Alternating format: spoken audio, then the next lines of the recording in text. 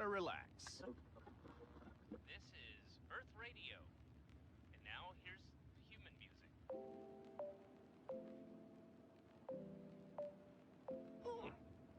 Human music. I like it.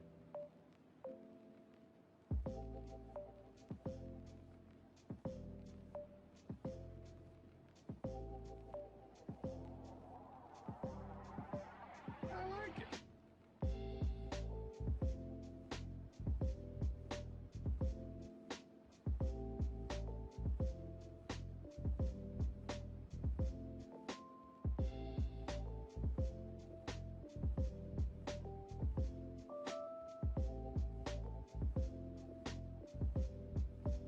I like it.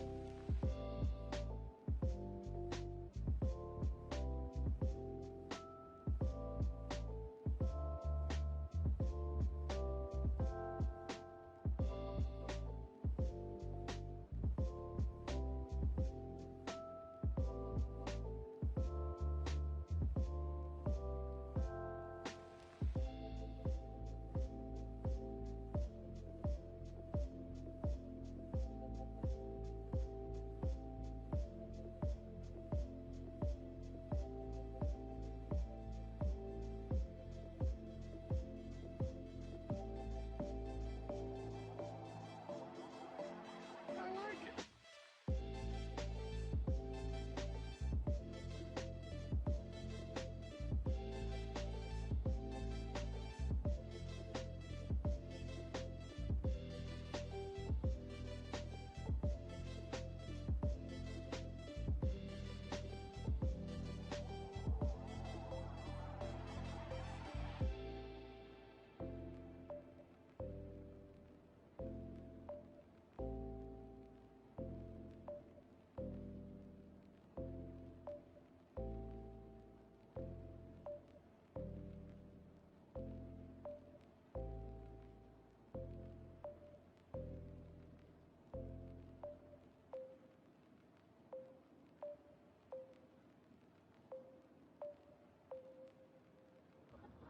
Gotta relax.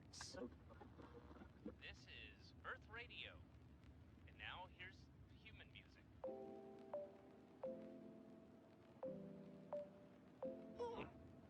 Human music. I like it.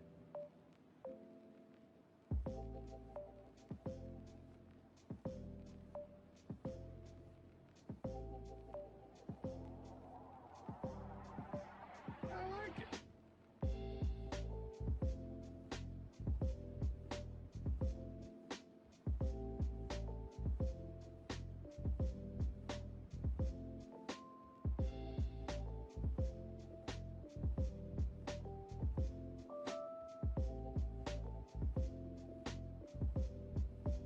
I like it.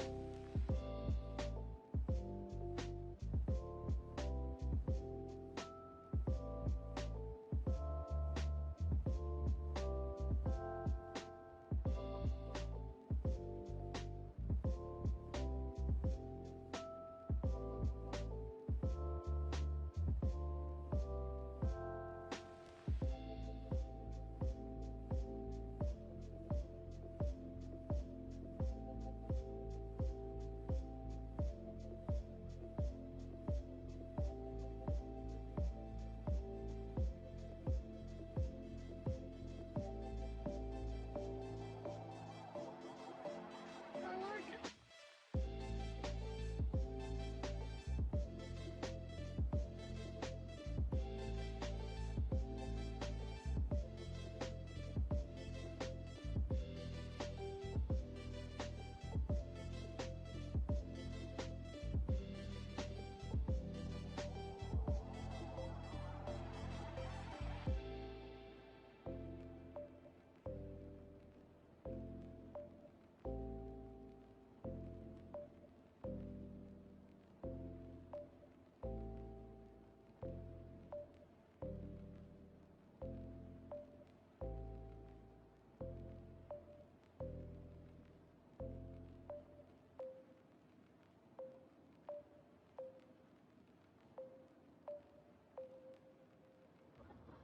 Gotta relax.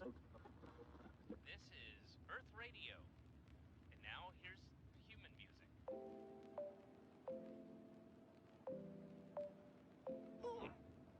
Human music. I like it.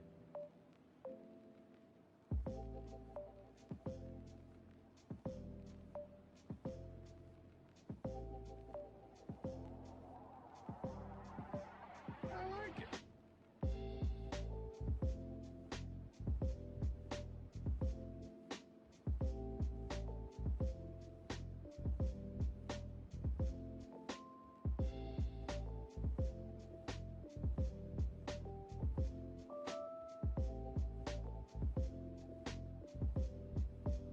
I like it.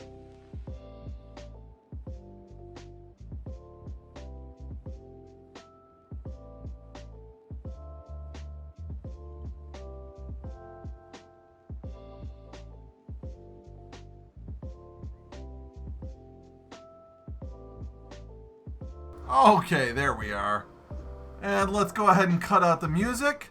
Zale, who's the song of this artist? I'll get back to you on that. I just closed the tab, so I'll look at it in a minute. And hello, Zale. Today, we are doing a very, very special, spontaneous Rhevs Palaver. Not spontaneous. I mean, this was planned out, but it's not our normal time. I am joined by good friend, fellow streamer, and excellent, excellent guy, Cal. Cal, Twitch.tv, Winbykayo. How you doing, buddy? I'm doing very well, man. Doing very well. Good to be back. I think this is the 4th time I've been on Rhevs Palaver. Is it 4 times? Yeah, it's an honor, man. Thank you. Yeah, Thank you for having me on so many times, dude. Appreciate it. I think you are at least tied with Loina as my most frequent guest on Rhevs Palaver. So, and cool. Loina's one of my best friends and literally the first person I ever did a Rhevs Palaver with. So, cool. Side note, I had someone yesterday messaging me saying they wanted to buy my Twitter, which is @Rhev. And I don't know how I feel about that. They wanted to buy your Twitter? Yeah, they own a company called Red Hat Entertainment Visualization or something like that. Oh. And so they bought Rev.com and they want my Twitter. And I'm like, I think what I'd be willing to sell it for, they're not willing to pay. Yeah.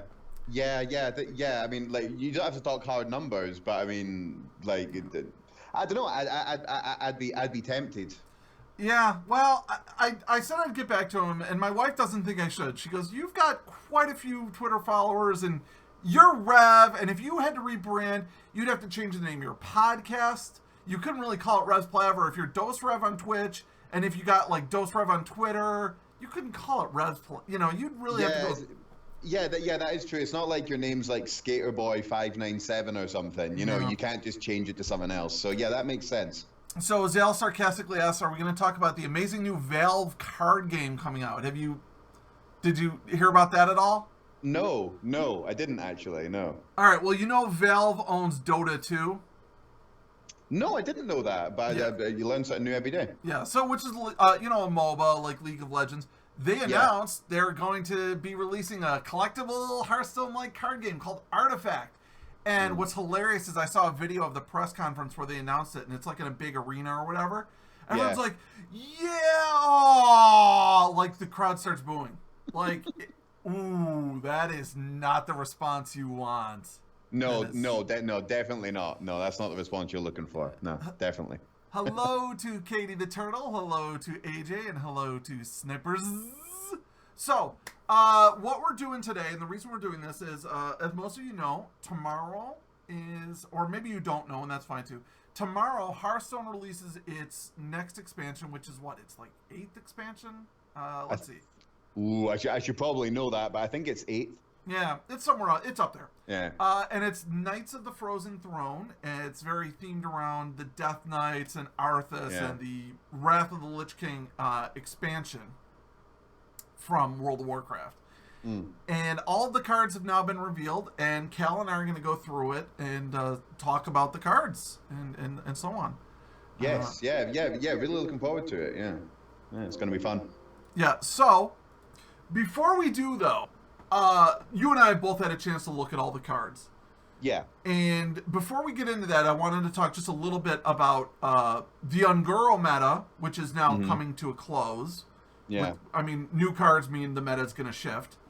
Yeah, and sure. your thoughts on it, and how you felt about it. Yeah, well, I mean, just straight off the bat, I thought the Ungoro meta was just fantastic. I really did. It was such an improvement over the Gadgetzan meta, which wasn't really that difficult because the Gadgetzan meta was just a lot of Jade Druids, which are really annoying to play against, and a lot of Pirate Warriors, and that was literally it. I mean, obviously there was some variants, like you got other, you got other decks and stuff like that, but not many. It wasn't a great time to be playing the game, and the Karazhan meta before that was not particularly good as well. So Ungoro, it didn't have to do a whole lot to be better, but I think I hoped it was going to be better. I didn't think it was going to be that much better. You know? It was really, really good. I've been having a great time with the Ungoro meta. Yeah. I felt like the Mean Streets of Gadgetzan meta broke down to 3 decks. It was Jade Druid, Miracle Rogue, and Pirate Warrior. And that was it. Yep, pretty much. There wasn't much else. And the thing is, as well, is that even if there's only 3 dominant decks in a meta, if they're interesting decks to play against, it's not so bad.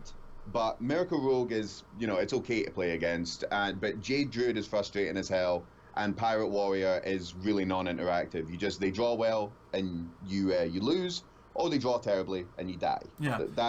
That's no fun at all. No, it's not. And let me just say real quick, thank you very much, Snipers, for the follow. You get big ups. Whoop whoop. Thank you, Snipers. Tagging onto that, there wasn't a lot of in pre-Ungoro, there wasn't a lot of variation in different decks. You could play other classes that were, like those 3 decks that we mentioned were the tier 1 decks, and the previous decks or any other decks were not gonna win. They weren't. But on top of that, there wasn't really a lot of fun counterplay. Like, a couple people tried to make Jade Rogue work. That didn't work. A couple people tried to do, like, Freeze Mage. It didn't really work. It just... But Ungoro, I said the most amazing thing about Ungoro is when you queued up and you got a class, you didn't know what that deck was going to be. There was a minimum of at least 2 viable deck types for each class, except for Warlock. Yeah. Warlock always sucked. But what are you going to do? Yeah, I'm completely with you. And there was even a lot of variance in between, not only just within the classes, but also within the specific deck archetypes. Like, there was so many different versions of Secret Mage. So many different versions. Like, so it really, it brought the excitement back to the game. It was like, when there was a secret in play, most of the time it was going to be Counterspell, but it could be Mana Bind. It could have been Spellbender, like all these different secrets flying around. It was fantastic, and it was a deep meta. Even decks that were kind of tried and tested, like Midrange Hunter, there was variance within Midrange Hunter. Yeah, there was just everything. It was you never really knew what you were going to get, and it was great. Long may it continue. And even though Quest Hunter was kind of trashed here, I had a lot of fun playing Quest Hunter. And I had a lot of fun playing against Quest Hunter. Yeah. I never tried the deck that much myself, but I had a lot of fun playing against it. Yeah, for sure. Yeah, there was always surprises in this meta. It was great. So, I think the reason why I wanted to talk about that and why the Ungoro meta came about as being such a healthy meta, and I mean, people were still, I don't want to say discovering new deck types, but people were still playing new decks up as long as a month ago. I saw people, streamers, creating, like, what would happen if we blah, blah, blah, right? Yeah. And that's amazing. And I think, this is my hope at least, that the new expansion is going to be, it feels like the cards are a lot less powerful, but they have a lot of really interesting effects to them. Like, did you notice there are no vanilla minions? Excuse me, sorry.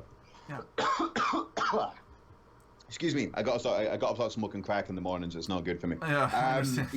No, that was a joke, by the way. I mean, I've been looking through the cards, and I mean, there's a couple that are kind of just just get slightly pack filler, but there's a lot of ones that they're at least interesting, and interesting cards can either go into good decks or they can go into really bad, or they can go into meme decks. See, you say pack filler, but I disagree. This is where I disagree. There are no minions that are 3 mana, 2/4, no text. Every card has text. Every card has some interaction or has some effect. It might That's be true. shit, but every card has something. And I feel That's like true. even though the relative power value of these cards is weaker than Ungoro and weaker than Gadgetzan, I think the fact that there's interaction on every single card is going to change the meta in kind of a very interesting way. Yeah, and I think as well is that a lot of the decks that were that are powerful now are still going to be powerful going forward as well. Like I can't see mid-range Hunter not being effective in the new meta, or Secret Mage, or mid-range Priest, or something like that. Like I think or Evolve Shaman, or Pokemon Shaman as it's currently known. I think we might see a return of Dragon Priest. There's a few dragons. There's a really interesting dragon, and also Evolve Shaman's got that. Well, we're stepping on the cards now. But Yeah. But the one of the shaman, the shaman hero is heavily centered around Evolve. So yeah, there's going to be a lot of experimentation. There's so many interesting cards that I think people are still going to be discovering new deck archetypes well up until the new expansion comes out. Yeah. So just to let everyone know, what we're doing is we're taking the cards right from Disguised Toast's website. He's got all of the cards listed on his site. For those of you who don't know, which I find it hard to believe that anyone who knows Hearthstone doesn't know who Disguised Toast is. I was talking to my wife yesterday about Disguised Toast. She goes, yes, I know who Disguised Toast is. She goes, I know who he was before you started talking to me about him. I go, how is that possible? She goes, because I'm on the internet. Yeah. She goes, he was the guy who wore bread as a mask. I'm like... Yeah, Disguised Toast is fantastic. Okay.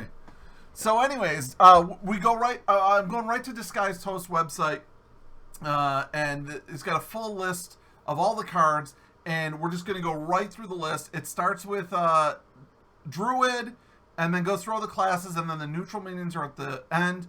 At some point, we're probably going to take a little bathroom break, but...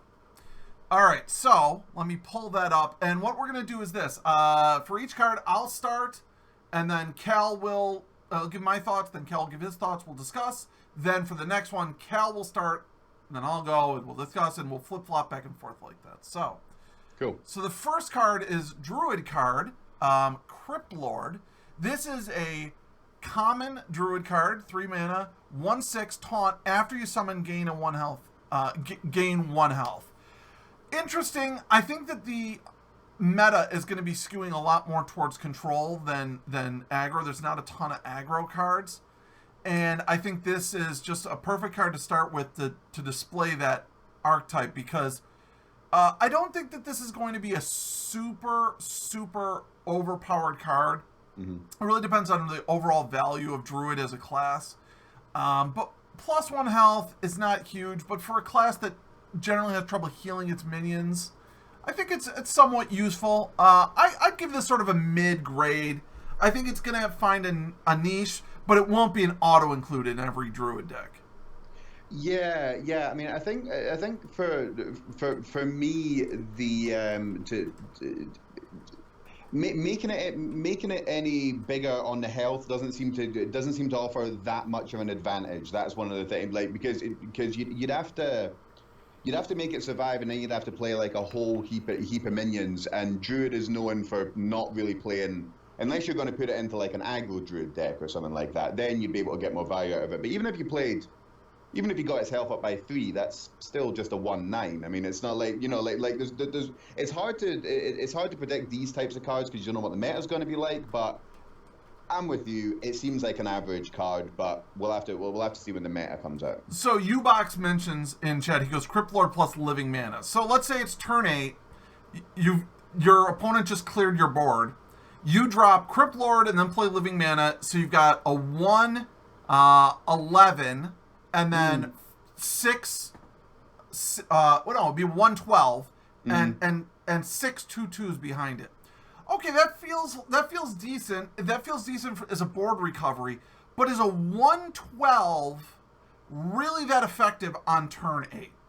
I mean, it's not. Yeah, bad. I mean, is it? Sorry to cut you, but I mean, like, what is a 1? Like, if a 1/6 isn't that useful, a 1/7, a 1/8, a 1/9, a 1/10. I mean, unless the meta goes really, really strange and there's something I'm not thinking of here, I don't see this card. I don't see this card being amazing. I can see it being like useful in Arena, but I'm not. But this is more constructed that I'm talking about because I'm not a big Arena player anyway. So. Real quick, let me just say thank you to Rock and Rage and Lady Ravenwood for the host. Thank you both so much. Lady Ravenwood, by the way, just finished a 26-hour marathon streamathon. Wow. Yeah, 26 hours. And I probably spent 5 or 6 hours alternatingly watching into her. She did fire breathing at one point on stream. Wow. It was amazing. No, that's entertainment. Yeah. And she did a lot of board games too, and I love board games. So. Oh, fantastic. All right, well, let's move on to the next card, and I'll let you give your thoughts on this one first. Yeah, okay, cool. Web so Weaver. We've got... Or Web Weave. Yes. Yeah, so we've got what? Web Weave, 5 mana, common, summon 2/1/2 poisonous spiders. I mean, poisonous is good, and having 2 of them, I guess is kind of good, but it's the fact that it costs 5. I just can't imagine any situation where you would want to, like, if you were in a late game, like, you wouldn't want to do this and then just leave it on the board. You wouldn't want to do it on turn 5, like 5 mana, then you've got 2 1 and 2 poisonous spiders. Okay, that doesn't seem very good. It seems like it would get cleared really, really easily, and it's very, very expensive. Like, very, very expensive for what it does. Like, in very specific situations, if you're playing against. If you're trying to get through like Taunt Warrior or something like that, then okay, that's cool. But otherwise, it just seems like a hell of a lot of mana for 2 poisonous spiders. Basically, it seems like a very, very high on the mana cost. I think that this is an interesting card. I think, and you're going to hear me saying that a lot. I think that there's a lot of potential there, but I think it's going to be one that you're going to need to really think about including in any deck. The power value that you get for it is potentially a 2-minion clear because you run your spiders into 2 of his minions. Yeah. But at 5 mana, as you said, it is expensive. I think that at 3 mana, it'd be a great card. 4 would be okay. 5 mana, it's definitely questionable. I think the real value in this card is summoning 2 minions for 1 card. So it's a card advantage type card. Again, I don't think this is an auto-include in any Druid deck. I think this is one you have to think about, and that's pretty much all I've got. I would say so. But one thing is that, like, I don't want to jump ahead too far here, but it seems to be that the developers at Blizzard seem to be pushing some kind of a taunt Druid archetype type thing. Yeah. So if you played this behind taunts, that it could be good there, but it's just so vulnerable to so many clears. Yeah, I mean, like, it really 2 health is not hard to kill. Yeah, I mean, maybe, I don't know. I mean, maybe if they had stealth, or maybe if you could buff them or something like that. But 2 mana, I mean, that can just be that can be obliterated by so many things. All right, let's move on to the next one. We've got another Druid common, Nash. Nash is a 3-mana Druid spell. Give your hero 3 attack this turn and gain 3 armor. Thank you very much, Myris. It's not a kimono; it's a Hawaiian shirt. It's good. It's what? It's just bite, right? But a little bit more. I think it's good. I think it's going to see a lot of play. I think it's definitely one of the better Druid commons. I don't think there's a lot to say about it. I think it's generally good. Anywhere where you'd see bite, you'll see this. Yeah. I mean, I completely agree. There's not much to say about it. Yeah, no, I think it's I would give it the rank of, I don't go like by stars or anything like that, but it's a solid card, no doubt. No doubt it's solid. Yeah. All right. Good. I'm glad we agree on that one. That's pretty simple. So next one's yours. It's Spreading Plague. Yeah, 5 mana, summon a 1/5 Scarab with Taunt. If your opponent has more minions, cast this again. So if you're playing against something that uses like a deck archetype that uses a lot of minions, like a swarm type thing, like, Evolve Shaman or something like that. I think this is really good, potentially. I think this is really, really good. If you get even just two or three is good value. If you get anything more than that, that's really, really, really good. And there's not really, really good, but it's pretty good. And there's also a card that's that buffs your taunt minions as well, but that's further. That's in a couple of cards' time. But I think combined with that, this is actually, I think Spreading Plague could be could be really, really, really good. Yeah, I think it could be very good. I mean, obviously, it's not that good against anything that runs any kind of like, like it wouldn't be good against Freeze Mage or anything like that, because you could just freeze it and then blast it down and shit like that. But against aggro, it's a really good anti-aggro card. Really, really good anti-aggro card. Well, again, this is another one of those cards where I said I think that they're trying to slow the meta down to a more controlling archetype, a little less aggro. Mm-hmm. I do want you to keep this card in mind, however, when we get to the Druid Legendary. Okay? Yeah, exactly. I'm with you. Yeah. I feel like if you can get 2 minions off of this, it's okay. 3 is probably good, and I think this card's going to be a lot more valuable in Arena than Constructed play. I think in Arena, getting that sort of a recovery on when you don't have the board is going to allow you to set up for later turns. Especially leading into turn 6, so that's where Druids start to really hit their power cards as 5, 6, 7, 8. So I think there's a lot of potential there, but I think that, again, this is going to be a situational card, not necessarily an auto include, but I think it's very interesting. Yes, so, it's definitely interesting. Yeah, no doubt about that. Next up, we have Druid of the Swarm. This is a 2-mana Druid rare. 1/2, and you get to choose one. It transforms into either 1/2 poisonous minion or 1/5 taunt. Love this card. I love it. This is the first Druid card I love. It exemplifies the Druid archetype of choosing and being situational. Overall power level wise, 2 mana for 1/2 poisonous isn't anything special, and 2 mana for 1/5 taunt is good. I mean, it's better than Silverback Patriarch. True. But its strength is being able to choose. So I think this is a great card. I think you're going to see this in a lot of Druid decks. I would be incredibly surprised if we didn't see this in any Druid decks. Yeah, I mean, it's the flexibility of the card, like you said, brother. It's so flexible. Yeah, I mean, the poisonous is really good for getting back, because if it was just 2 mana 1/5 taunt, then top decking it would just be a disaster. But you could top deck this thing, give it poisonous, and then if you can play it behind something, you can take out, like, if you're playing like a super value game. Mm-hmm.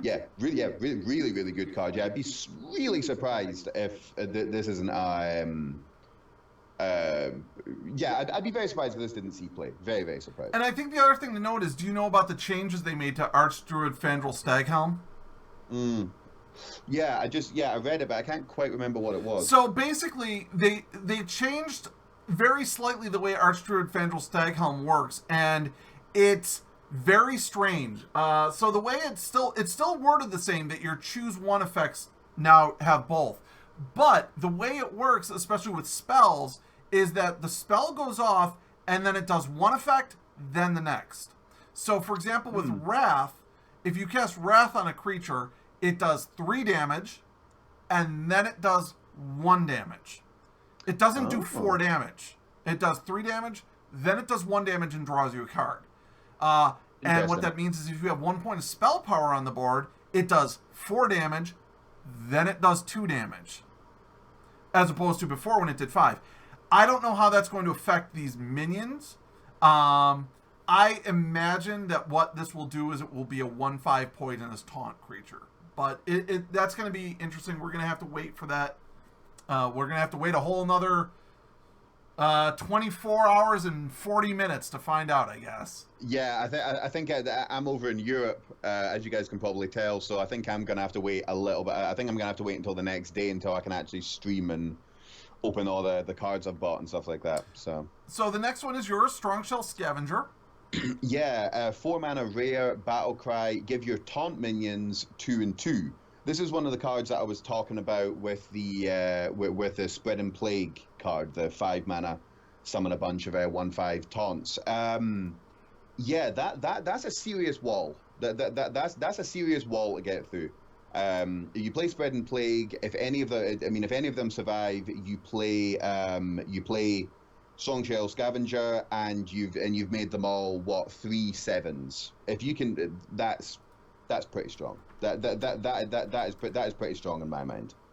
I'm going to disagree with you on this one. I'm going to disagree. I feel like first of all, 4 mana, 2/3. The stats are shit. I think so. Let's just get that out of the way, and then we don't have to talk about that anymore. Giving your taunt minions 2/2 is great if you can play this on turn 9 after you've played the other one that summons the 1/5s, and your opponent has a full but it's so situational. I don't like it. I think that on average, the person playing this is going to hit maybe 1, maybe 2 at best taunt minions. Now, while that might seem good, I think it's far too situational. If the Druid archetype is big taunts, and people are building big taunt decks, then this is an easy include in those decks. But overall, I don't think this is good, and I definitely think it sucks for arena play. Yeah. Arena. It's trash in arena. Yeah. Definitely trash. Yeah. The thing is, as well, with it. Well, I don't want to jump ahead too far, but yeah. Right. Is it the next one's yours? I think. Yeah. Yep. Yeah. Okay. So the next one is Fate Spinner. 5 mana, 5/3. Choose a death rattle secretly.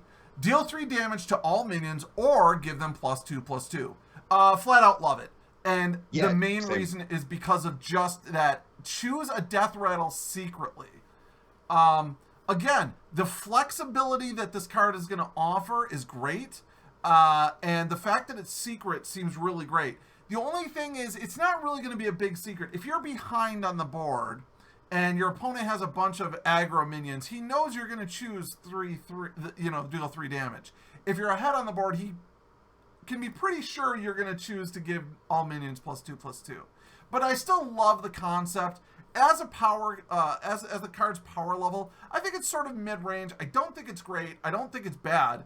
And I just think that it's a very interesting card, and I think that the possibilities that it's going to bring are really what make this card very cool. I like the card, and I can't wait to see how it plays out during the meta. But I don't think that its secret choice is really going to be that big a difference. I think what's going to be really interesting is people who are really good at Hearthstone playing this and choosing the opposite effect of what might seem obvious, and then playing around knowing that death rattle, like for example, let's say your opponent has a bunch of aggro minions on board. You play this and choose the +2/+2. Your opponent's probably going to think that you'll choose the 3 damage, right? Thinking that you'll use it as a clear. But then you play 1 or 2 minions and then swipe down his minions or destroy his minions. Yep. And then boom, you got big. It can lead to some fun. I think that's where it's going to be interesting, is to see people who really can manipulate it. Yeah. No, I'm with you. I love these types of cards. I think it might fall into the category of kind of meme card, if that makes sense. Like it may, I don't know if it's going to see like a massive amount of play. It might. It's hard to say, but the fact that you have to choose a death rattle secretly, that's just. I mean, Disguised Toast is going to be all over that. You know what I mean? Like Crypt's going to be all over that as well. Like there's going to be loads of people having a lot of fun with this card, and it's also going to make some really, really good highlight reels as well. Because if you bluff in certain situations with this, your opponent will probably just rage quit immediately. Like there's some just disgusting things you can do with this card. I imagine. Yeah, I love it. Yeah, love it. Basically, love it. Yeah, it's great. Give me 1 second. I'm just changing your name there on the stream just so it puts up your Twitch, just so anyone is not already following you, they can do that there. Put up your Twitch handle as well, because I'm just gonna call you Cal because we're old friends. So yeah, indeed we are. All right, man, you get in my opinion the bomb diggity card. Yeah, I was looking at how this was going to go with us alternating, and I was like, yes, I get this monstrosity. Okay, guys, here we go. Take a deep breath. 10 mana, Ultimate Infestation, 10 mana epic, deal 5 damage, draw 5 cards, gain 5 armor, summon a 5/5 ghoul. That is a hell of a card. I mean, just on paper, that's going to be entertaining to play around with. One of the main worries that I have with this card is that if you would never keep it in your opening hand, and if you got it any time, you would never keep it in your opening hand, and if you got it anytime before turn 10, you'd be like, shit, that's not, because that's just completely useless. So if you played it exactly on turn 10, then okay, that's pretty cool. But if you play it on turn 15 or turn you basically drawing 5 cards, that's a lot of cards to be drawn. So it's one of those cards where you really better know what you're doing. It's a bit like Bittertide Hydra. Mm-hmm. It's one of those cards where it's it can be good, but you can also, drawing 5 cards is good, but then if you're 5 cards behind and the game's going long, you're going to be in some serious trouble. And dealing 5 damage, gaining 5 armor, summon a 5/5 ghoul. It's an awesome card. I can't wait to see what people do with it. But I don't know if it's going to see. I don't know if it's going to see that much play. Just because of the fact of, if you if you're playing a control matchup and you've drawn this card when you've got 10 cards left in your deck or something like that, I don't know if you want to be playing Ultimate Infestation and giving yourself only 5 cards left in your deck. That sounds, if you're playing a super long grindy control game against a taunt warrior or something like that, I don't know. It seems very situational, but a hell of a lot of fun. See, now Ubox says 2 of this in your deck equals yes. I disagree. I think you only want 1 of these in your deck. I think it's the kind of card. Now, one of the big, I want to compare this to the rogue card Sprint. 7 mana to draw 4 cards. The biggest problem with Sprint is 7 mana is a lot of resources to commit. You've only got 3 mana. At best, you've got 3 mana left to play with. Yep. And that's not a lot to do. So that's a lot of times when you play Sprint as a rogue, that's it. That's your turn. Mm-hmm. This is not the case with Ultimate Infestation. This card is amazing. It's 5 damage that should let you hopefully clear out a big threat off your opponent's board. It could let you win the game. If your opponent's down to 5 life, that could be the finisher. It gives you 5 armor. That gives you a little survivability to survive that turn. And it gives you board presence in a 5/5 ghoul. Now, admittedly, on turn 10, 5/5 isn't that great, but it's significant. The biggest advantage, however, to Ultimate Infestation, in my opinion, is the 5-card redraw, which late game you need. I'm going to disagree with you saying you don't want this before turn 10, because I think you're forgetting about the fact that Druid's Ace in the Hole is Innervate. I think turn 8, if you've got this in your deck, you might, and sometimes you don't draw your Innervate till turn 5, 6, 7, 8. That's true. You got an Innervate in your hand, draw this on turn 8, bam, you're cooking with gas. That's true. Yeah. That's true. Yeah. You could innervate it out. Yeah, definitely. But even. Yeah, I guess if you innervate it, it's pretty good. It's just drawing 5 cards. That's you're gonna have to be very, very careful with that. You know what? Really careful. Let's remember one thing. I've got a Druid deck where it is not a Jade deck in any way, shape, or form. It has 1 Jade Idol in it. And the reason it has 1 Jade Idol is 2 reasons. 1, if I draw my Jade Idol in my opening hand, I shuffle it. Because then people think you're a Jade Druid and start playing against you like you're a Jade Druid. Yeah, 2, totally. If I start to get down to late game, I can shuffle and I don't get milled. Druid has ways around this. I think that the advantages of drawing 5 cards far outweigh the disadvantages. I think this is an absolutely amazing card. Druid has been a little weak in the meta. Save Jade Druid. Yeah. I think this is a great control card. I think this is just an absolutely phenomenal card. No problem. Sorry, I'm just gonna throw my vape away because Burn coils? I think I need new oils. I think I just need to stop smoking. I think I almost died live on stream there. That would probably get you a lot of views, but Twitch fails would love that. Twitch fails would love that if I just passed out like straight on my computer there. Right, let me just dry my. I'll just go ahead and move on to the next one. Because like is it, I mean, we're 30 minutes in and we're not even done with the first class. So this one is gonna take some time. This one's the first Druid Legendary. Hadronox, 9 mana, 3/7, Death Rattle, summon your taunt minions that died this game.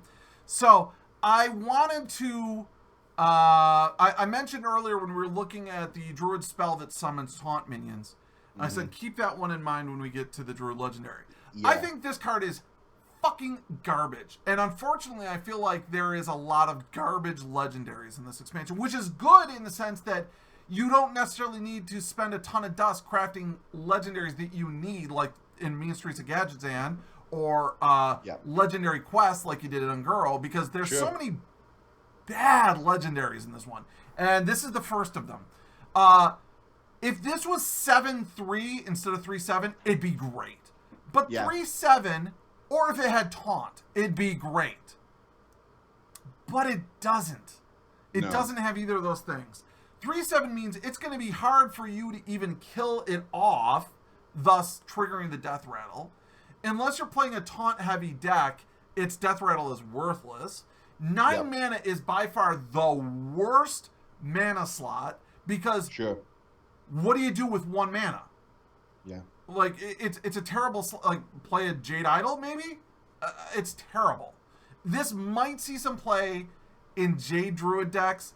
This might see some play in Taunt Druid decks, but overall, I think this is crap. I think this is going to go down as possibly the worst legendary in the set. And that's a shame. I think that's a shame. I think there was a lot of potential here. I think even if it had been like 5/5, it might have been good. Yeah. But 3 attack is terrible, and 7 life makes it too hard to kill to trigger the Death Rattle. And if you played that other, the spell that summons taunt minions, you're likely to just get a bunch of 1/5s back. So I think this is crap. Yeah, no, I have to agree. I mean, there's plenty of taunt minions that you could stick into like a taunt druid deck to try and make it work, but it's just far too dependent. It's far too dependent on the meta to just say like straight up whether or not it's a good card. But it's kind of annoying that Spreading Plague, the 5 mana that were the spell. Summon all the 1/5 Scarabs of Taunt. It's kind of silly that card, you wouldn't want to play that card with the legendary that we're speaking about right now. I mean, if they're going for a Taunt Druid, which they seem to be, pushing for, why make Spreading Plague something that you wouldn't want to play with Hadronox? I don't know. I'm with you, man. I mean, Taunt Druid might end up being a thing. Possibly, but I've got to agree. I don't like the look of this legendary at all. I think it's terrible. Now you get to review the first Death Knight, Malfurion, the Pestilent. Yes. Okay, so 7 mana. Before you start, just for anyone like AJ, for example, who isn't super into Hearthstone but enjoys watching, can you explain what a Death Knight card is? Yes. So basically. The Death Knight cards, you play a Death Knight card, you gain the armor value. So in this case, you would gain 5 armor, and then you get to, it has some kind of battle cry ability. When you play it, you can choose that, and then it also changes your hero power as well. So it's basically like playing Lord Jaraxxus. Pretty much. That's pretty much what it is. I really like the idea of it. I'm just not so sure about this Malfurion that we've got in front of us here. I'm not so sure.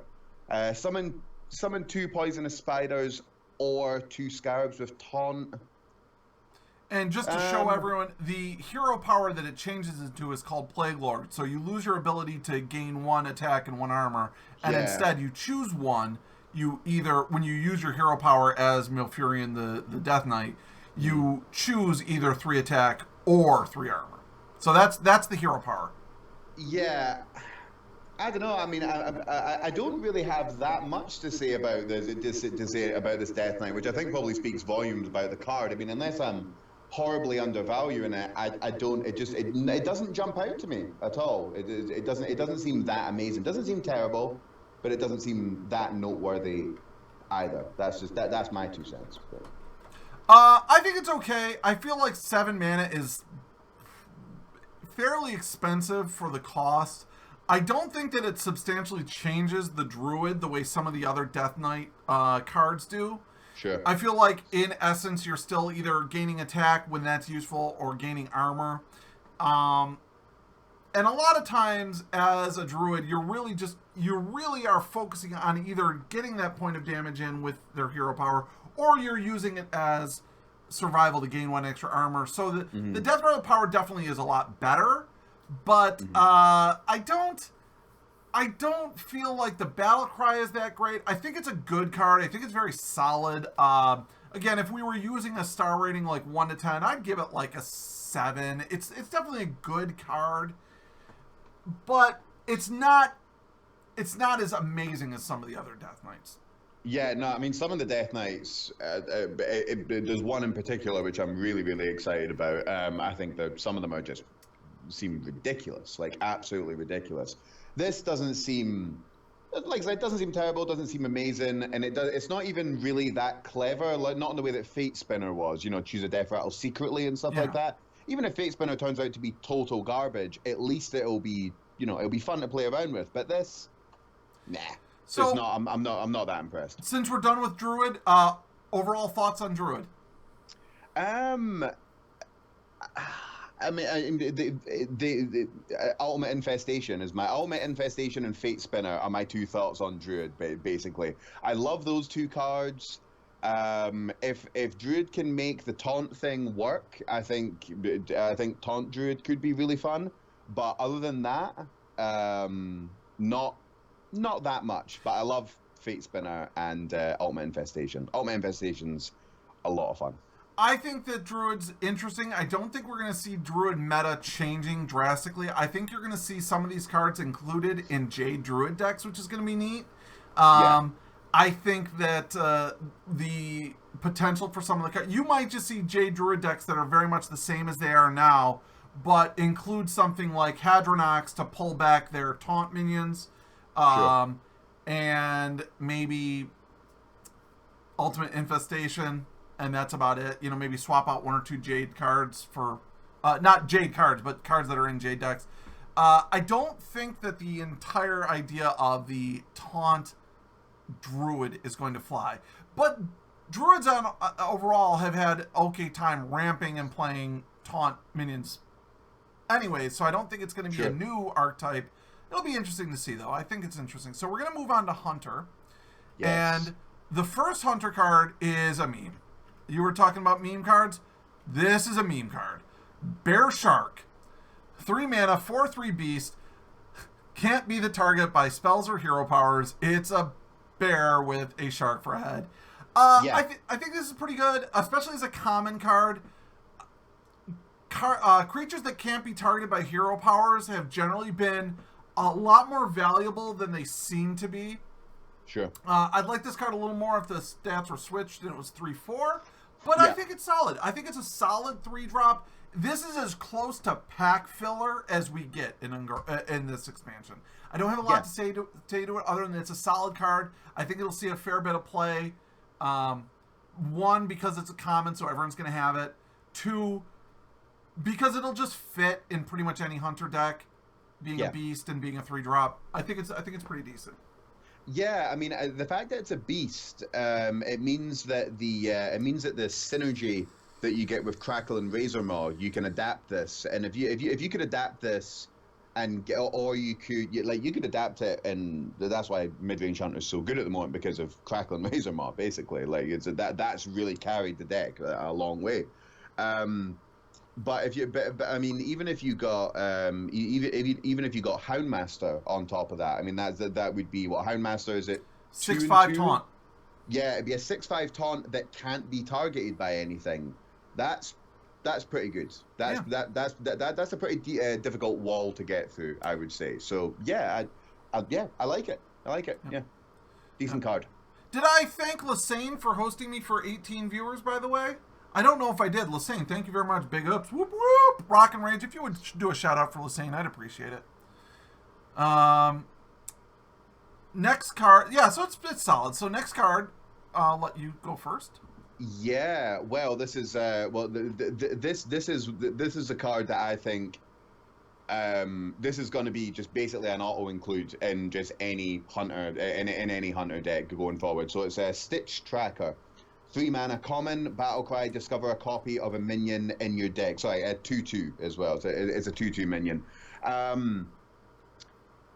I think you could just put this into a mid-range hunter deck right now and do really, really well with this. Like, the stat line's quite low, but the reason that mid-range hunter works so goddamn well is because of all the synergy. So if you got Crackling Razor Maw, Tundra Rhino, even Alley Cat, even Savannah Highmane from this, it's paid for it. It's paid for itself. I think this is a really, really good card.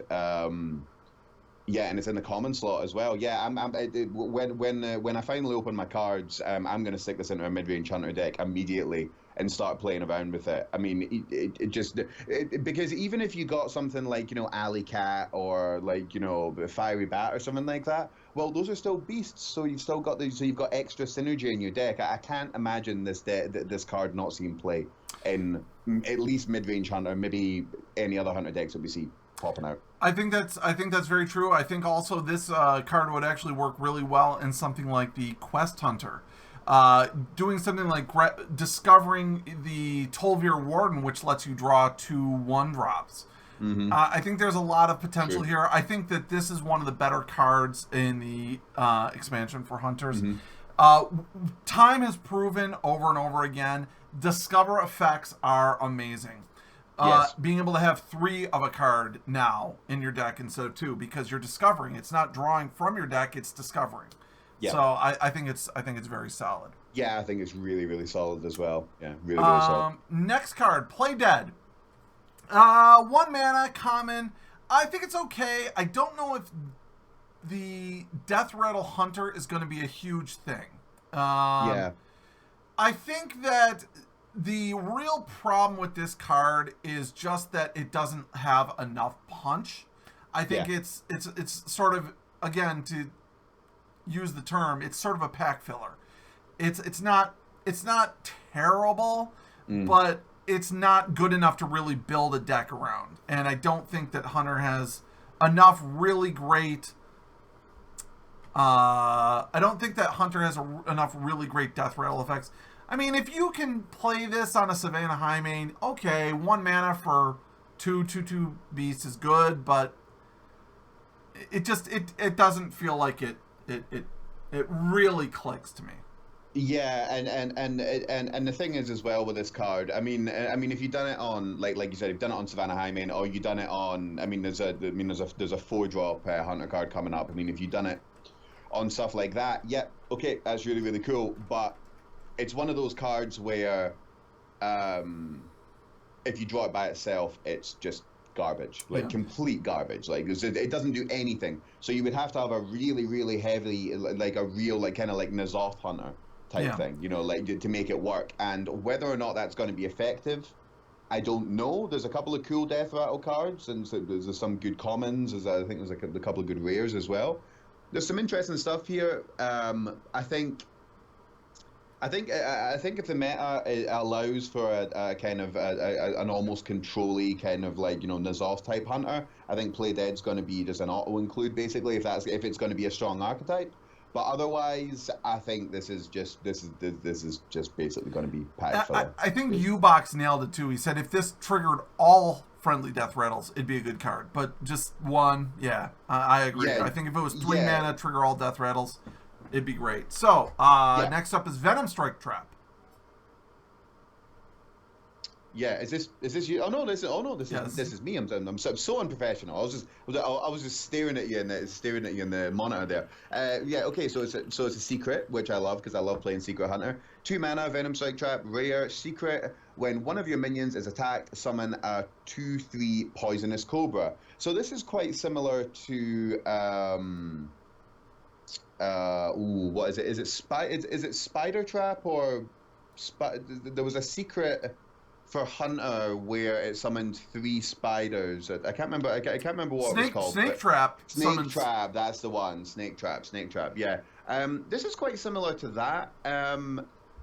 I kind of like. I actually kind of like this. I mean, the fact that when you play a secret, it's obviously a secret. Obviously. It kind of encourages people to like really mess this up basically and think that it's something else when it's actually Venom Strike Trap. I like it. I like it. It gives you a decent tempo advantage. Getting a 2/3 poisonous cobra could be really amazing situationally. Whether or not Secret Hunter is going to make a comeback, I don't know. But yeah, I think it's decent. Okay, real quick, thank you, Julian1679 for the follow. You get big ups. Whoop whoop. Thank you, Julian. I think that it's okay. I don't have strong feelings about it. I think the biggest advantage to it is it's another secret. Hunter secrets are great, and the more secrets that there are available in a meta means the less likely that your opponent knows which one it is. So that's its biggest strength, in my opinion. Otherwise, I would compare this actually more to Cat Trick than Snake Trap. Only because the advantage of having a significant minion on board, where this is 2/3 poisonous and Cat Trick is 4/2, is it's debatably useful. Sometimes it has its uses, sometimes it doesn't. I think the fact that it's 2/3 as opposed to 1/2 means it's that much harder to clear. Because Primordial Drake has shown that 2 health minions can die real easy. Very true. The only reason I compared it to Snake Trap was just because of the way it triggers. Right. Basically, I think it would actually it would probably be better if it was cast a spell. Yeah. I think it would probably be better. But yeah, decent card. Yeah, it's okay. So next up is Corpse Widow, 5 mana, 4/6 beast. It's rare, so you'll probably see a fair bit of it. Your Death Rattle cards cost 2 less. Okay, so first of all, the stat line, 4/6 at 5 mana is not great, and the effect is questionable. Again, you would have to sort of build a Death Rattle deck, and I think we're going to see Hunter Death Rattle decks. Or N'Zoth decks.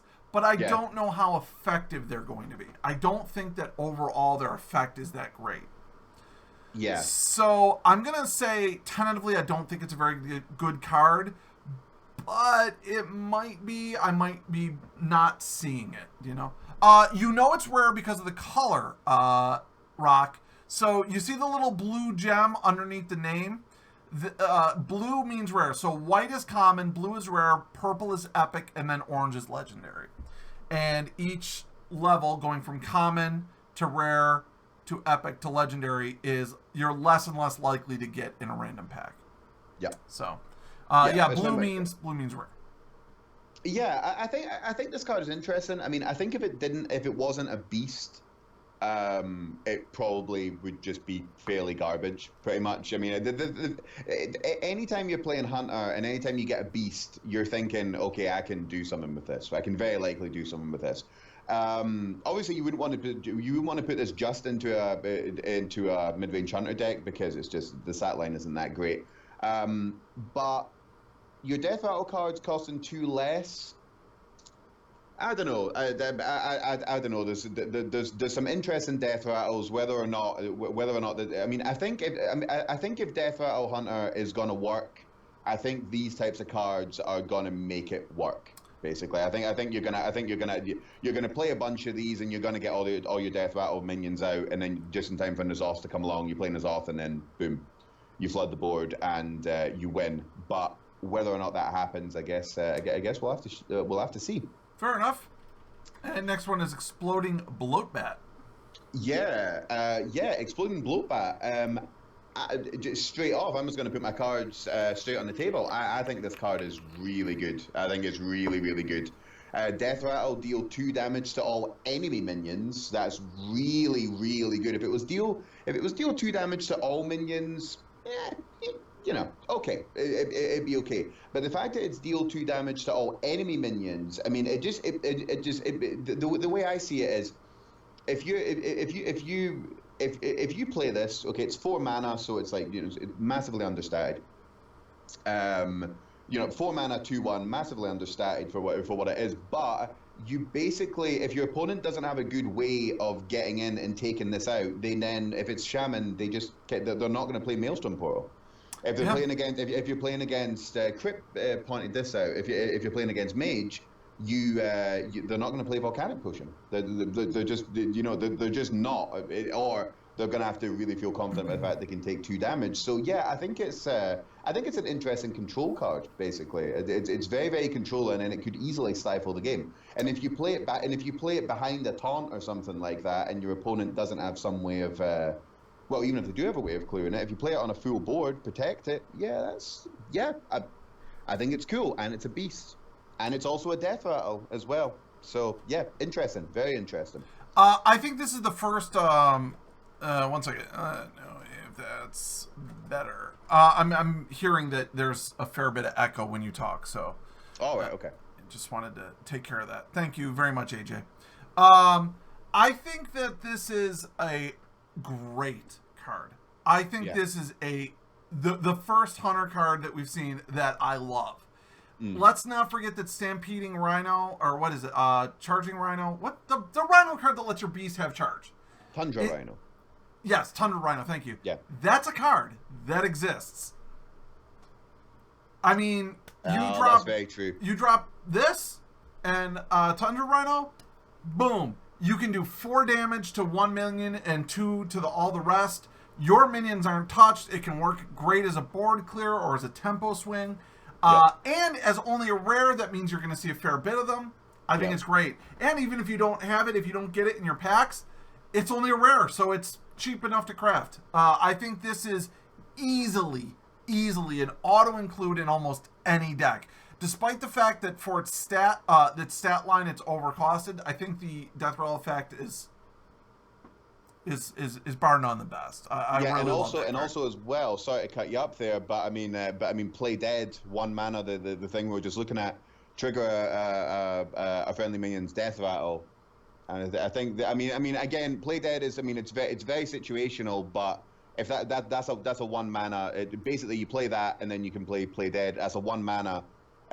Deal 2 damage to all enemy minions. That's pretty good. Yeah, but now you're looking at like sort of the dream combo that you have that card in hand and you play this and it doesn't get silenced. And, So, sure. Anyways. Sure. Moving on, we've got Abominable Bowman. It is a 7 mana, 6/7 Death Rattle. Summon a random friendly beast that died this game.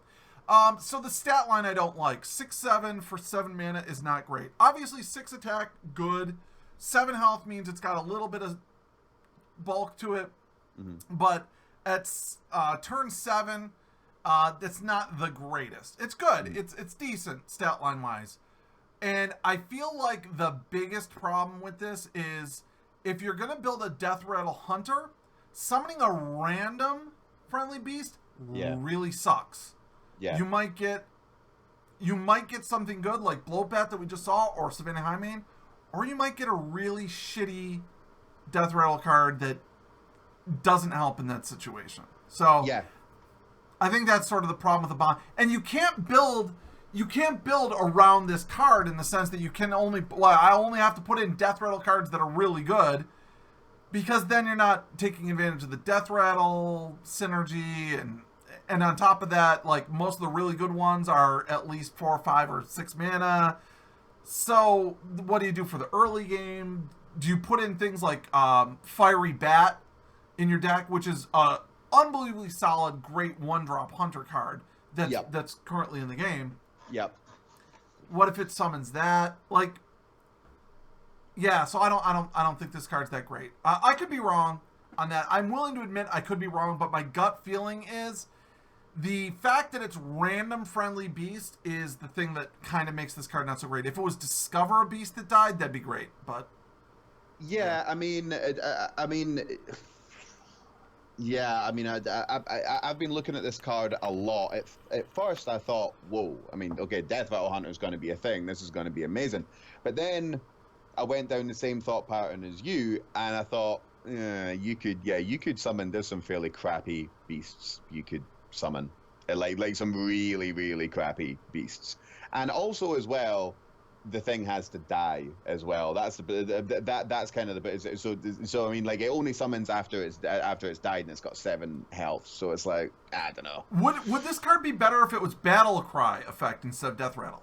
If it was in my opinion, if it was Battle Cry, it would have to be to either be worse statted or it would have to be more cost because Battle Cry would be intense. That would be really, really crazy. I mean, you could probably. I mean, if it was Battle Cry and you played that and you got Savannah Highmane or something, that's you basically just win the game off that. You know what I mean? Like that's pretty difficult to come back from. In terms of tempo, anyway. I don't think this is a terrible card, but I don't think it's as good as my first thought was like, oh my god, it dies and you get another minion in its place. But again, I think unless you build specifically around its effect, it's not that great. And if you build specifically around its effect, I don't know how effective your deck is going to be overall. I think decks with this could be very mid-tier, but I don't think this is going to be like must-have. That's just my feeling on the matter. Yeah, no, I can't see it being must-have. But you know, time will tell. Time will tell. Toxic Arrow, I believe this is you. Yeah, Toxic Arrow, 2-mana epic, deal 2 damage to a minion. If it survives, give it poisonous. I like this card. I really do. Unfortunately, Hunter never really does that well. I mean, there's some spells in Hunter that they work. And they're just mainstays. I mean, I can't imagine Unleash the Hounds ever not being a thing in a Hunter deck, basically, because it's just really, really cool. But there's not been any, unless I'm really missing something, there's not been any space for any more spells in Hunter decks. Basically, they're minion-based. They're basically minion-based decks, but. You could do that. You could cast this on your own minion and give it poisonous, which I think is I like flexible cards. Basically, what can I say? Deal 2 damage to a minion. Okay, I mean, yeah. I mean, okay. I mean, it could be good. It could be good against some things. It could help you get someone off the board, but late game wise, giving something poisonous, I like it. I like it. I like it. It's an interesting card. Yeah, I'm a fan. I love the card. I don't think it's necessarily an auto-include in Hunter decks, but the flexibility of it, do 2 points of damage and then you run a weak minion in to kill something, or you play it on your own, give it poisonous. I think the flexibility of it is great. I don't think it's auto-include in Hunter decks. I think that it's the kind of thing that you're going to have to sort of, you know, as you're building your deck, decide whether or not you want something like this or... you know, Deadly Shot. I think this is a card that could take the place of Deadly Shot, maybe. It could. I think it's a lot more controllable than Deadly Shot and could potentially have the same effect. True. I like it. I like the card a lot. I think it's good. I don't think it's, as I said, I don't think it's an auto-include. I'm going to skip past Deathstalker Rexor and let you do that one and go down to the other legendary for myself. Professor Putricide is 4 mana, 5/4. After you play a secret, put a random Hunter secret on the battlefield. I think it's a little overwhelming, but I don't think it's bad. I think you probably wouldn't play this on turn 4. You'd probably save it at least for turn 6, right? Mm-hmm. So you could play this, play a Hunter secret, and get another secret. You get some secret value. Yeah. Okay. Or maybe you draw this late and you have a Cloaked Huntress also. And you can dump more than one secret. Yeah. I think that you're probably not going to see this stay alive. I think your opponent's going to take this out right away so you don't get extra value out of it. But let's just pretend in that scenario, 4 mana, and then you play a 2 mana secret. So for 6 mana, 5/4 and 2 secrets for 2 cards. That's good, right? Yeah. Yeah. I mean, I would say it was good, and the good thing is as well is that the Hunter Secrets synergize well together. There's no kind of pushing a polymorph mirror entity bullshit going on with mage. Like, I've had that a few times, and that's just it's really, really funny if it happens to somebody else. I think this I think this card is pretty cool. Yeah, I think it might be able to give Secret Hunter the push that it needs to actually become a somewhat decent deck. Maybe not top tier, but at least decent. Let me put it this way: if I don't get this in my packs when I open them, I'm not crafting it. But I don't think it's a bad card. Yeah, oh no, there's very few things that there's no legendaries that I'm going to craft straight up, because you just don't know what the meta is going to be like. I don't want to get stuck with something that's completely useless, but if I got this, I'm hoping that I get this when I open some cards, because I'd really like to play around with this. But I don't know if you remember, right before Unguro dropped, I was so psyched about the Warlock quest. I was like, oh my god, Nether Portal! Everybody was, man. Everybody was. And then it turned out to just be garbage. You just can't make it work. No. I'm so glad I did not craft. I am so glad I did not craft Nether Portal. So now I will give you the Hunter Death Knight. Yeah, here we go. 6 mana, Deathstalker Rexar, Battlecry. Sorry, you get 5 armor, and Battlecry, deal 2 damage to all enemy minions.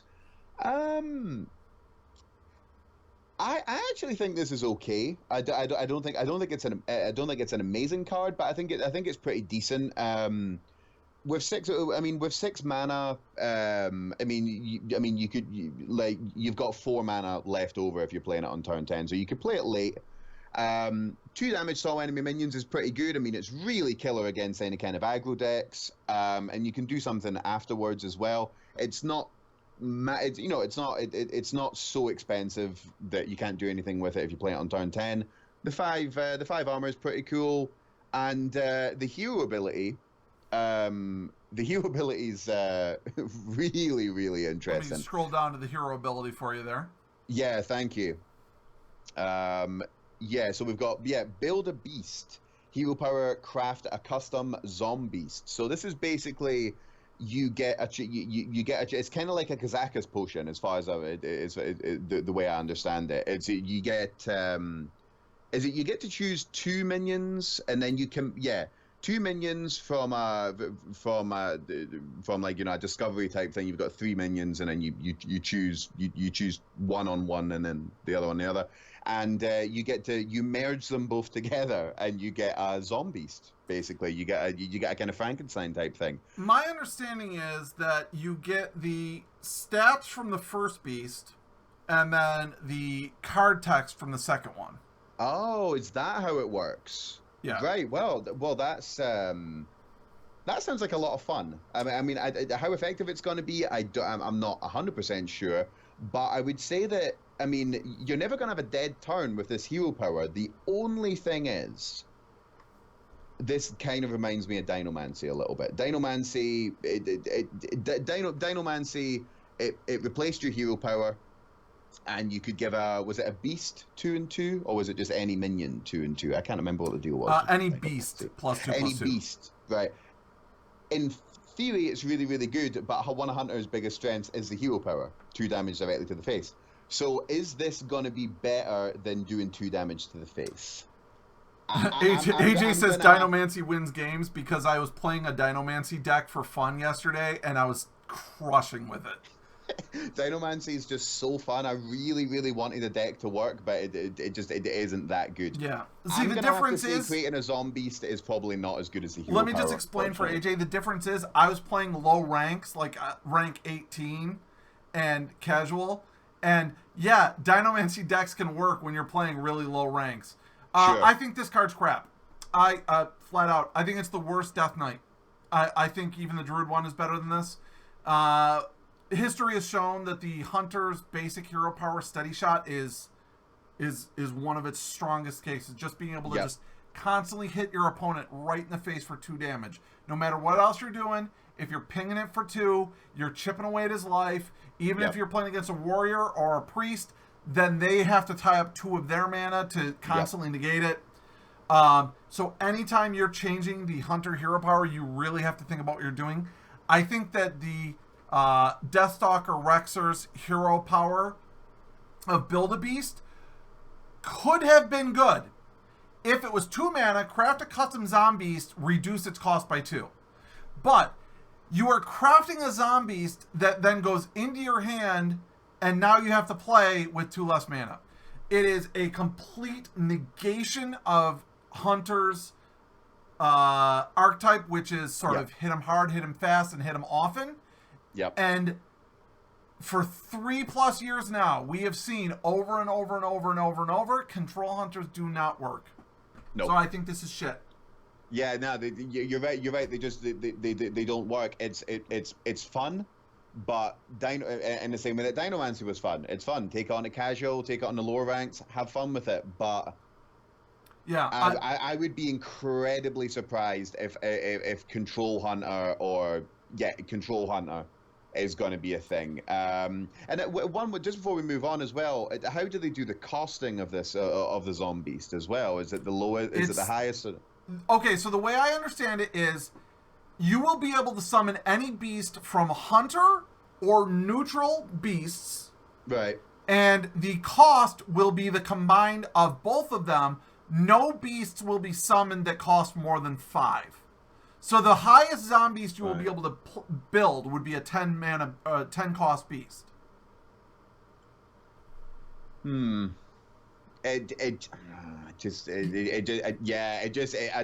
can't see it working. I really can't see it working. No. I'd love it to work. Don't get me wrong, you know. If it was craft a custom Zombeast, reduce the cost of it by 2, then at least you're not losing the 2 mana that you cost for the hero power. You might be able to play the beast that turn. But let's say you get 2 beasts that you want to combine, and it works out to be 7 or 8 mana, and it's only turn, 9. You can't do it. And the thing is with Hunter as well is that you can't have a dead turn when you're playing Hunter. You can if you're playing a slower deck. That's absolutely fine. But if you're not, like you said, hit him fast, hit him hard, hit him often. If you're not doing that, you're gonna fucking lose if you're playing Hunter. I want to mention one other thing. No one knows for sure yet how this effect is going to work if you choose a beast that has a death rattle effect, because that card that summons death rattles from the graveyard or what have you, will it summon the Zombeast? Like, does the game remember exactly what that? Like, so no one's. So I don't know. I mean, you would hope it would, but I don't know. So we're gonna move on. We are now into the mage cards, and up first is a 3 mana common. So you'll see a lot of this. Cold Wraith. Battlecry. If an enemy is frozen, draw a card. 3 mana, 3/4. I think stat line wise, it's not great. 3/4. You see 2 drops that have 3/4, but I think 3/4 is fine for a mage 3-drop. Especially mages that don't have a lot of really strong minions necessarily. So I think I think stat line wise it's fine. So on that note alone, this card would see some play. I think the battle cry, if an enemy minion is frozen, draw a card. I think there's a lot of cards that'll freeze. So I think this is very solid. I think for a mage card, I think this is very good. Maybe not a top tier card, but a good card. I would say a good card as well. Yeah, I mean, you could do some fairly. Does it stack? If an enemy is frozen, draw a card. Does that mean if more than one? No. If it was that would be fairly insane. Otherwise, I think it's decent. I think it's all right. I think it's decent, but not much more than that. I'd rather play this. I mean, like, okay, so let's compare it to, what is it? Gnomish Inventor. It's 2/4 neutral that just draws you a card for 4. I think, in the right deck, this is absolutely better than that. Or Gnomish Tinkerer, which is 2 mana, 1/1, draw a card. I think this beats out both of those. In a freeze mage deck, sure. Yeah, sure, absolutely. All right. Frozen Clone. Yeah, Frozen Clone. 3 mana, 3 cost secret. After your opponent plays a minion, add 2 copies of it to your hand. Like with all mage secrets, if you get it to go out, if your opponent falls for it, it's absolutely fantastic. It's like, like Mirror Entity or something like that. If your opponent doesn't play around Mirror Entity and you get a copy of something big, that's great. But if your opponent really, if your opponent does see it coming and they play around it and they give you, I don't know, they give you like 2 fireflies or something like that, it's not going to be that good. So like with all mage secrets, situationally, if you can get it to go off, it's really, really good. But it's going to take a lot of skill to pull off, basically. I'm going to put this in the same category as I put the Hunter secret, which is more secrets are better. Every secret that is in the meta makes every other secret better just because it increases the unknowable variable that you don't know what it is. So very true. On that note, I like it. As a standalone card, I think it's okay. I don't have strong feelings on it though. Yeah. Next up, Breath of Syndragosa, mage common spell. So you're going to see a lot of this in arena play, 100%. Because spells have a spell occurrence bonus, because it's common, and because there's an occurrence bonus in arena for the most recent expansion. Yep. So it's deal 2 damage to a random enemy minion and freeze it. I really like it. Honestly, I really like it. I think it occupies much of the same space as what is the 3 damage mage Frostbolt? spell? What's that? Frostbolt. Yes, Frostbolt. Yeah. Wait, is it Frostbolt? Whatever. You know what I mean. But the ability to freeze is very important with the cards in this expansion. I think in the right deck, this is going to be absolutely crucial. And in just any deck, 2 damage is good. Yeah. I would say so. Yeah, and I mean, it's common. The fact that it costs 1. Yeah, it's good. It's a good card. Yeah, completely agree. Appears. Just give me 1 second if you don't mind. Okay. So Streamlabs has been very funky lately, and it seems like it's not my don't I have the so it seems like I'm not getting my my alerts, my Twitch alerts, and I apologize for that. But real quick, Clarity, thank you very much for the follow. I appreciate it. You get big ups. Whoop whoop. Thank you, Clarity. I really do appreciate it. And I'm sorry that the alerts are not going off. Yeah, I mean it's good. It's a common card, it's good. We'll move on. Cool. Gas the Conjurer. Yeah, Gas the Conjurer. 4 cost, rare, 2/6, battle cry, add a mirror image spell to your hand. I've came in slightly underprepared. What the hell is a mirror image spell? It's a 1 mana spell that summons 2 0/2 taunts. I think that's that's pretty good. Mirror image is one of the very first cards you ever get as a mage. It's not even common. It's a basic card. Mirror image. I didn't get that it was actually the spell mirror image. I thought it was something else. I was really quickly scrolling down the mage cards there, seeing if I could not make myself look underprepared. But no, that's really good.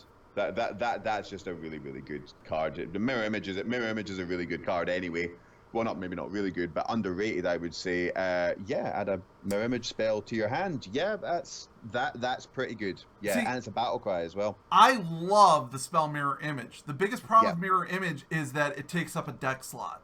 A 2/6 for 4 mana is already not bad, especially for mage. So being able to get a good spell that isn't necessarily worth a deck slot, love it. All day. I love it. Rare card, so it's not going to be too hard to get a hold of. You'll probably see it in Arena. I feel like almost that this card might be a problem in the sense that it's going to make Quest Mage even more powerful because there's just another card that will summon another card in your deck to help quest completion, and a good and useful card. Yep. Like when you Kabbalah's Tome with a Quest Mage, you might get a Shatter. And then how are you going to play that? Yeah. But you can always play a mirror image. True. And in Arena, this is going to be a massive tempo swing. Yes. So I like it a lot, and I'm almost a little afraid of it.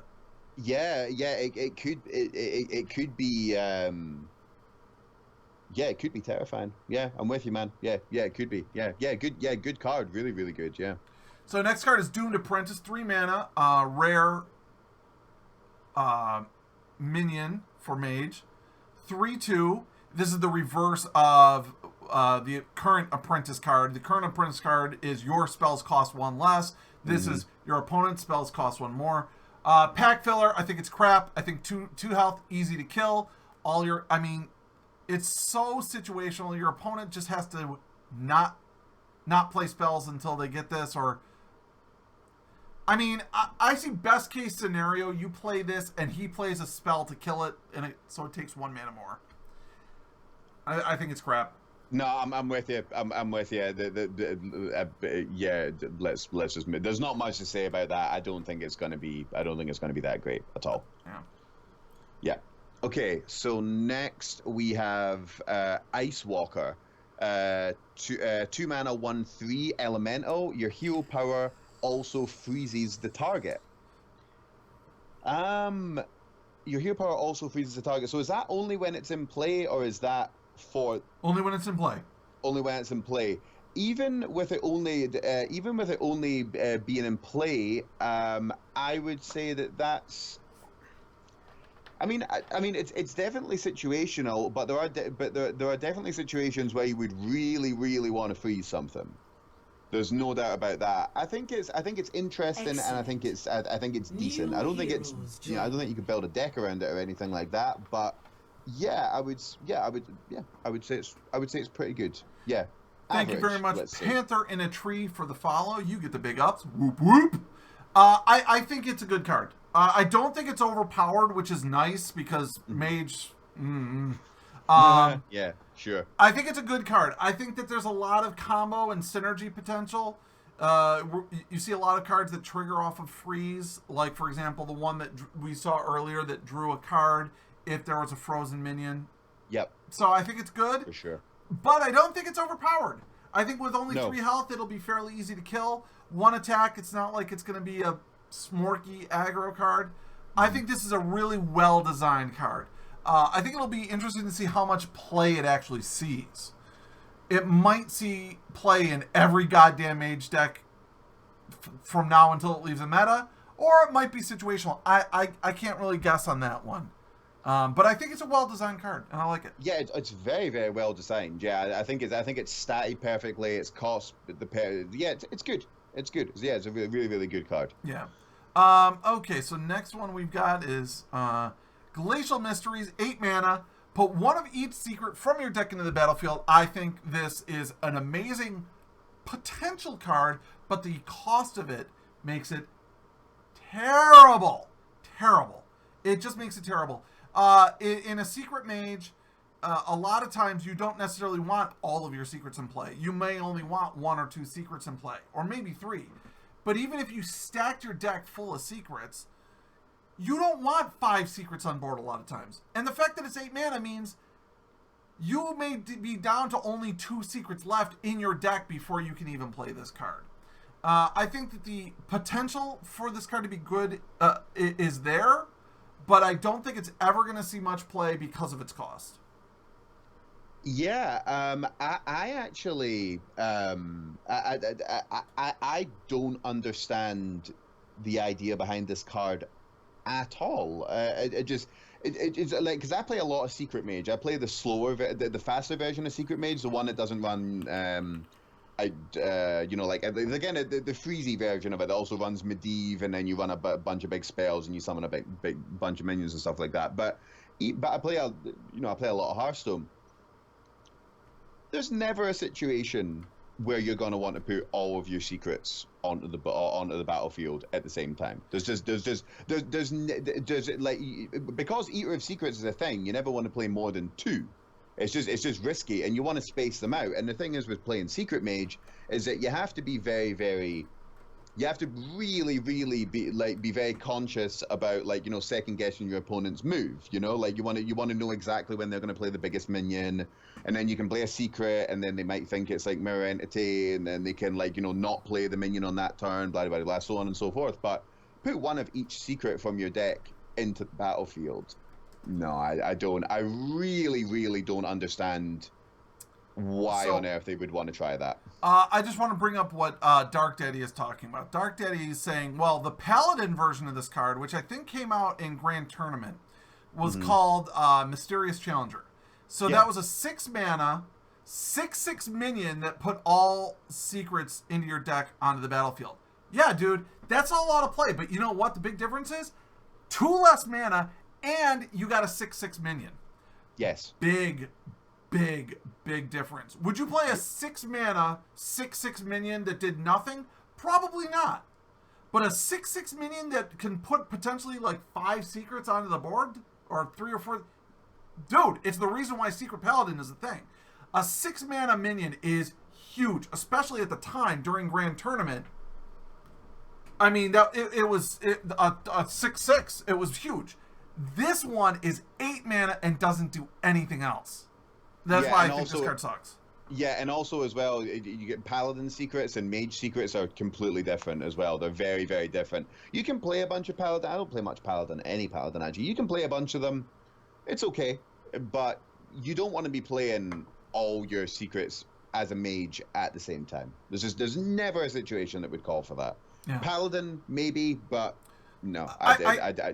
I'm glad that Dark Daddy did bring up Mysterious Challenger, because I think that it's interesting. But I think that, again, what I said about this, the first thing I said is the mana cost makes it prohibitive. It does. There's a big difference between 6 mana and 8 mana. Huge. Night and day difference. To take up one of your 8 mana slots for this, I don't think it's going to see much play. I don't see it happening.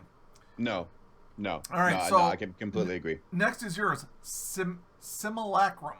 Yeah, thank you so much for saying that, because I was going to murder that. Excellent. That was going to be good. 3 mana spell, epic.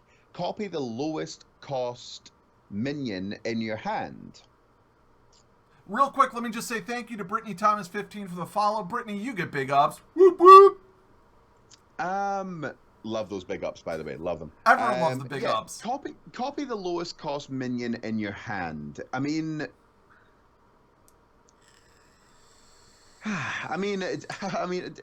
you could maybe fit this into some kind of deck where it could work, but it seems very, very.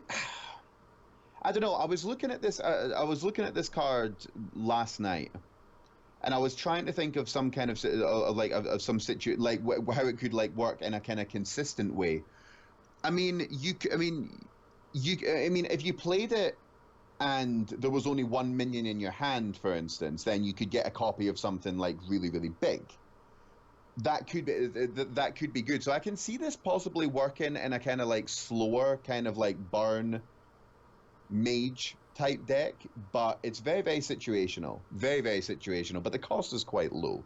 I mean, like if you only had Medivh in your deck, it's like in your hand, and you played this, you get 2 copies of Medivh.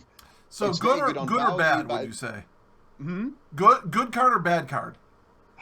I don't know. A big question mark over this card. I just don't know. I don't even know if I think it would actually be better if you got a copy of Mana Worm or something, because then you'd have it, because you take out one Mana Worm, take out the other one, and then you play another one. They've got no answer for it, and then you start bombarding them with spells. But I just don't know. It's really, really hard to call. Okay, I'm gonna disagree 100% with you. I fucking love this card. Wow. This is one of the cards that I saw and I was like, oh my god, it blew my mind. I love it. I don't think that it's like a super awesome, must be in your deck, amazing card. It's not one of those, okay? But what it is, this card, man, this card lets you may have to build the right kind of, might not fit in every deck, you have to be smart about it. But what it does is this card's going to let you make those choices and create such really interesting counterplay. Oh, okay, well, I've got a Mana Worm in hand, and I've also got a Water Elemental. Would 2 Mana Worms be good? Or should I drop the Mana Worm and then wait and then play this? Like, there's so much counterplay. There's so much thought. This is exactly the card I love. This is the card that lets you think about your choices and make smart choices and really affect the game with the kind of choices you make. Not necessarily the most powerful card, but I love this card. I love it. I think this is a great card. I think that from a game design point of view, this is an amazing card. And I think that you're going to see some great plays coming off of this card. That's Yeah, how I feel. I don't think it's necessarily the most powerful card. I just think it's a great card. Yeah, you've bigged that up big style, like massively. So, like, yeah, the pressure's on you against, man. I don't know. I just don't know about this card, but it is an epic card, so it's not completely out of the realms of possibility of actually crafting it and then trying it out in a mage deck. So I'll definitely be experimenting with it. I think that sure. this card's going to see a good amount of play. Yeah. I'm really happy with it. I'm going to skip over the Death Knight and let you do that one and go down to Syndragosa. Syndragosa is the mage legendary minion. 8 mana, 8/8, and actually, I did want to get my thoughts in on this first. 8 mana, 8/8, Battlecry, summon 2/0/1 Frozen Champions. The Frozen Champions, by the way, are 0/1 minions that when you kill them, they put a random legendary minion into your hand. When I first saw this, when this card was... thank you very much, Chelsea Leah 99 for the follow. You get big ups. Whoop whoop. Thank you, Chelsea. When I first saw this, I thought, oh my god, mage is so overpowered. Look at this overpowered minion. The more and more I thought about it, more and more I looked at it, I don't think this is great. I don't think it's bad. First of all, it's a dragon. More dragons, more good. And 8/8 is pretty good. But, you know what never really works out very well in Hearthstone is random legendary minions. Yeah. And on top of that, dude, for the most part, the legendary minions in this expansion kind of suck. So I think that this card is not that great. I think it has its place, but I don't think it's that great, to be honest. Yeah, I'm kind of the same. I mean, it's one of those cards that's kind of there's just such a high variance on what you could get, and those types of massively high variance cards, they never really do it for me, to be honest. It's kind of it's amazingly entertaining if you got something completely insane from it, but do you know what I mean? It's just it's either you're really it's gonna help you win the game, or it's just gonna be completely dead. Yeah. I don't think Hearthstone needs more of that, to be honest. I think it might be a fun card, but I don't think that it's going to be a tier 1 type card. I feel like mages don't have a ton of big minions, but would you ever, if you were playing a control mage, would you ever pick this card instead of Medivh? Yeah, or you would just if you wanted to play a big minion, you would put an Arcane Giant into a mage deck. You can play Arcane Giants for nothing. Yeah, I don't see this as being a good late game card. So let's move on to the Mage Death Knight card. Yeah, Frostlich Jaina, 9 mana, Battlecry, summon a 3/6 water elemental. Your elementals have lifesteal this game, and you also gain 5 armor. That's, I'm just gonna say it straight out. I think that's really fucking good. Like really, really good. Elemental Mage is kind of already sort of a thing. I don't know if anyone plays a lot of Hearthstone, but you see it occasionally. Elemental Mage is actually quite. It's pretty decent. It's a funky deck for sure, but it does come up. Yeah, this is awesome. You could build it. Yeah, you could build a deck around this. And we need to talk about the hero power that you get when you play that. Yeah, indeed. Yeah, deal 1 damage. If this kills a minion, summon a water elemental. Yeah, holy shit, that's just really good. That's really, really good. Finding a way to kill for Icy Touch to be the straw that broke the camel's back and kill something. That's easy, no problem. And so it's 2 mana for a water elemental, which is 3/6. Yeah, that's. I've heard a lot of discussion. There's been a lot of discussion about. So again, yeah, the hero power, summoning a water elemental, which is a 3/6 water elemental that freezes anything at damage, and then also it will have lifesteal because of the hero power, the hero Death Knight card. I've heard a lot of discussion on this. I've heard everything from people saying this is the worst Death Knight to this is the best. I mean, there's a lot of variance on this. Massive, yeah. And I've kind of gone back and forth on it. I think that it is not the best. I do not think it is the best. I think playing it as a 9 mana card means you have to wait a long time. Now, Mage is good at that. Mage is good holding out till a long Yep. time. And I think that the fact that it gives elementals lifesteal gives them a little extra health, gives them a little extra survivability late into the game when normally they're just relying on nothing but ice block to stay alive. Giving them any other option to sort of stay alive is good. But you know what? What's the end game? How does the mage win with this card? Well, I mean, since all your elementals have lifesteal, basically, I think it's just, I think it's really going to help freeze mage and burn mage and shit like that. You keep your health really high, because every single elemental you play, including things that you would discover from, like, you know, Servant of Kalimos and stuff like that, they all have lifesteal. You keep your health really high, because that's been one of the problems with mage. Wait, isn't Servant of Kalimos shaman, or is that the neutral? Servant of Kalimos is Servant of Kalimos is neutral as far as I'm aware. Okay, I'm having trouble remembering. I'm sorry. I think it is, but someone will probably someone will correct me, I imagine. But all the neutral elementals that you have, all of them having lifesteal, you can keep your health high. Mage has always had a problem with, like, kind of the only thing mage can really do in that situation, obviously, you know, outside of ice block, is just Alex Straz of their own face. But I think this is going to become an archetype right here. Basically, I'd be incredibly surprised if elemental mage wasn't incredibly successful because of this card. Yeah, I think it's really good. Yeah, massively good. And the tempo as well from just from the power. And the thing is with Icy Touch as well is that you're still doing what the original hero power did in the first place. It's not like the Hunter thing. Right. You know, where you've just completely fucked yourself for the hero power type thing. No, I think this is fantastic. Really good. Yeah, massive. I gotta be honest. Like I said, I think this is at the very least it's a good card. I don't think it's the worst one. Yeah. But I don't think I would put this as the best. And we'll get into that a little more later. Yeah, this isn't the best one in my opinion, but I think it's really solid. Yeah, and that's just real quick. That's what the Frozen Champion looks like that Syndragosa summons. Just 0/1 summons a. So before we move on to Paladin cards, do you want to take a quick bio break?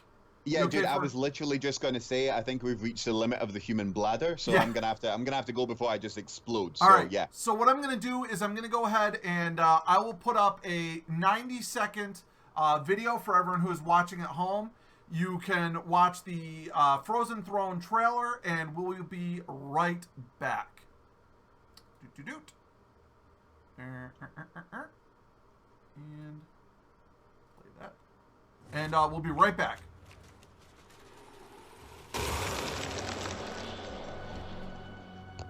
Always remember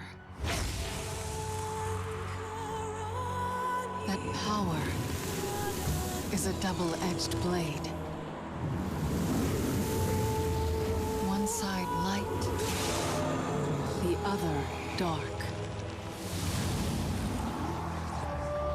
It calls to you when you are most desperate. When victory seems worth any sacrifice. There is a price to be paid for such a gift. And many eagerly accept the bargain. The righteous and the meek may recoil at its cost. But they have no vision. Power alone is not to be feared. Fear instead those who wield it.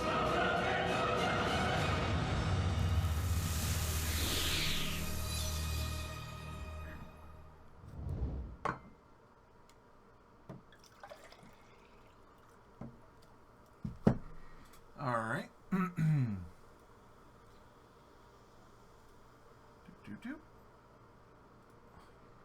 All right, and Cal is still AFK. That's fine. It was only a real quick 90-second break, so that's perfectly fine. It'll give me a chance to refresh my drink anyways. Lycan TV says, awesome stream, guys. Having a heap of fun listening in, and both of your cards' explanations and points are relevant and awesome. Big ups, guys. You know what, Lycan TV? Big ups to you. Whoop, whoop. Yo, dude, I think that was a draw in terms of us getting back. Yeah, I got back just a few seconds before you. So yeah. Yeah, that was cool. 90 seconds seemed to be pretty good. Yeah, I got back just as the video was switching from the video over to the play now at Hearthstone.com, or whatever. So yeah, that worked out pretty well. Yeah. Right. Okay. So we've been going for an hour and a half, and we've gotten through how many of the classes? We've gotten through. Let me see. I'm gonna have to Druid, one Hunter, Mage. Is that it? This is gonna be this. I mean, I can go as long as you want, but maybe we should. Yeah, we'll have to go a little bit quicker. We'll have to pick it up. And I warned you. I said the problem is that sometimes you get into this, and so yeah, we will the go a problem little with you quicker. and me anyway. Yeah. I'd like to try to wrap up by 4, but if we go late, then that's fine. Okay. Okay, so we are on to Paladin cards. I have some thoughts on Paladin, but I'm going to wait until after we're done with all the Paladin cards. The first one is Chillblade Champion. By the way, I don't know if you noticed, I'm giving you all of the Death Knights because that way it's easy for me to remember. I start with the next class. Yeah, cool. No, yeah, I noticed. Chillblade Champion, 4 mana, 3/2 charge lifesteal. Quite frankly, I think it's shit. I think it's crap. I think that charge minions are great. 3 mana attack, not so great. And the lifesteal really sucks. I think this is an overcosted card. I think if this was... I don't know. See, I compare it against like Wolf Rider as a vanilla card is 3/1 charge, right? Mm-hmm. So it's 1 mana more, and it has lifesteal and 1 more health. Does 2 health matter by turn 4? I don't think it does. No, I think this card needs Divine Shield. Yeah, I think if it was a 3/1 with Divine Shield also, or maybe a 3/4, it might be good. But otherwise, I think it sucks. I think it's the closest we come to pack filler. Yep. Yeah, I'm with you for sure. Right. Next up, we have Righteous Protector, 1 mana, 1/1, taunt, Divine Shield. I think this is an overpowered 1-drop personally, which I don't know how many times the Hearthstone community needs to tell Blizzard stop making overpowered 1-drops. We've been going on about this since Small Time Buccaneer, when Gadgetzan was out, that stupid card that they had to nerf. There's not much more to say about it than that. It's a stupid 1-drop. Basically. What is it? Sacred Champion or Blessed Champion? It's a neutral 1-drop 1/1 with Divine Shield. Sees a ton of play. Yeah. This will be in every single Paladin deck that is made for the next 2 years. Guaranteed. There's no reason not to run this in every single Paladin deck. Yep. It is overpowered as fuck. It should be 0/1. I hate it. I just hate the fact that it's so overpowered. There's no reason not to put 2 of these in every single Paladin deck. Yeah. Literally, you could put this. You could put this in any Paladin deck right now. There's no reason not to. Yeah, it's really annoying when they do this. It fucking pisses me off. As much as I said, like, I love Simulacrum for how great it was and the card design was so good, as good as that is and how passionate I was about how good that is, that's how shitty this is from a card design point of view. You take a very often played 1-drop that's very good and make it better. You make it better. Yeah, great. Yeah, fantastic. Cheers, Blizzard. Thanks, Blizzard. Yeah. I fucking hate this card. And yet, if I play a Paladin deck, I'm going to have 2 of it. Oh, and by the way, it's common. Yeah, it's common. So if you play Arena, expect to run into these constantly. It works great as a turn 1-drop. It works great as a turn 8-drop. Yep. Yeah. I fucking hate this card. Yeah, I know. I'm with you. Yeah, it's so stupid. So stupid. So next up, Dark Conviction. It's like, what's that maiden that sets a minion's attack to health 3, but without the minion. I don't know. I don't think it's as good as that one just because you're not getting a body on the board, but it could see some play. I don't think it's very good. I don't think it's going to see a ton of play, but I could be wrong on that. I mean, out of 10 stars, I'd give it like a 3 or a 4. It's not bad, but I don't. Yeah, no, yeah. Your face is just apathetic. Yeah, I mean, I'm exactly. I mean, it could be good if you want to like, because it's not a friendly minion; it's any minion. Just set a minion's attack held. So I mean, it could be. So it's kind of like it's kind of like a mini Tarim Sunkeeper, basically. Yeah, Dark Daddy says, yeah. Now play this on the Sacred Champion, and you've got a 3/3 Divine Shield taunt that has lifesteal. Oh, I'm just gonna forget that that's true. Yeah, that's just, or not lifesteal, but whatever. Yeah. yeah. I'm gonna forget that that's true, but really good point. Yeah. Yeah. Well, here's my 1-drop. This overpowered 1-drop. Here's a 2. My 2-drop, and now it's a 3/3. It's 3/3 taunt, Divine Shield on turn 2. Yeah, that's balanced. Howling Commander. This one's yours. Yeah, Howling Commander. 3 mana, rare. Battle Cry, draw Divine Shield minion from your deck. I think that's pretty solid. Yeah, there's a few good Divine Shield minions out there. I think it's solid, not amazing, but it's not amazing, but high variance. You could draw something really amazing, you could draw something fairly crappy. You would have to. Divine Shield Paladin's gonna have to be a thing for it to work. If someone can find a deck for it, I think it's potentially really good. Other than that, I think it's just fairly. Well, I think that's what they're trying to do. Is they're trying to push a Divine Shield sort of style for the Paladin. I think it's an okay card. I think again, this card sort of falls under the heading of pack filler. I mean, drawing cards is always good. Yep. You draw this late game, you might be able to draw a powerful minion from your deck. Obviously, the dream is to draw a Tyrion Ford Ring off this. But even if you draw that 1-drop, all right. It is important to notice it is a draw effect, not a discover, so you don't get that extra card bonus from it.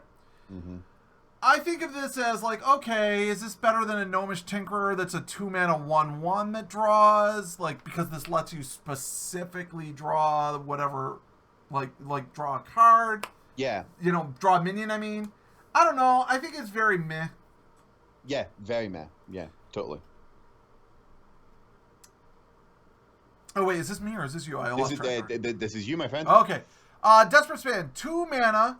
Give a minion Death Rattle. Return this to life with 1 health. I like it. I think it's a solid card. I don't think there's a lot to say about it. I think that there's a lot of Death Rattle synergy in this meta, in this expansion.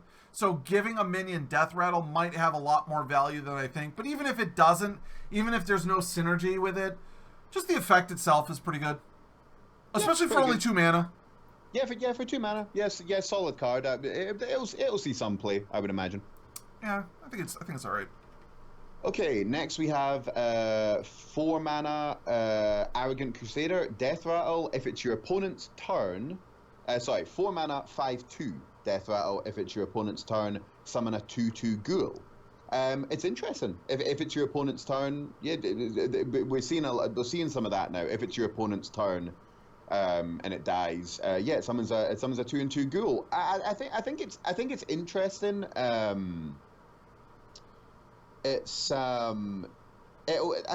think it will at least make your opponent like have to think. It's a sticky minion, isn't it? Basically, that's what it does. If you want to remove this, if your opponent's going to remove it on their turn, they're going to have to deal with an extra 2/2 Ghoul. A 2/2 Ghoul isn't amazing, but sticky minions historically have been usually pretty good. Kindly Grandmother is one of the best examples of sticky minions. It's just absolutely fantastic. So yeah, I think it's okay. It's interesting. Interesting cards are good in my mind. Yeah, I think the thing that's interesting about this is the first card we're seeing that has this effect of if it's your opponent's turn. Mm-hmm. So you can't drop this and then on your next turn run this into a creature and get its Death Rattle. Exactly. So if your opponent ignores it and then plays a taunt, you have to decide, well, do I need the 5 damage from the Arrogant Crusader, or do I need the stickiness of it? Because you can't have your cake and eat it too with this card. It's okay. It's all right. It's a good card, but I don't have strong feelings on it other than that. Yeah. Light's Sorrow. So paladins and weapons have a weird history. 1/4 makes you immediately think of Light's Justice, which is 3 mana for a 1/4 weapon. But this has, after a friendly minion loses Divine Shield, gain 1 attack. So if you can get that to go off 1 time. 2/4 weapon on a paladin for 4 mana, that's pretty good. I think this is a very solid card. I think you definitely have to be a little smart about how you play it.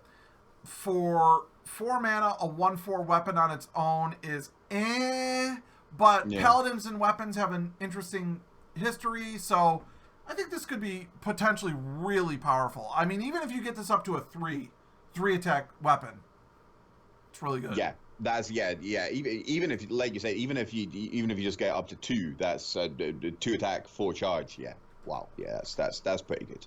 Yeah, pretty decent. Right, next we have Blackguard, 6 mana, 3/9. Whenever your hero is healed, deal that much damage to a random enemy minion. I think this is a really, really good card, basically. Paladins do not have a problem healing themselves. They're good at that. So whenever your hero is healed, deal that much damage to a random enemy minion. I've got to think that's pretty damn good. And it's a 9 health as well, so it's fairly difficult to shift. Yeah, I think this is good. I think this is going to see play. And I think it's going to be really, really good. You hit every single point I was going to hit. 9 health. Paladins don't have a ton of healing, but they've got enough. And I think also the only thing you didn't mention is that the mana cost is 6 mana. Yes. 6 mana for 12 worth of stats alone is good. Yep. So anytime, my rule of thumb is double the mana cost. If you're getting that in stats, you're generally in good shape. That's can weight heavily on where those stats go, but 3/9 at turn 6 is pretty good. That means your opponent's gonna have a sort of a harder time killing it. Yep. You should hopefully be able to play something on the turn afterwards to make use of this. But 6 mana means you could play this and Ivory Knight on the same turn. Yep. You play this, you play Ivory Knight, let's just say, again, the dream of dreams, you get Lay on Hands, you heal yourself for 8, and then, right, because Lay on Hands costs 8 mana, you do 8 mana damage to an enemy minion, I mean, that's dream of dreams, and then next turn you've got Lay on Hands, you can heal yourself again, and do more, I mean, that's, again, dream of dreams, but I think it's a very good card. I think it's a very good card. I don't know if it's going to be auto-include in every deck, Paladin deck, but I think it's going to see a lot of play. Yeah, I think in value Paladin it'll see some play, I would say. Yeah, definitely. So next up we have the Paladin Legendary, Bolvar Fireblood. Bolvar 4 Dragon saw almost no play ever. Because it sucks. Bolvar Fireblood might see a little bit of play, but it also sucks. I'm sorry. Divine Shield, after a friendly minion loses Divine Shield, gain 2 attack. This is not while it's in hand. This is not while it's in deck. This is only while it's in play. So it is, in essence, a 1/7 that immediately becomes a 3/7 as soon as you pop his bubble, and can potentially get bigger. But, I mean, it's too easy for your opponent to play around it. I don't think it's going to be... I think the number of times you see this becoming a very impactful card are going to be very small. To the point where that will prove that it's not a very useful card. Yeah, no, I'm with you. Yeah, you hit on all the points I was going to say. Yeah, it's too much preparation to actually make it that good, basically. So yeah, not that impressive, but yeah. I mean, again, stat line wise, it does follow the after its own shield gets popped, it'll be a 3/7, so that's 10 mana worth of stats for 5. So it's at least a decent card, but it's Yeah, I know exactly. It's just that, isn't it? It's just not amazing. Right. Next up, we have the Paladin Death Knight, 9 mana, battle cry, equip a 5/3 lifesteal weapon, and you also get five armor. I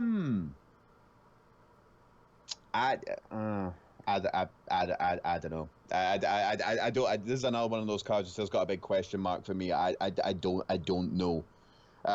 It doesn't completely. It doesn't jump out at me immediately. And the thing with the thing with 9 mana equipping a 5/3 lifesteal weapon. Lifesteal's only actually. I mean, it's only good if you hit small minions. Basically, like it's really good if you hit small minions. But if you're hitting big minions, it basically doesn't really because you're taking the damage and you're lifestealing at the same time. I don't know. It doesn't look that great to me. So I'm going to disagree with you again. I mean, yes, Ashbringer is also 3 charges, Dark Daddy. I'm going to disagree with you again. I think that you're looking at this as sort of the wrong way. I think that the worst Lich card, in my opinion, is the Rexar one because it completely negates your normal hero power, right? Yeah. We have to talk for a moment about what his hero power is. His hero power is 2 mana, the 4 Horsemen. So normally the hero power summons a 1/1 Knight of the Silver Hand. This summons a 2/2 Horseman. If you get all 4 of the Horsemen, you just win. It's been confirmed by Blizzard that the way they summon is much like shamans summon totems, where it will never summon one if you have one on board. Otherwise, it's just random which one you get. Yeah. Okay? So, this hero power on its own is already a good upgrade to summoning a 1/1 Silver Hand. True. I mean, you summon a 2/2. So already the hero power is good, with the potential that if your opponent stupidly doesn't fucking take care of them, you can win the game. I don't even want to go into this whole thing like, oh, if you play the one card that refreshes your hero power, blah, blah, blah. Forget that. Forget about that. Yeah. Forget about that. Let's look at the hero power.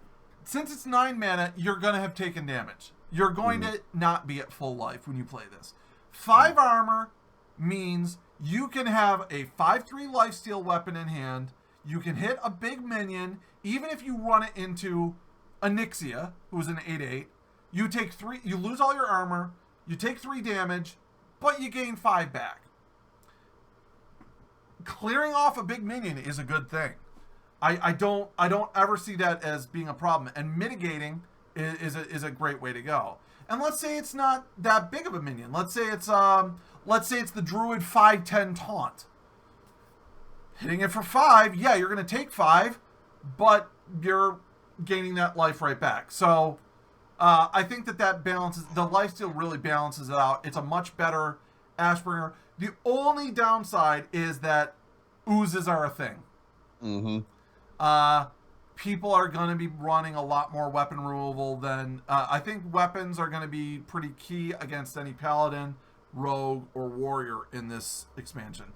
And the fact that shaman gets a new weapon, also, you're going to see more weapon removal. So that's going to be more of a contributing factor for how valuable this card is, I think. But I think the effect is way better than Rexar's, personally. Yeah. And I'd much rather have a 5/3 lifesteal weapon than a Frost Elemental as a mage. But again, that's me. I'd much rather have a 5/3 lifesteal weapon than I would the Druid thing where you summon a taunt or a... Like that Battlecry sucks. The Druid Battlecry sucks. The Druid's Lich ability is really in its hero power. So... Yeah. So that's the way I feel about that. I don't know. I think the Paladin overall, they're trying to push a Divine Shield meta, which is very strange. Yeah. And I don't know. Yeah. I don't know. Time will tell. Not that much time as well. So we're moving on to Priest cards. And first up is a common Priest spell, 2 mana, lifesteal. Deal 1 damage to all minions. I think this is decent. I think a lot of it's going to depend on how aggro heavy the meta is. I think this is an aggro killer. So you go up against a pirate warrior. Turn 1, he plays an Azoth's First Mate, hits you with the Rusty Hook. Patches comes down, hits you for that. You just okay. Turn 1, you play your Northshire Cleric. Turn 2, he does some more stuff. He plays the 2/1 charging pirate. Hits you in the face, and you're down to 3 or whatever. Mm-hmm. Turn 2, you drop this. Clear the board. Boom. And you get some of that life back. If we don't see a meta where aggro is really being played, I think this card sucks. I think if the meta stays much the same as it is now, where there's a decent amount of aggro, this card's good. Yeah, it's also good for damaging your Noshar Cleric, so you can then heal it as well afterwards. So yeah, I think against aggro, it's good. Again, in a control matchup, forget about it. It's not good in a control matchup. But against aggro, yeah, sure. I think yeah. one other thing to mention is there's a lot of warrior cards that we'll get to much later that rely on your minions taking small increments of damage. So this card would be very bad against the warrior matchup. Yeah, very true. Very true. Right, next up we have Shadow Ascendant, 2 mana, 2/2. At the end of your turn, give another random friendly minion +1/+1. Yeah, I don't think it's that. I don't think it's that great. I think it's one of those cards. If you wanted to risk running it in your deck and you had it in your opening hand and you played it and it hit something, okay, but that's a lot of ifs, buts, and coconuts. Otherwise, I think it's just not that great, basically. I feel the very same way. You said everything I would have said. Potentially good, but overall, eh. Yeah, totally, man. Yeah. Next up, 3 mana, 3/3, Acolyte of Agony. I think the big problem with this is that Priest has a lot of ways to heal, and a 3 mana, 3/3 is not great. So, what's the situation here? You play this on turn 3 when you're maybe at 28 or 27 and you get 1 use out of it. It just feels like there are much better cards for Priest. Yeah, completely agree. There's not much more to say about it than that. It's kind of, nah. Yeah, not fantastic. Not bad, but meh. Yeah, totally. Next, we come to a card that, in my opinion, is definitely not meh at all. I think this is a really, really good card. Eternal Servitude, 4 mana. Discover a friendly minion that died this game. Summon it. The fact that you get to summon... First, the fact that you're discovering a friendly minion that died this game and you get to summon it for 4 mana, I think this is really, really good. I would put this into my mid-range Priest deck right now. I'm going to when the new expansion drops. This is really, really good. Basically, this is just a really, really solid card. The fact that you summon it, I mean, I'm surprised it doesn't cost more. To be honest, you're discovering a friendly minion that died, and you're summoning it all for 4 mana. I mean, if you discovered Lyra, you could then summon Lyra late in the game and then start cycling spit. It's really, really good. Yeah, really, really good. I think this is probably the most powerful Priest card. You're going to see one of these in every single Priest deck. This will be in every single... There will be 1 copy of this in every single Priest deck for the next 2 years. You would be insane not to put one of these in your deck. And the reason I say 1 is because Raza, the Highlander decks, where you can only have 1 of each copy. It's just a really good card. Mm-hmm. You're going to see people... You're going to see some fun combinations with this card where people are going to build around this card. Sure. Like, for example, you mentioned Lyra. You're going to see people who play decks with only a couple Priest minions. That way they know they can play a Lyra on curve and then get it back late game and just really cycle through. Yeah, and the thing is as well is that even if you just stuck this into like just randomly, just put it into just any kind of Priest deck, a lot of the minions are really, really good. Yeah. Just discovering anything would be good, and summoning it, forget about it. It's an amazing card. So Discover, Zale, what Discover means is So let's say that you had 5 minions die, right, and then you played this card. It would randomly select 3 of them and give you a choice of 3 minions. And you pick one of those 3 choices. So Discover means you get 3 choices and you pick one of the 3. Now that's different from, like, if this said, summon a random friendly minion, you would have no control over it. Discover means you get a choice and you get to pick whichever one you think is best. So that's why Discover is always more powerful than just a random effect.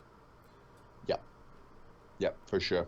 So next, Devour Mind. 5 mana, copy 3 cards in your opponent's deck and add them to your hand.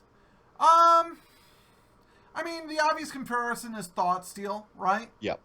Yep. It's interesting. Be great against mirror matches where you're playing against another priest. Its value is somewhat limited depending on how constructed your opponent's deck is. Yep. But I think in general, adding 3 cards to your hand is always good. I think it's an okay card. I think it's going to see a good amount of play, but I don't think it's mind-blowing. Yeah, I mean, I think it's a really good card to cycle with Lyra if you've got your 2 Radiant Elementals on and all your, if you could play if you're cycling with Lyra and you could play this for 3, yeah, it's a good thing to get from Lyra, but otherwise, I don't know, 5 mana for copying 3 cards. I mean, it's good, very specific. Like you said, mirror matchup's really good, but against like a token deck, no, that's not going to be useful at all. Yeah. Yeah. I mean, I think that even against a token matchup, like, okay, so maybe you draw Power of the Wild off of a Druid. Well, True. I mean, you still get a 3/2 Panther. It's not the worst thing in the world. I think it's decent, but it's not mind-blowing. Yeah, exactly. Right, next we have 6 mana Shadow Essence. Summon a 5/5 copy of a random minion in your deck.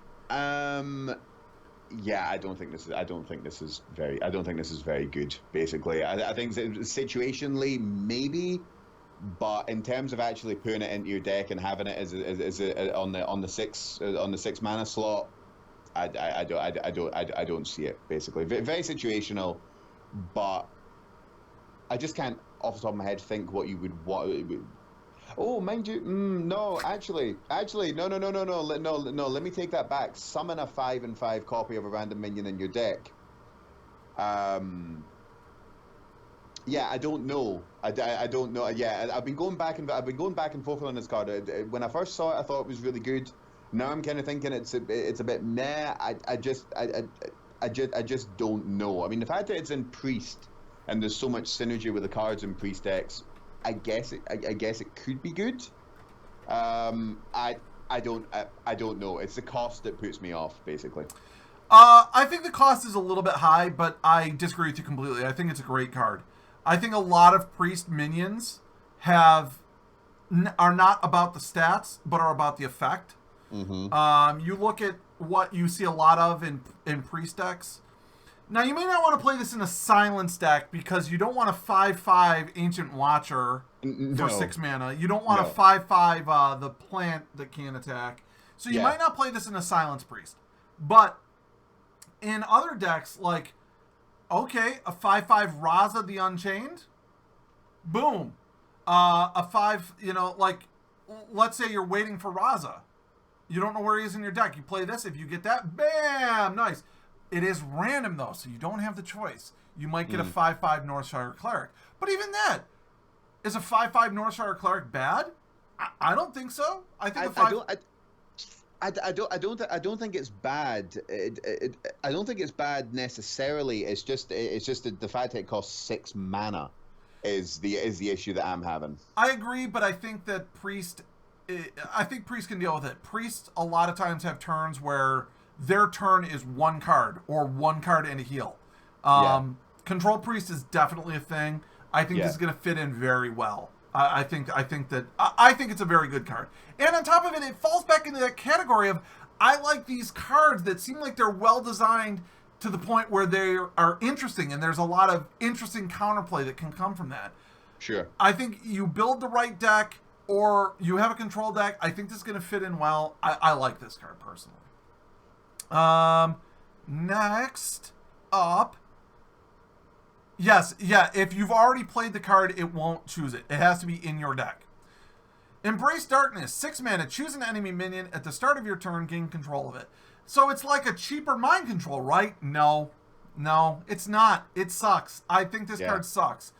At the start of your turn, gain control of it. So that means your opponent has a turn to either kill it off or to damage it to the point where he can kill it off easily. And even when you can get control of it, it'll still have summoning sickness, so you can't do anything with it. I think this card's trash. This card should read, choose an enemy minion at the end of your opponent's turn and gain control of it. Then it might be playable, but at 6 mana, this card's trash. Very briefly, completely agree. If it was a mini mind control, okay, cool. But then again, mind control.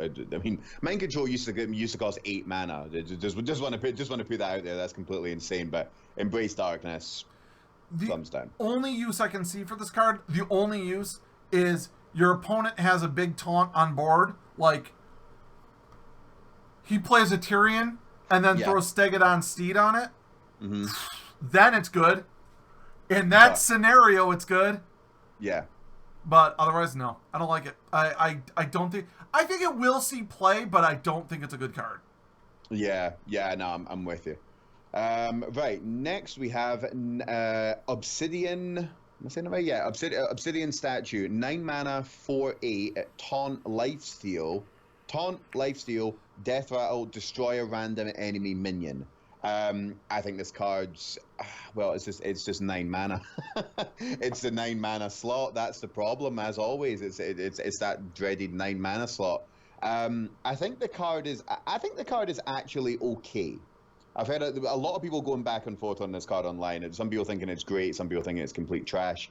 Death Rattle, destroy a random enemy minion is good, but silence is a thing. Basically, if this card got silenced, it would be an absolute disaster, a complete disaster. I kind of disagree. I think it's a very good card. I think it is a very good card. I don't think it's quite as good as the priest spell we mentioned, but it might be one of the best priest cards in the meta. Yeah. I think that priest minions are generally understated for their cost. I think if this was an 8 mana card, it'd be amazing. Mm-hmm. It would be amazing at 8 mana. 9 mana means there's not else much you can do in your turn. It's basically just play this. Yeah. But big taunt, 8 health on a taunt is great, especially for a priest that has things like Divine Spirit and their fire combos. Lifesteal is great, although again, priest doesn't need lifesteal as much as the other classes do. Yeah. So I think it's a very good card, and also destroying a random enemy minion could work well for those pesky 4 attack minions on your opponent's side that you just can't fucking deal with. That's true. So I think it's actually a very good card, and I think it's going to see a lot of play. Yeah. Yeah. I mean, it's just my thoughts on it. Next up, we could go back and forth on it, but we're halfway through we're halfway through my normal stream time, and we're not halfway through the cards. Totally. We're a little more than a third of the way through. So yeah, I'm gonna keep it going. Archbishop Benedictus, 7 mana, 4/6. Shuffle a copy of your opponent's deck into your deck. Okay, I love it, but it sucks. I think this card sucks, but oh my god, I love it. I love the effect. I think that is great. I think it's fun. I think it's going to be a fun card to play. It's going to be a fun card to watch. But power-wise, I think it kind of sucks. Stats are shit for a 7-drop. And it will fuck up any combination you have. It will fuck up. It won't play. The only time this will ever be good is when you're playing against another priest. Yeah, oh god, I don't know. I mean, Lycan TV says it'll be fun for meme. Yeah, it's a meme card, exactly. It's a meme card. I mean, I can't quite imagine. I've never been playing Hearthstone at any point and thought, you know what would be really good right now if I could get a copy of my opponent's deck into my. It's like, no, I don't see it. Maybe there's something I'm missing, but it doesn't look that. I think it's for the lulz. You know, it's the lulz factor. Yeah, pretty much, yeah.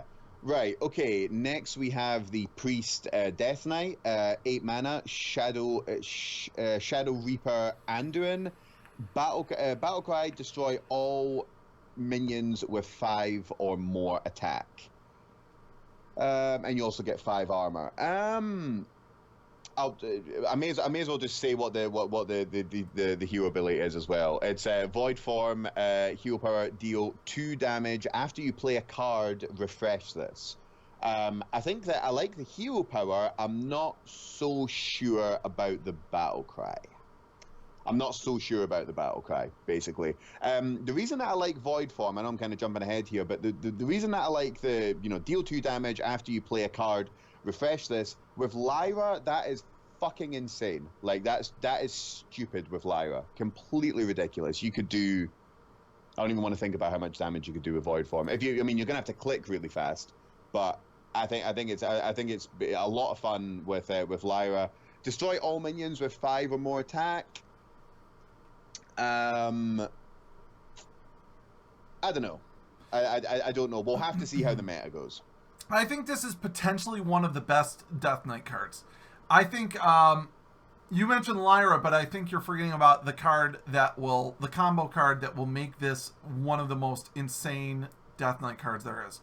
Raza. There are already Highlander decks that focus around getting Raza in play and getting your hero power to cost nothing. You play this, you destroy all minions with 5 attack or more. What's going to be left on the board? Lower cost minions that maybe you can ping out with your hero power. If you've Raza'd, that means that you can play Void Form for free. Then every turn subsequent, you play a card, there's 2 damage. Oh, no, I'm sorry. You start your turn, here's 2 damage, now you play a card, here's 2 damage, play a card, here's 2 damage, play a card, here's 2 damage. Yeah. I think the combo potential of that, if you can pull off the Raza earlier in the game with this, it's amazing. It's amazing. But big if you can pull off the Raza. If you don't draw Raza, then I think it's good. Basically, I think it's interesting. Lycan TV says GG against Quest Rogue. Don't worry, no one's playing Quest Rogue anymore. Speaking of Rogue, we're moving on to Rogue cards now, and the first one up is Plague Scientist. 3 mana, 2/3 combo. Give a friendly minion poisonous.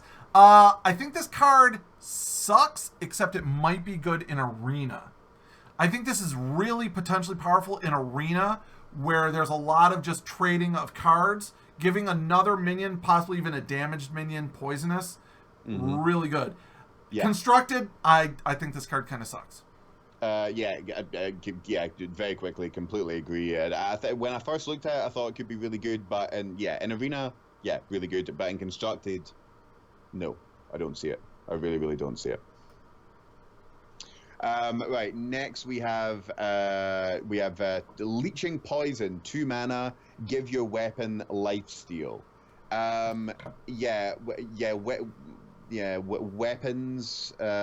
Weapons and rogues, they historically don't really go that well together.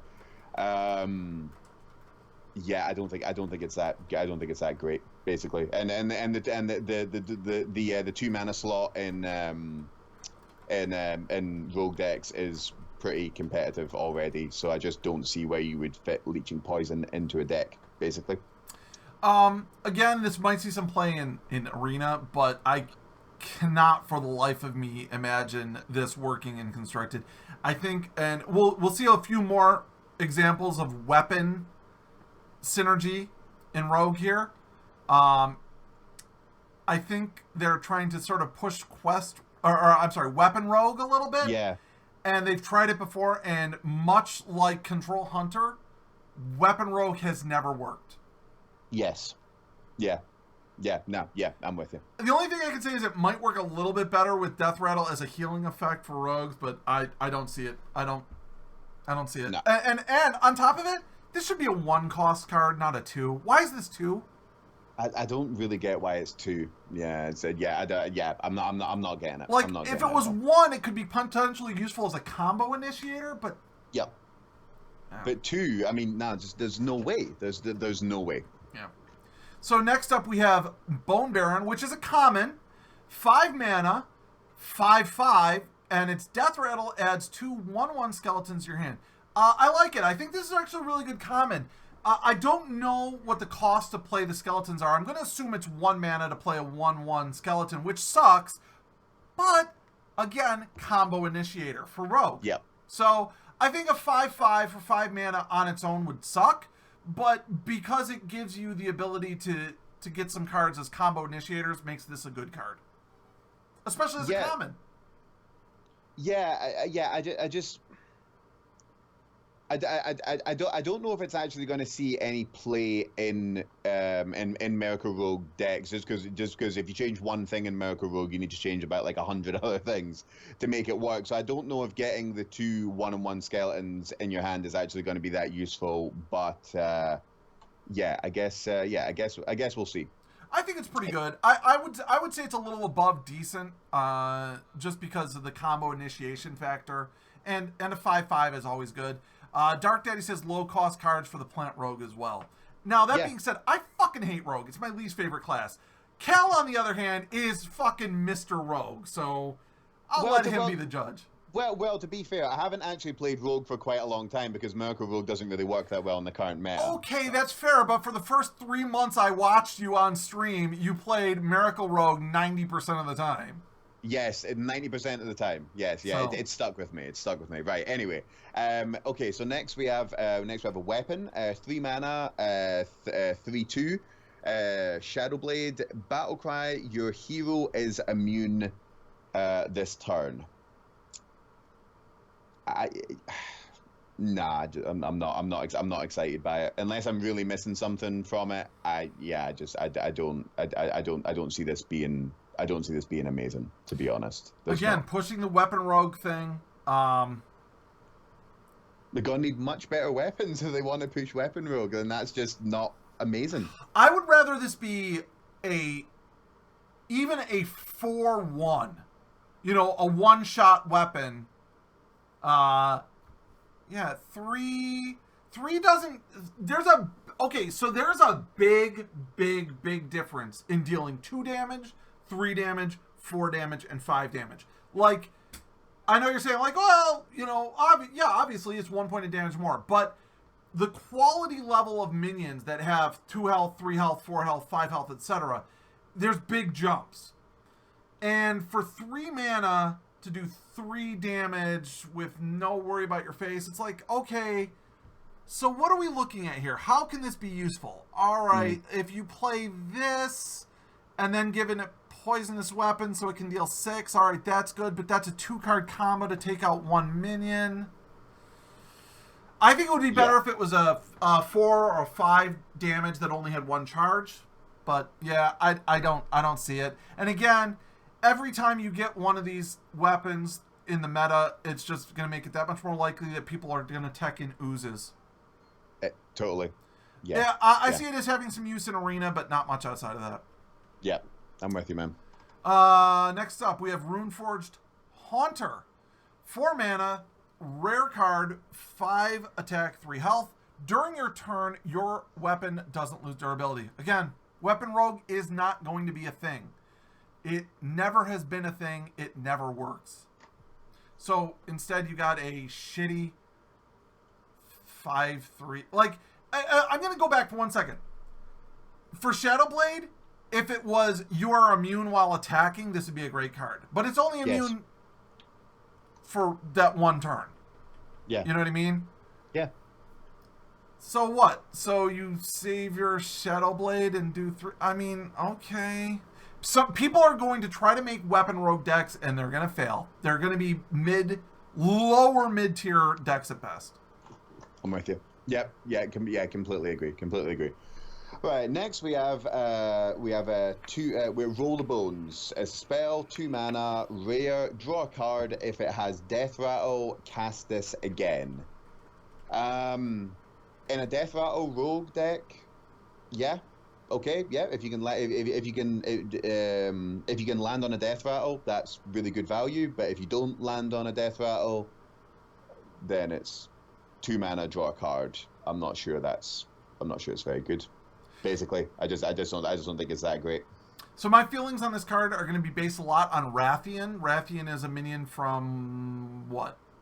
I can't remember. One of the other expansions where it's a minion where you draw a card, and if it's a dragon, you draw again, right? So you can So someone did the math on it. Basically, 50% 50% of your deck has to be dragons in order to get... I mean, the math is pretty simple. It's basically if 50% of your deck is dragons, you have a 1.5... You have a 1.5% chance, or like you have a 50% chance to draw more than one card. So if your deck is 50% dragon and you play Rathian, on average, you're going to draw 1.5 cards anytime you play it, right? So Roll the Bones is going to be the same. If you play Roll the Bones and your deck is 50% Death Rattle, you're going to draw on average 1.5 cards. And for every less Death Rattle, that lowers the percentage, right? So a lot of the time you're going to play this and it's going to be you draw a card. You play a card and you get one card. Yeah, I'm with you. Yeah, that's exactly the way I'm thinking about it as well. And even if you could draw, I don't know, let's say even if you could draw 3 Death Rattles, is that actually that good? I mean, obviously drawing cards is really good, but and all those Death Rattle cards, point me towards some good Death Rattles for Rogue, and get back to me. But I'm not impressed. I'm not impressed at all. Yeah. Rodrigo says Cycle is worth about 1 mana. Yeah. You know what? If this was a 1 mana card, it'd be good as a combo initiator, and it'd be good to thin out your deck if that's what you want. But no, I think this card is not very good. Yep. Who's up? Me or you? It's you. Okay. Doomerang. Once again, man. Weapon Rogue does not work. No, it's not going to work. It doesn't work. Throw your weapon at a minion. It deals its damage, then returns to your hand. So since your weapon is dealing the damage, that means it's going to lose durability. Basically, it lets you attack with your weapon twice in a turn, once with this card and once with your face. Yeah, I know. I don't get it. I don't get it. Weapon Rogue sucks. The only thing that I can say is good about this is all these cards are going to make Rogue weaker in Arena, which I'm all for. That's true. That's very, very true. Yeah, because Rogue definitely doesn't need any extra help in Arena. That's for damn sure. Right, next we have... Actually, Dark Daddy brings up a point, but it's not re-equipping your weapon. So, all right, let's go. Let's examine that for 1 second, just because Dark Daddy brings up a good point. Okay. It does say that the weapon then comes back to your hand. Mm-hmm. Okay, all right. So let's look at that. Let's say you played the one earlier, the Doomblade or whatever, where it's 3/2, gives you Battlecry, gives you immune. So let's say you equip that, you attack, you don't take damage, you do 3 damage, then you Doomerang it, and it goes out and it hits your minion. But it'll lose its last point of durability, won't it? So it will be destroyed. Will it go back to your hand with 0 durability, or will it go to the graveyard with 0 durability? I don't know how that counterplay is going to happen. Do you see what I'm saying? Yeah, no, I do. I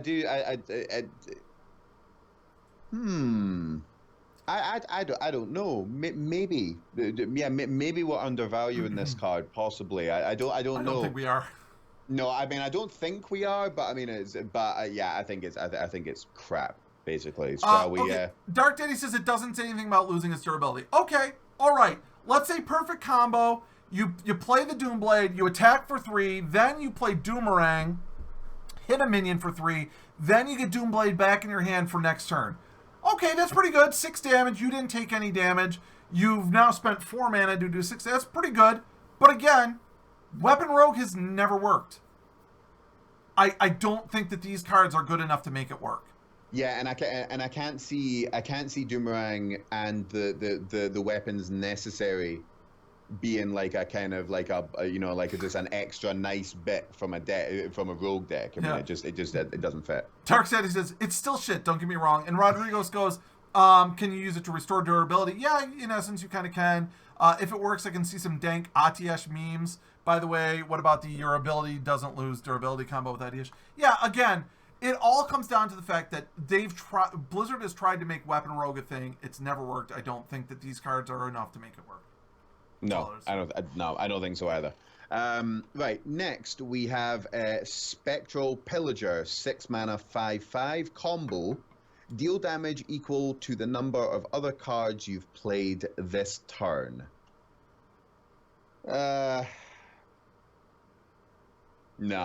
no, I don't. I don't think it's very good. What do you think, man? I don't think it's very good, but I think it's interesting. I like it a lot as a card. I think I think it's overcosted by at least 1 mana, possibly 2. Yeah. Especially if the sort of trigger on it is to play other cards. Costing 6 is a lot. Like, when do you play this? Do you hold this until turn 10? At turn 10, your hand is pretty much empty, so you don't have cards. Do you play this on turn 6? Then what do you have in your hand at turn 6? I mean, at best, maybe you have a counterfeit coin and a 1-drop. It's a little funky. I like it as a card. I like it as a game design, but I don't think it's going to be super powerful. No, I'm with you. I just it's the fact that it costs 6. I just don't I don't get it. I would rather that it was just much less, basically. Yeah. If the cost was less, then you might be able to do some combo, like some good combos with it. But being 6, Pillager is basically SI7's big brother who tries to go big but goes home. Well, big brother, or since it's spectral, we could say it's his dead grandma. Yeah, I don't know. I don't think it's great. Lillian Voss. This is the Rogue Legendary. 4 mana, 4/5, Battle Cry. Replace spells in your hand with random spells from your opponent's class.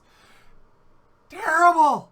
Yeah. Terrible! And this sucks that they took one of the coolest NPCs from World of Warcraft and made it into such a shit card.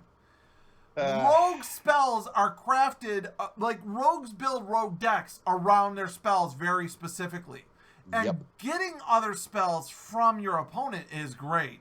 Losing yours is shit. Yeah, what's that warlock card called? The one that changes all the warlock cards and you embrace. Renounce Darkness. It's kind of like that, but it's just nowhere near as fun, and it's a legendary. I can't replace spells in your hand with random spells from your opponent's.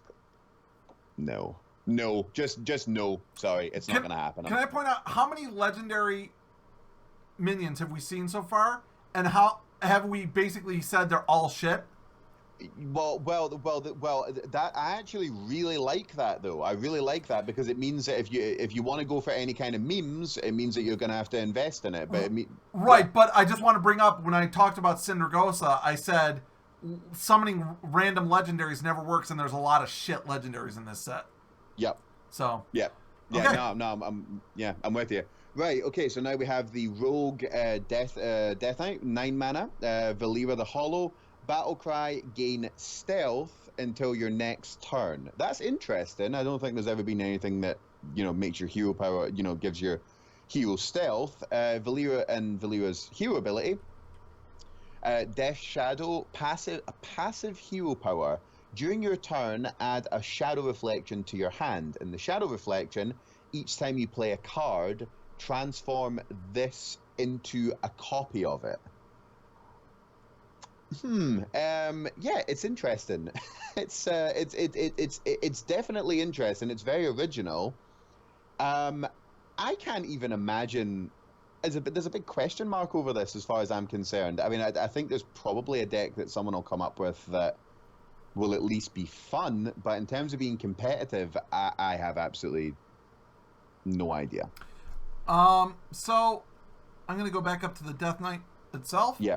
I think this is one of the best Death Knights. I think this is fantastic. First of all, the biggest flaw with it is the cost. 9 mana is a lot. This should be 6 or 7, not 9. Yeah. I think the cost of it is terrible. But this has potentially the best battle cry of all of them. You're safe for a turn. You're safe. Short of them doing an area of effect that hits heroes, you can't die. And even if there is, you've got 5 armor. Yeah. So you're safe for 1 turn. This guarantees you 1 more turn. That's great, I think.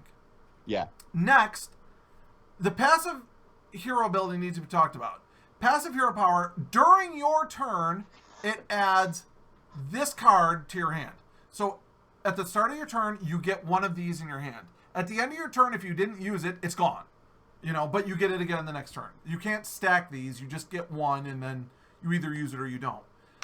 What this does is really cool, in my opinion. This lets you... Rodrigo says it's basically Chromagus on a hero. No. Chromagus can, 1, overfill your hand very easily. 2, if you're drawing shit, it's not going to help you. It's not going to help to have 2 shit cards. This lets you choose exactly what card you need to play 2 of. I think that this is a really... And as you probably noticed, I value, in this expansion, I value cards that are really interesting and change the decks and dynamics in a fun way more than power. And I think that's what this does. I think this is going to add a lot of fun and a lot of neat combos, and I think you're going to see a lot of really fun counterplay off of it. Sure. Yeah. So moving on to Shaman. First one is Burlock, which is a hilarious pun, first of all. The fact that it's a Murloc needs to be mentioned first and foremost. 2 mana, 2/2, freeze an enemy minion. Overall, really good card. I think it'll fit very well into pretty much any Shaman deck, and it's an absolute must include in any Shaman deck. Almost to the point where it's potentially overpowered, but maybe not quite. I don't know. I think it's a good card. Yeah, no, I'm with you. Yeah, very briefly. Yeah, it's a good card. I can think of a couple of decks to shove it into. Yep. Yeah. Yep. Rodrigo says they're try-harding on these freeze decks. Yes. A lot of these some of these Shaman cards are going to rely on freeze. So again, freeze an enemy minion is also significant. Yeah. Right, next we have 2 mana Ice Fishing. So spell, draw 2 Murlocs from your deck. Yeah, that's just really that if you're playing a Murloc deck and if you're playing a Shaman Murloc deck, that's an auto include. If you're trying to unite the Murlocs, doing the Shaman quest, play that. It's yeah. Does good. Anyone do the Shaman quest? No, that's the problem.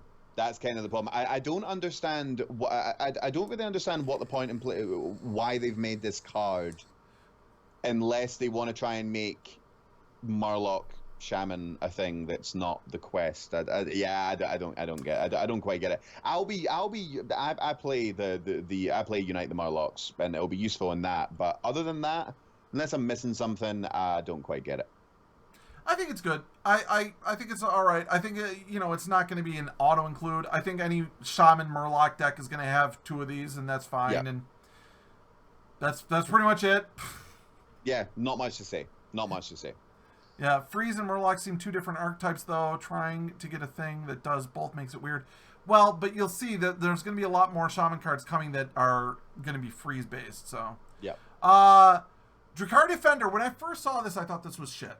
When I first saw this, I'm like, okay, basically it costs 6 mana in a way, because it's 3 mana. Yeah. And then has Overload 3, 2/8 taunt. But here's what my real thoughts are on it after thinking about it a bit. If there are heavy aggro decks, this is a great card to play on turn 3. Even if you basically lose your turn 4, an 8 mana is hard to get through. It lets you refill your hand over the next turn by a card. It gives you some breathing room. And if it's a control game, then it's a good control card. If you play this later, if you play this on turn 4, well, next turn you can at least summon a totem. I think this is a very solid card. I like it. It's not the greatest card, but it's very solid, and I like it. Yep, I like it too. Very, very solid for all the reasons that you just said. Yeah, for sure. Right, next we have a weapon, Icebreaker, 3 mana, 1/3, destroy any frozen minion damaged by this. Ooh, destroy any frozen minion damaged by this. I actually think this is pretty good. I think if you can freeze something. If you can get something frozen and you can hit this and you could protect. I think it's solid, and I think Shaman as a class usually does pretty well with weapons. So I think it's pretty decent. I'm not in love with it. I think it's very situational. I think building a freeze Shaman deck is not going to work. There's just not enough out there. Mm-hmm. I think if they change Frost Shock so that it froze a minion, maybe, but They didn't. So, there's not enough freeze potential for a shaman to really make this a reliably good. Plus, let's not forget you're also taking damage to your face when you use it. So I don't like it. I would rather play Jade Claws in a non-Jade Shaman deck than this, I think, most times. Oh yeah, for sure. Yeah, I mean, I can't see it actually replacing any Jade Claws, and definitely it would definitely won't replace Jade Claws. Jade Claws is going to be around for a long time. But let's keep in mind, weapon bonus plus new expansion bonus means you're going to see this in Arena.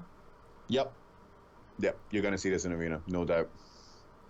Okay, Voodoo Hexer. 5 mana, 2/7, taunt, freeze any character damage by this minion.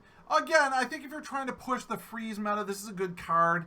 7 health, pretty decent. Okay, like, let's look at Tazdingo. What's the name of the neutral Tazdingo taunt guy? 3/5 taunt. Senjin Shieldmaster. That's the one. There you go, yeah. Senjin Shieldmaster is 5 mana, 3/5 taunt.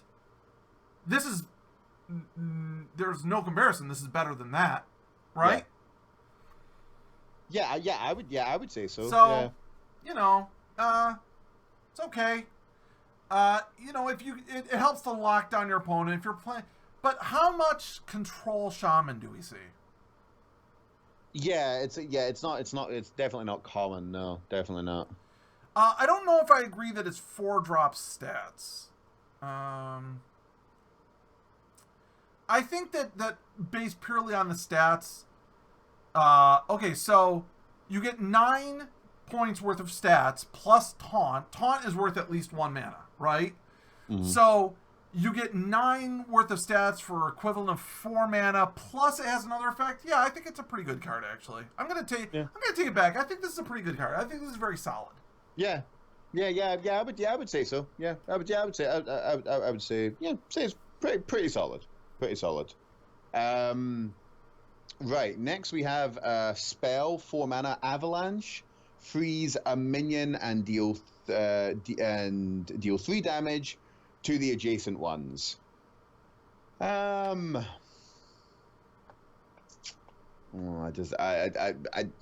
don't know. The other spell that's 4 cost when it comes to Shaman is it Tidal Surge? And that heals it. Yeah, that heals you a little bit.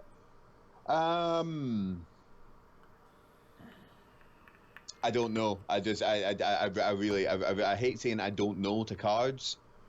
I mean, if the freeze archetype takes off, then this will be really good. But I can't see it being good enough to just run in, like, I don't know, Evolve Shaman or something like that. I don't think it's good enough by itself. And if free Shaman works, which I think I'm going to be giving it a try, then yeah, it's pretty good. Other than that, I don't think so. I don't think it's that good.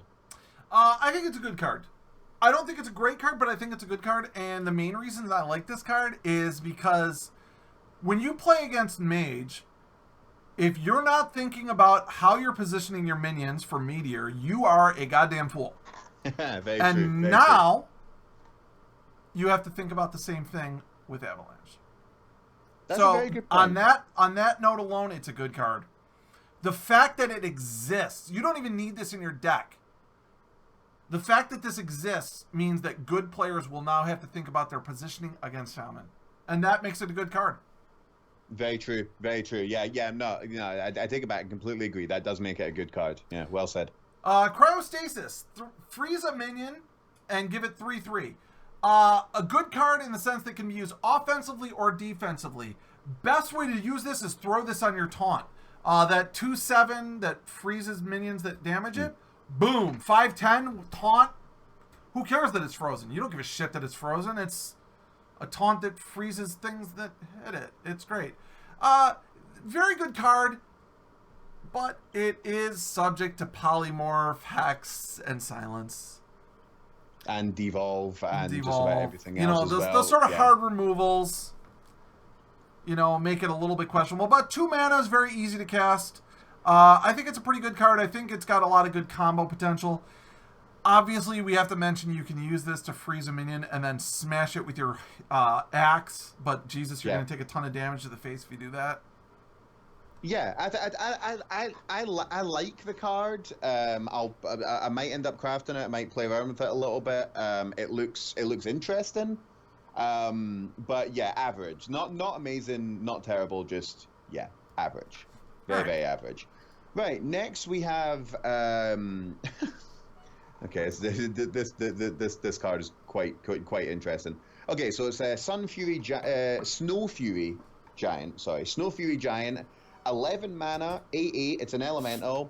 Costs 1 less for each mana crystal that you've overloaded this game.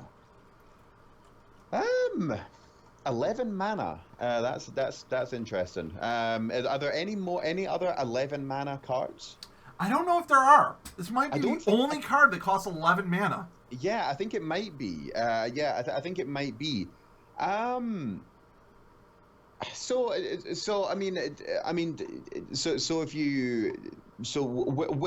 how low would this have to get for anyone to want to play it? That's basically the question that needs to be asked of this card. How much would you have to overload this to reduce it? Because if you played Jade Claws twice, that would overload you by 1. It would be a 9 mana 8/8 elemental.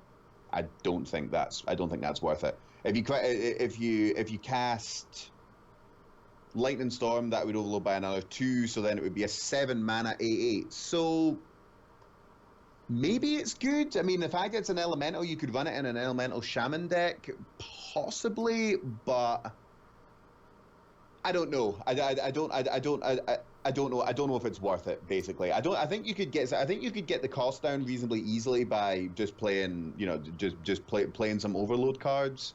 But yeah. I'll tell you the dream. You ready for the dream? Here's Okay. the dream. You go second as a shaman. On turn... Wait, what was it? How did I have this figured out? So turn 3, you play... wait, no, I don't think I had that right. Turn 1 or 2, you play an overload card, right? Whatever the cost. Don't even think about it. You play the Drakari Defender. That's another overload cost of 3. You get this down to 5. You'd play this on turn 5. If on turn 3 you play a Drakari Defender and he doesn't kill it on turn 4, then on turn 5 you play this and you've got it behind it an 8 health taunt. I think that's the dream. Yeah. But I don't know. It's okay. I think it's a very meh card. I think it's going to see just as much play as the other Giants, which is it's going to be situational. Yeah, it's very situational. Yeah, right deck, right time. Yeah. Yeah, I would say so. But I like it. It's interesting. Yeah, it's interesting. It's all right. I mean, overload cards, generally speaking, are very powerful because you pay their cost and then you pay it again next turn, basically, right? Yeah. So this just helps take advantage of overload cards. Yeah. So next we've got the Shaman Legendary, Murabi. 6 mana 4/4. When another minion is frozen, add a copy of it to your hand. Potentially powerful, but the stats suck. Yeah. 4 health is terrible, man. Yeah. I mean, I almost feel like you don't even want to play this until turn 8 when you can play this and then immediately freeze it with cryostasis. And then you get... you wouldn't even get a copy of this card because it says another minion. I don't know, man. I don't know. I don't think it's very strong. And maybe if Freeze Shaman becomes a thing... I don't know. I don't think it's very good. Yeah, I don't think it's amazing. I mean, there are definitely some situations where you can think oh my god, you could freeze someone's massive minion and then you can get a copy of it, and it's well, yeah, okay, but you've had to play a 6 mana 4/4, and then you've also, and it's again very situational. I don't think it's amazing. I've got to say the legendaries in this. The legendaries in this expansion have not been amazing. Basically, it's good. It's worth repeating. Yeah. Yeah. I think it's better than like the Paladin one that the one. But I don't know, man. I don't like it. No, I'm with you. Now we come on to a card that I think is pretty insane. It's the Shaman Death Knight, Thrall Death Seer. 5 mana, gain 5 armor. Battlecry, transform your minions into random ones that cost 2 more. So it's basically you cast 2 evolves on your own minions. I think this is really, really good. Basically, I think it's really strong, and I think I mean, if it was just a spell, double evolve, and you also get 5 mana, 5 armor, I think it would almost be worth it. And jumping up twice on an evolve as well, that's pretty good. And the fact that it's 5 mana, you can also do other shit as well. That's why it's so good. That's in my opinion. This might be something that I'll craft depending on how the meta goes. The fact that it's 5 mana and you can do other things, awesome card. Really, really good card. And the hero power, transmute spirit, hero power, transform a friendly minion into a random one that costs 1 more. So your hero power basically becomes single target evolve. Excuse my French, I think it's fucking excellent, and I think it's really, really cool. Yeah, I agree. I think that this is probably the best Death Knight. I said that Valero was one of the best. I think this one is the best. The battle cry is good. I don't think it's as good as playing double evolve, though, because with double evolve, if you have 2 evolves in your hand, you can evolve and then kind of judge. You know, you see what I'm saying? Yeah, that's true. Plus, on top of that, you hit a ceiling sometimes, so some cards can't be evolved. Yes. So jumping 2 is not always a good thing. But despite that little thing, that's a great battle cry.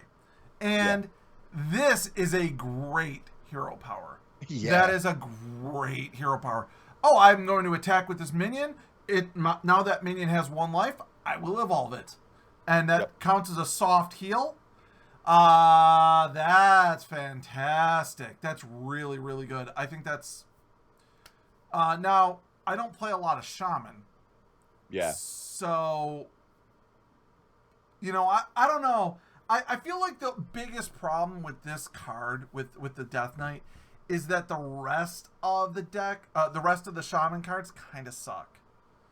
Yeah, but I mean, no, I'm with you there. I'm underwhelmed by a lot of the other ones, but you could put Death Seer into the current Evolve Shaman deck and do really well. Yeah. Straight up.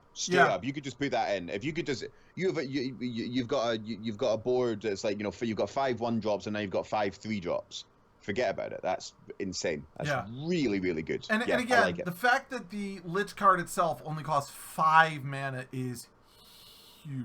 That's 5 mana. That's 5 mana to play with. I mean, also you could do it on turn 5 as well. I mean, that is so good.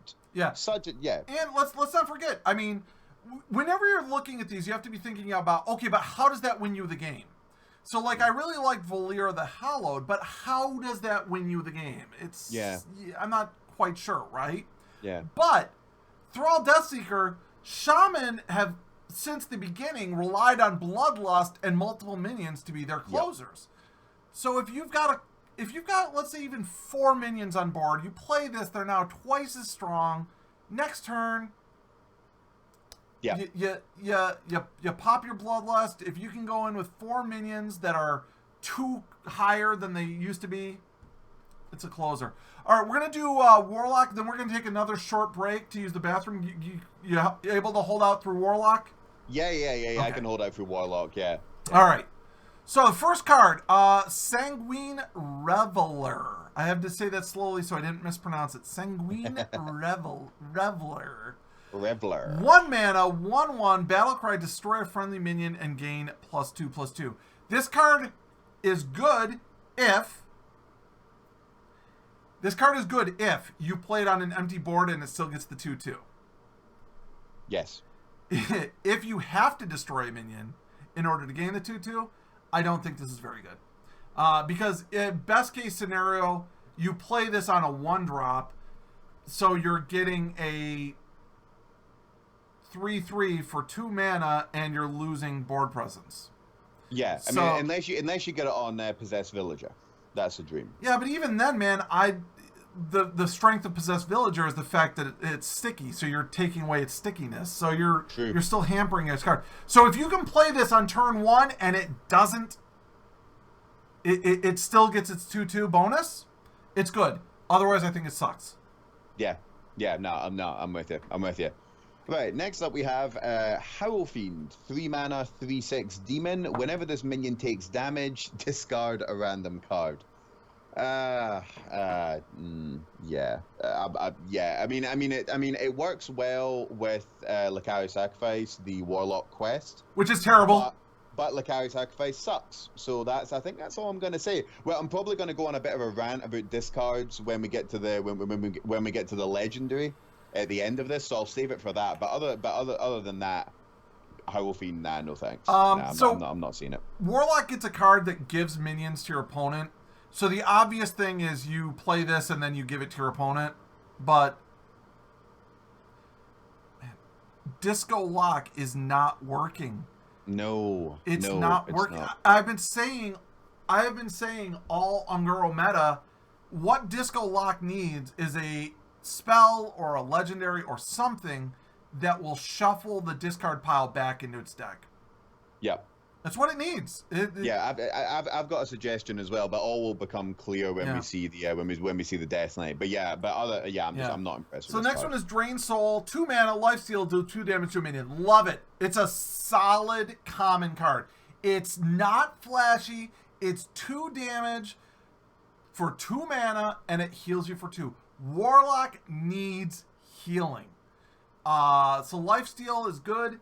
And this is just a solid, reliable card. Yep, completely. Yeah, I was thinking the same thing when I saw it. It's not flashy, it's not great, it's just solid. Yeah, it's solid, and that's what Warlock needs. Yeah, for sure. Right, next we have, this is a card I'm really looking forward to trying out. Defile, spell, 2 mana, deal 1 damage to all minions. If any die, cast this again. This could be fucking devastating. It really could. If you've got, it's a 2 mana board clear. If you've got I actually think this card could get a little bit out of control. If there's a 1 mana difference between everything on the board, it's just gonna one health. But yeah. Oh yeah, sorry, 1 mana. Sorry. Why am I saying 1 mana? Right, let's say it all together. 1 health. If there's a 1 health difference between all the things on the board, this is just a 2 mana board clear. It's silly. Yeah, it really is. I'll just say rest in peace, Hearthsteed. Dreadsteed. We hardly knew ye.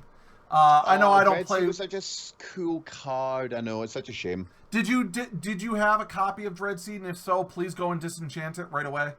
No, I didn't. Okay. Yeah, you can get full dust value back for your Dreadsteeds for a very short window of time. And then on the off chance that you ever want to craft it again, then you can craft it again. But, I mean, why would you? Because we don't play Wild. Yeah. Dreadsteed, the only thing I don't like about this card is that it nerfed Dreadsteed to shit. Yes. Dreadsteed should be a 1-cost minion now, not 4. Yeah, everything else you said. I think there's a lot of fun potential for this. We'll have to wait and see. Yep. Next is Unwilling Sacrifice, 3 mana. Choose a friendly minion, destroy it, and a random enemy minion. What?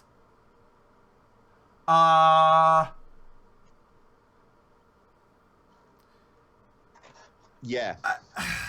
What? I mean, if it was destroy it and an enemy minion and you got to choose, that'd be good.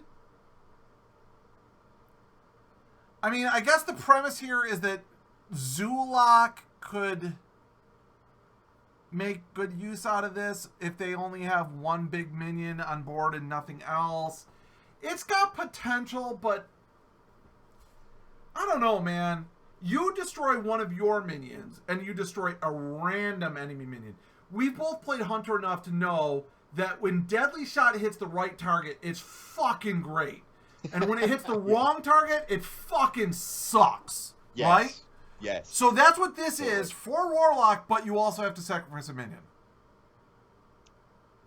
Yeah, and the thing is about Zoolock is that the way that Zoo works is by keeping a board and making the board big and then smashing your opponent's face in. So anything that's going to sacrifice your own minions, it isn't really going to work. Yeah. So I feel like it's a flawed card. I think you might see it in play, but God, it sucks. Yeah. Let's move on. Did you done that one, didn't you? Yeah, I've got the next one. Yeah. Right. We have Despicable Dreadlord, 5 mana, 4/5 demon. At the end of your turn, deal 1 damage to all enemy minions. I actually think this is pretty decent. I think it's okay. The fact is, a demon kind of plays in with the Death Knight that we'll be getting to shortly. But other than that, I think it's okay. Not much to say about it, but it's okay. I think it's a good card, especially if aggro stays in the meta. This card alone could help Zoolock compete against aggro decks. Being 5 mana means that it's going to be a little harder to play early. But you know one thing also that we have to consider, and we haven't talked about this with any of the other minions, but this is one where I definitely want to bring it up. Mm-hmm. Dude, can this be summoned off of Firelands Portal? Can this be summoned off Firelands Portal? I can't remember. I think those like cards like Firelands Portal and Silvermoon Portal and so on can summon cross-class cards, right? Firelands Portal reads deal 5 damage, summon a random 5-cost minion. So yes, it can be. It can be got off Firelands Portal. So if you're a mage and you Firelands Portal something and you get this, how fucking happy are you gonna be? Oh my god, it's just incredible. I like that. I like this card. Yeah. I'm happy that this and Defile and Drain Soul have came in for Warlock. 'Cause I'd like to see Warlock at least get out of shit tier. I would love it if this card was 4 mana for the reason that it would be a little easier for Warlocks to play, and 2, you won't have that happen where it comes off of Firelands Portal, because Mage is already too fucking strong. Way too strong. Too strong, man. So that's my feelings on it. And that was you. So this that was me. Yeah. 2 mana, 2/3 epic. Gnome Feratu. Battlecry. Remove the top card of your opponent's deck. Love it. Love this card. Like the stats. 2 mana for a 2/3. Good stats. Love the artwork. The artwork itself is great. Love the name. The name is hilarious. A little bit of a meme there. Nosferatu. Gnome Feratu. I love the Battlecry. It doesn't seem like much, right? You mill your opponent for 1. But man, the potential to mill your opponent's fucking key card that they're waiting. Dude, if you're playing against Exodia Quest Mage and you mill one of 3 or 4 cards that they are waiting for, you're going to get an instant snap concession.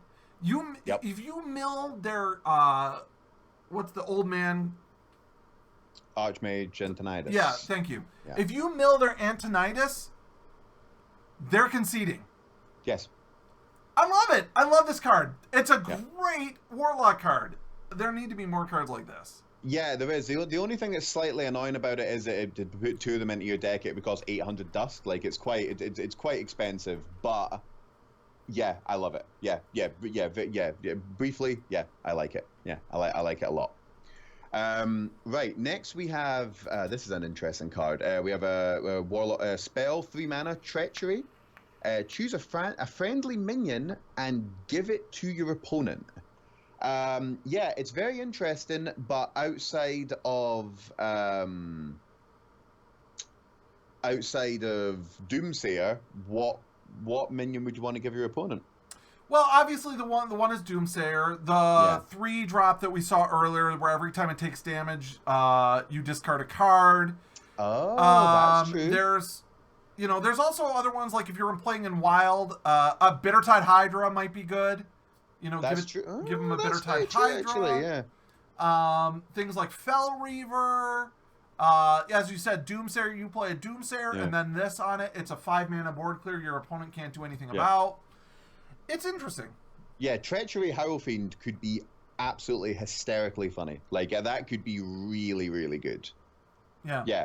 It's an interesting card. I don't know if it's gonna take Warlock into, you know, any, like, you know, like a, you know, like a, you know, out of, you know, shit tier that it's currently in now, but it's the memes. Yeah, I also think it's worth noting that it is an epic.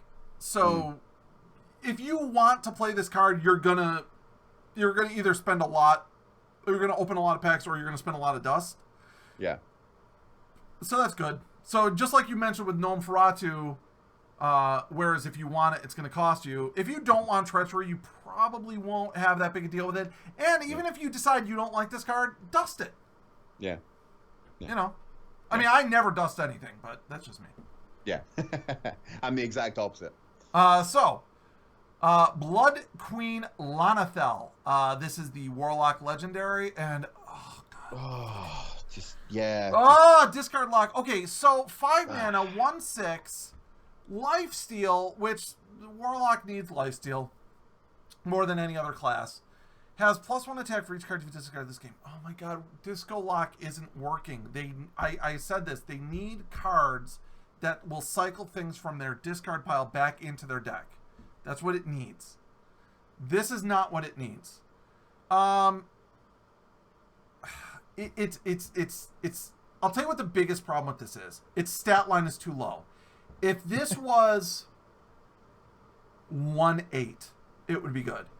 If this was 2/7, like if it had 9 stats, it's just another shitty legendary.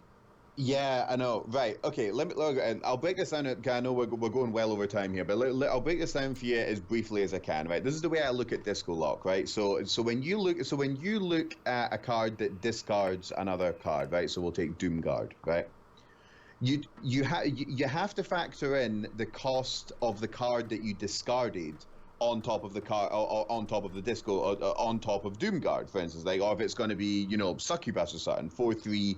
Discard a card. If you discard a one drop, then that's the cost of the card. If you discard a 10 drop, that's also that's also the card. Okay, so let's say so this one, Blood Queen, right, has 1 attack for each card you discarded this game. 5 mana, 1/6.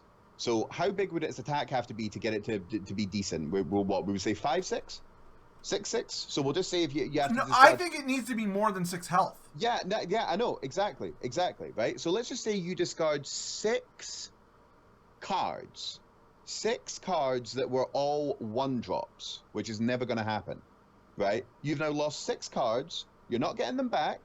You're not, and all to play a 5 mana 6/6. Well, 7/6. Sorry, 7/6. Yeah, I don't even understand what their idea for this card was. I don't even get. I would like, if I had one question for the Hearthstone developers, I would like them just to know. I'd really like to know why they keep making overpowered 1-drops. But the main thing is, what was your plan with this card? Yeah, this brings up a great point. If this had charge, it would be a different matter too. Yeah, but charge with only 6 health, it dies instantly to Fireball. Yeah, it's just another shitty legendary, man. Yeah, but not even but some of the legendaries that we've seen are shitty, but you can at least see that, like, you know, okay, in a very specific situation, very meme, you could, but like, what would be the meme in playing this? Woo! I played a 5 mana 5/6. Woo! I think I think the only place this has in a deck is if you're stupid enough to be playing a Disco Lock deck anyways. Yeah. And you draw this around turn 4 or 5, and then play it around turn 4 or 5. Maybe you have a 3/6 lifesteal that doesn't immediately get killed. That's a shitty play. It's a shitty turn. It's a shitty play. It's a shitty card. It's not even a demon. It's not even a demon. So you can't even you can't even demon fire it. It's a total rant. I'm sorry to take up even more time, but it's fucking bullshit card. I have literally no idea what they were even thinking with this card. Yeah, it's pretty awful. Yeah, it's terrible. I think it absolutely positively needs more health, or it needs. I didn't even think of charge. Bisque says charge might make it good, but The stat line's terrible. It should be a 1-9. That's all there is to it.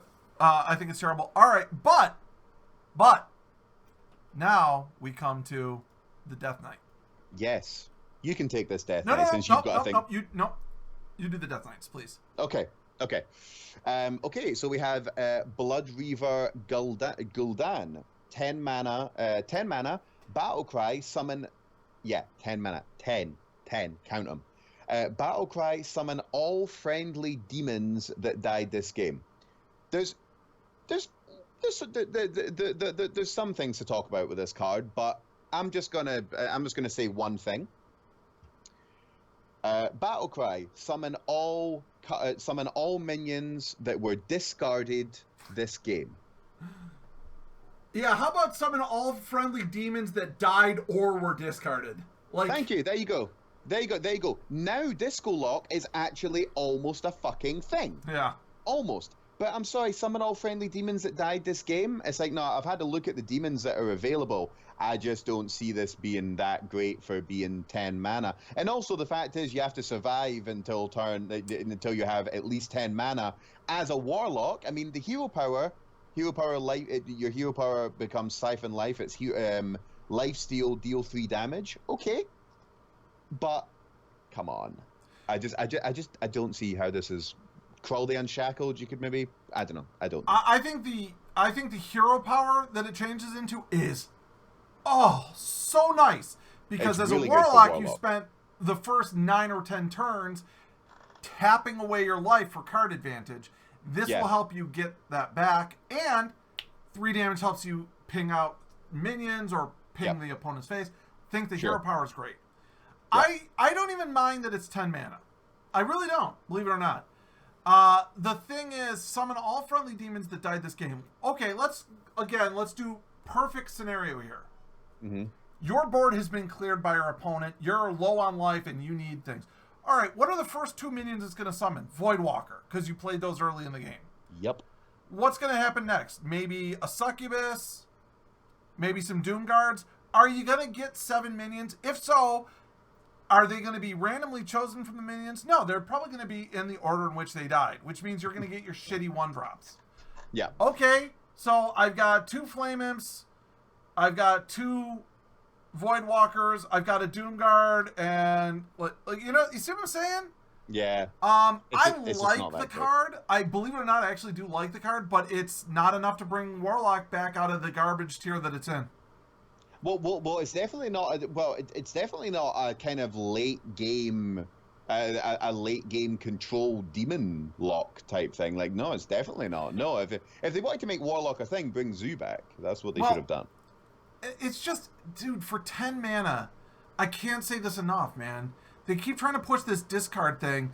The battle cry should be shuffle your discard pile back into your deck. Yeah. Yeah. That way, every card that died and every card that you discarded back in your deck. Yep. And then the hero power should be something like draw a card. The hero power should be something like deal 1 damage, lifesteal, so you get a little bit of life back, and draw a card from your deck. Because to completely remove the Warlock's ability to draw cards completely changes the Warlock totally. Just like my problem with the Hunter Death Knight hero power. You're completely negating the hero. Yeah, the thing that you're completely negating the thing that makes it so good in the first place. So that's my problem with it. I mean, it should be you're drawing, and instead of losing life, you maybe gain a little bit back.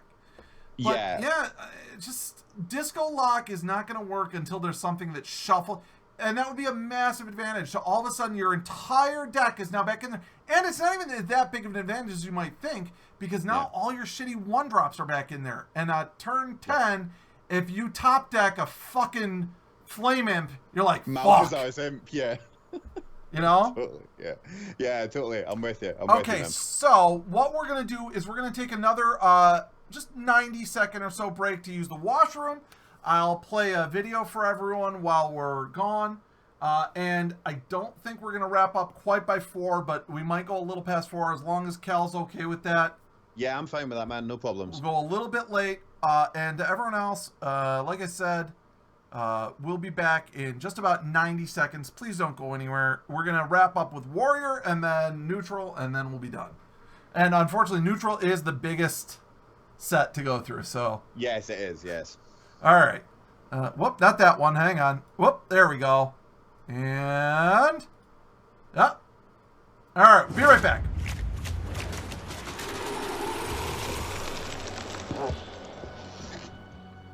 Always remember that power is a double-edged blade. One side light, the other dark. It calls to you when you are most desperate. When victory seems worth any sacrifice. There is a price to be paid for such a gift. And many eagerly accept the bargain. The righteous and the meek may recoil at its cost. But they have no vision.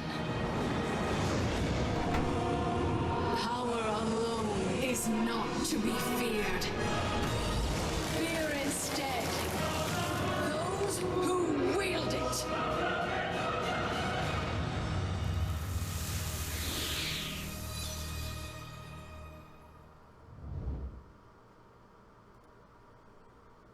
All right. Here's a weird question. If you have Jiraxis, can you also play this? I believe that what will happen if you play Jiraxis, okay, your hero changes into Jiraxis. So if you're already the Death Knight, and then you play Jiraxis, you become Jiraxis. If you're Jiraxis and then you play the Death Knight, you become the Death Knight. If that makes sense. Give me 1 second. I'm just going to send my wife a real quick text message. FYI, I may still be streaming when you get home. All right. Just want to send my wife that text message because... whatever. So, yeah, so what happens to your hit points? I mean, I don't know. But my assumption is whatever effect happens most recently is going to take place. So if you're currently Jiraxis and you play the Death Knight, you will still have whatever hit points you had, but you'll gain 5 armor. If you're the Death Knight and then you play Jiraxis, you turn into Jiraxis and you go to 15 health as Jiraxis does. That would be my assumption. I think that's a pretty safe assumption, don't you? I would say so, but with Hearthstone, you never know. Yeah, good point. You do never know. It'd be interesting to survive for a few turns as Jiraxis, have your Infernals die, and then they get revived as your Death Knight. That's a good point. That's a good point. Good. Yeah, I guess I didn't think about that. But again, let's not forget, that only assumes that you played no other demons. And, how many... The other thing, too, is if you get Jiraxis and you start summoning your Infernals, that's a win condition. That right there is a win condition. So, yep. I think what would be most interesting about that, now that you mention it, is, so playing Jiraxis sets your health to 15. And as far as I know, that's a maximum health of 15. Like, if you're at 15 health as Jiraxis, and you siphon soul, you don't go to 17, you stay at 15. So if you play the Warlock Death Knight, on top of that, is your health still set at 15 as a maximum? I don't know. Yeah, we don't know. We don't know, and I don't think we can know. No. Interesting to find out. Yep. So, let's get back into it. And the first card we have is from the Warrior cards, is a weapon, 4 mana Blood Razor, Battlecry and Death Rattle deal 1 damage to all minions, and it's a 2/2. I like it. I think warriors, weapon warriors are generally not as a decker type work, but putting in different weapons into whatever warrior deck you're using work well. And as you're gonna see, there's a few cards in here that are gonna play with damaging your own minions, and of course those already still do exist, like Armor Smith, or the Tauren Taunt Warrior that enrages, or Warrior already has a lot of cards that do well when their minions take damage. So I like that it's a Battlecry and a Death Rattle. It means that when you play it on let's say you play this on turn 4, does 1 damage to all your enemies, and then you attack. So you're basically doing 3 damage to a minion, not just 2. Mm-hmm. And then when you attack the next turn, again, you'll do 2 damage, and then the whirlwind effect. So I like it. I think it's a good card. I think it's going to see a lot of play. Yeah. Yeah, not much more to say than that. Yeah, I completely agree. I think it will. Right, next we have Animated Berserker. 1 mana, 1/3. After you play a minion, deal 1 damage to it. I don't get that. I don't get this card. I don't really get what they're trying to go for here. So after you play a minion, deal 1 damage. So if you play this and then you play something else, you do 1 damage to the thing that you just played. Yeah. Yeah, I don't. I mean, a 1 mana 1/3 is. It's pretty. It's overstated for sure.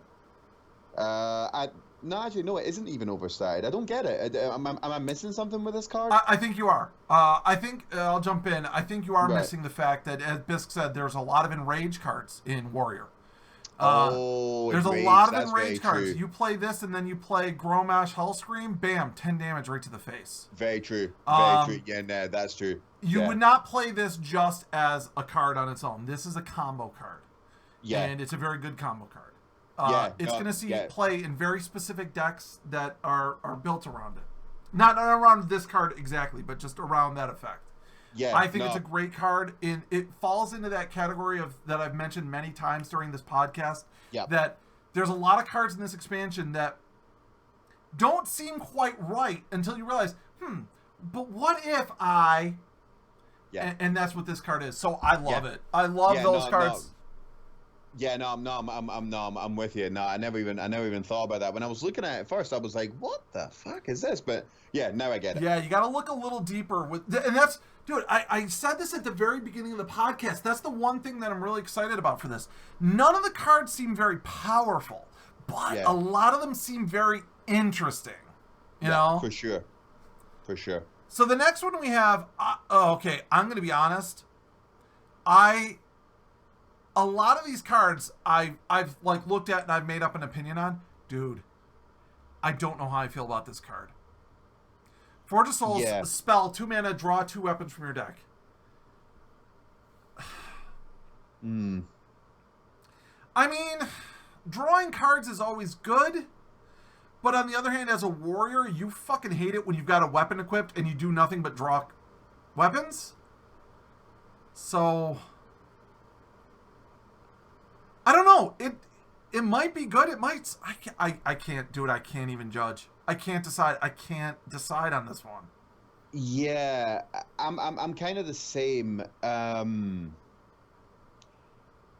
What deck would you play this in? Would you put it in a Pirate Warrior deck?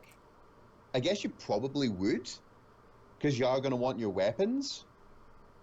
So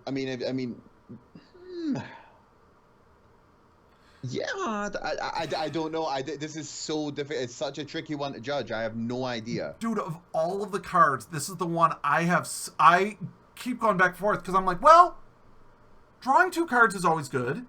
That's always good, especially in warrior decks. But do you want 2 weapons? If you don't have a weapon, drawing 1 weapon is definitely good. Sure. But as drawing 2, I guess 2 might be good. But warriors have a lot of cards like N'Zoth's First Mate that also give you weapons. And there's nothing worse than having a handful of weapons. Yep. Especially I if you play, if you're playing Pirate Warrior as well and you're buffing your weapons, do you really want another 2 weapons in your hand? just sitting. Just sitting there, literally doing nothing because you don't want to play it over the top of anything? Big question mark. Yeah, Over dude, this card, I have no idea.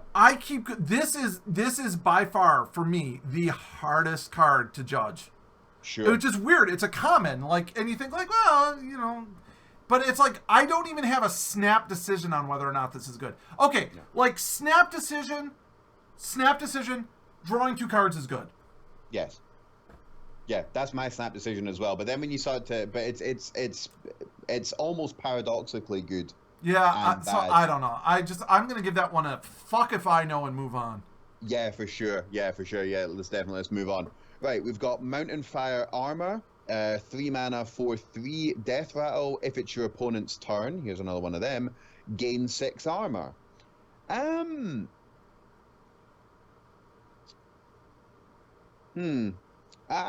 think this is decent. I think this is decent. I think gaining 6 armor is pretty good. Yeah, I think it's decent, but I don't think it's anything to write home about personally. I think this is a very good card. Let me ask you this question. You ready? Okay. Would you pay 3 mana for a 4/3 vanilla card? Yes. Yeah. So there you go. Yeah. True. Yeah. True. You can't argue with that logic. You know, I mean, it's very good. It's that's all there is to it. And you know, even if you don't get the death rail effect, it's 4 attack minion. A 4 attack minion can take out some 4 and 5 drops. Yeah, So, super good against priest as well because they can't remove. Yeah. They can't remove. Dark it, Daddy so. says, yeah, prevent AoE board clears. It's the 1 card that damages everything you summon. Blood Warriors and Rampage. Oh yeah, that's another thing. Blood Warriors is a good card. Combined with that one that deals everything you play. So let's just throw something out like. Again, how much does Grommash Hellscream cost to play? 9, I think. Well, then you probably couldn't combo it with Blood Warriors, but still. Yeah. You know. All right. Yeah, so I like it. Even if you don't get the Death Rattle, I think it's a good card. I think the fact that it's 4/3 and not 3/4 makes it a much better card. Yeah. But yeah, you would play a 4/3 for 3 mana with no other stats. You would. Sure. Yeah, you would. Yeah. So next up we have Valkyr Soul Claimer. Whenever this minion survives damage, summon a 2/2 ghoul. I like the stickiness of it, and it combos well with the card that damages your minions whenever you play them. Animated Berserker. But for 3 mana, the stat line's a little weak. And don't forget, you would not be playing a 2/2 ghoul at that point. You'd be playing a 2/1 ghoul. So, what's the best you could ever get from this would be 3 ghouls, right? Yeah. Yeah, okay. In that case, you're getting a 7/10 for 3 mana. Obviously, that's good. Yeah. But I don't know. It's okay. It's okay, but it's not that great. I don't think. Yeah. I agree. It's okay, but not amazing. So right. Remember when you said you were missing something on the? What was that? Hang on a second. I just want to look at this card one second.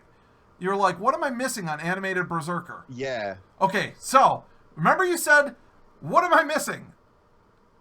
So your next card is Death Revenant. 5 mana, 3/3, Battlecry, gain 1/1 for each damage. Oh, right. Yeah. That's a cool card. Gain 1/1 for each damaged minion.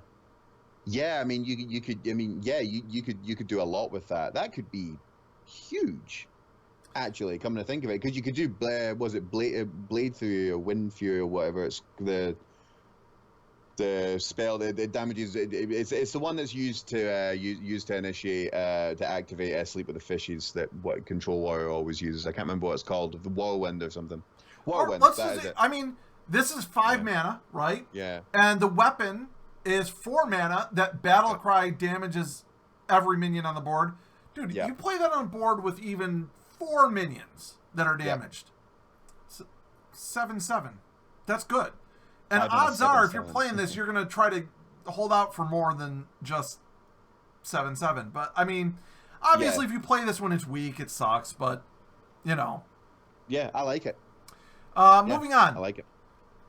Bring It On. I was originally very underwhelmed with this card. This is essentially... So, in Unguro, we had Iron Hide, which was 1 mana, gained 5 armor, saw no play.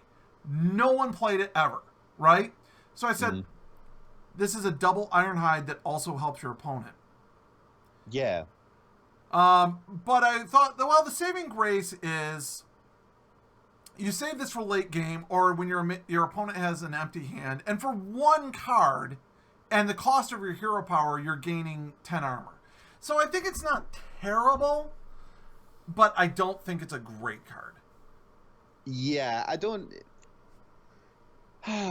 Yeah, I mean, I think it's a late game card that you would use. Like it works with Control Warrior basically. It works with very grindy Control Warrior decks basically.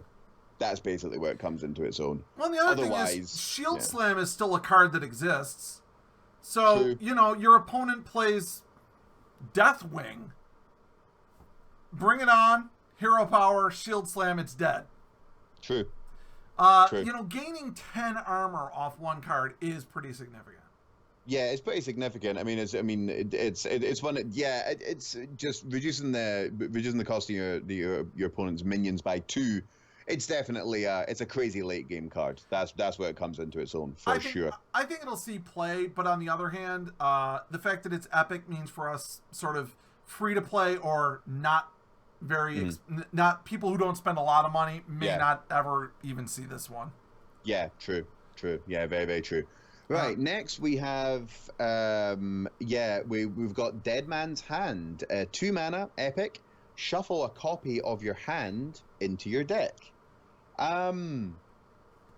Yes, this is really good. This is just really, really fucking good. Basically, I've seen like notable people, like I think like Kalento. The Hearthstone streamer called Kalento, he said this was terrible. I think he said this was absolute. And a lot of other people have completely undervalued this card. I think this is really, really good because you can just infinite. You'll just infinite, isn't it? Basically, you can just shuffle the Dead Man's Hand into your deck, and then you get another one, and then you just keep shuffling it and stuff like that. So basically, it's just you never fatigue, as far as I can see. And yeah, it's just good overall. Yeah, I like it. I love Bisk. I love Bisk so much. He goes, you know who would benefit a lot from a card like that? Warlock. Warlock, indeed. Yeah, anyone who says this card sucks is fucking insane. This maybe isn't the best warrior card, but it's really good. Yes. Now, just to clarify, when you said you go infinite, it's not this card that makes it go infinite. It's having 2 copies of this card in your hand. Yes, when yeah, you that's cast the one, it. yeah. Because it puts whatever's in your hand, including a copy of this, in your deck. So then you just hold the other one until you draw the next one. Yeah. And then you cast it again. Yep. It does give warriors a way to completely negate fatigue. It does give you a way to double up on your power cards. It does give you... I mean, there's just a lot of potential there. Combine it with Bring It On. What's that? Combine it with the card that we just looked at, lad. Bring It On. Yeah. That could get ridiculous. Yep. Absolutely ridiculous. Yeah. Yeah, I agree. Now we get to the Warrior Legendary. And again, fucking shit legendaries, man. Now here's the problem with Rotface. The problem with Rotface is very simple. 8 fucking mana, dude. 8 mana. If this was 6 mana, it'd be playable. But at 8 mana, whenever this minion survives damage, summon a random legendary minion. As I've discussed previously, legendary random minions tend to suck. You do get lucky every once in a while, but you're just as likely to get Blood Queen Lenethil as any other card. Thank you very much, Kralish, for the follow. You get some big ups, Kralish. Whoop, whoop. Thank you very much. Yeah, random legendary minions are unreliable. And thank you very much, AllieCaddy15 and IFKVST. Thank you very much for the follows. Big ups to you two also. Boop, boop. Excellent. New heroes joining. All right. Okay, so anyways. random legendaries are unreliable Yep. at best. And the fact that it is 4/6 means it's an easy target for a fireball or anything that comes out late game like 8 that an 8 cost would be. Yep. And its power only works when it survives damage. It sucks. It just sucks. It's not threatening enough to. It's not threatening enough that your opponent has to worry about leaving it on the board. That's the biggest problem for me. That is the issue. Not only can you kill it super easy, but if a 4/6 on the board, you're like, well, okay, I'll just wait until I have a way to kill it in one fell swoop. And thank you very much to Leonicia IR for the follow. You get big ups. Whoop whoop. Thank you very much, Leo. Dude, if it was 6 mana, I'd play it. Yeah. But I can't imagine, and just as well, even if it survives damage, you get a random legendary. Okay, cool, you get your Zera. Great. Yeah. Excellent. You probably win the game, but you could also get Tankmaster Overspark as well. Bisk just realized, he goes, oh my god, if you save Dead Man's Hand and bring it on, you could just eternally loop it and never run out of cards or armor and just repeat that until the opponent dies from fatigue. Yeah. Yes. Control Warrior, man. It's between Bring It On and Dead Man's Hand, those 2 cards could bring back Control Warrior outside of Quest. Yep. Yeah, Control Warrior is going to be a thing, I would imagine. I'd be very surprised if it wasn't. Side note, man, I have loved playing my Quest Warrior during this last expansion. The only thing I don't like about it is, like, every game goes, like, 30 or 40 minutes. Oh, God, they're so long. Like, I love playing it, but, like, holy fuck. The number of games where it goes either into fatigue or down to, like, 2 or 3 cards left in the deck. Yeah. Oh. Yeah, for sure. I'm with you, man. I'm with you. All right, so. Okay, I think, Death Knight coming up. Yeah, so we've got the Warrior Death Knight, 8 mana. Is that Scourge Lord? Scrooge Lord? Scourge Lord Garrosh. Scourge Lord Garrosh. Battlecry, equip a 4/3 Shadow Morn that also damages adjacent minions. I would say that's pretty good. I would say now that I say it out loud, I don't know. What do you think? I think it's okay. I think it suffers from the same faults that the Paladin one does. Yeah. In the sense that it's very susceptible to weapon removal. I think it's worse than the Paladin one, though, because it's 1 damage less. And 2, it doesn't give you lifesteal, which means you're taking that damage to the face. Now, if you are playing a control deck and you built up a nice stack of armor, that's not a big issue. But 4 damage instead of 5, and there might be times where you got to hit a taunt that's on the end of a line, so it's only going to do 4 damage to the minion. So I don't think it's as good as the Paladin one. Should we talk about the hero power, though? Yeah, hero power, deal 1 damage to all minions.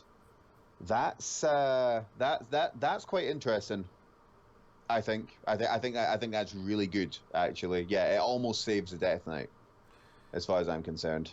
I think if you're running this card, if you're running this Death Knight, you need Ironhide and Bring It On. You need that extra armor, and you need it hard. So that is one of the other things that makes Bring It On a lot better. Like I said, my initial idea behind Bring It On, because Bring It On was announced or released way before this guy was. This was one of the last cards released. Yep. Was no one plays Ironhide, but yeah, now with Ironhide and Bring It On, you need that armor because you lose your hero power. Yep.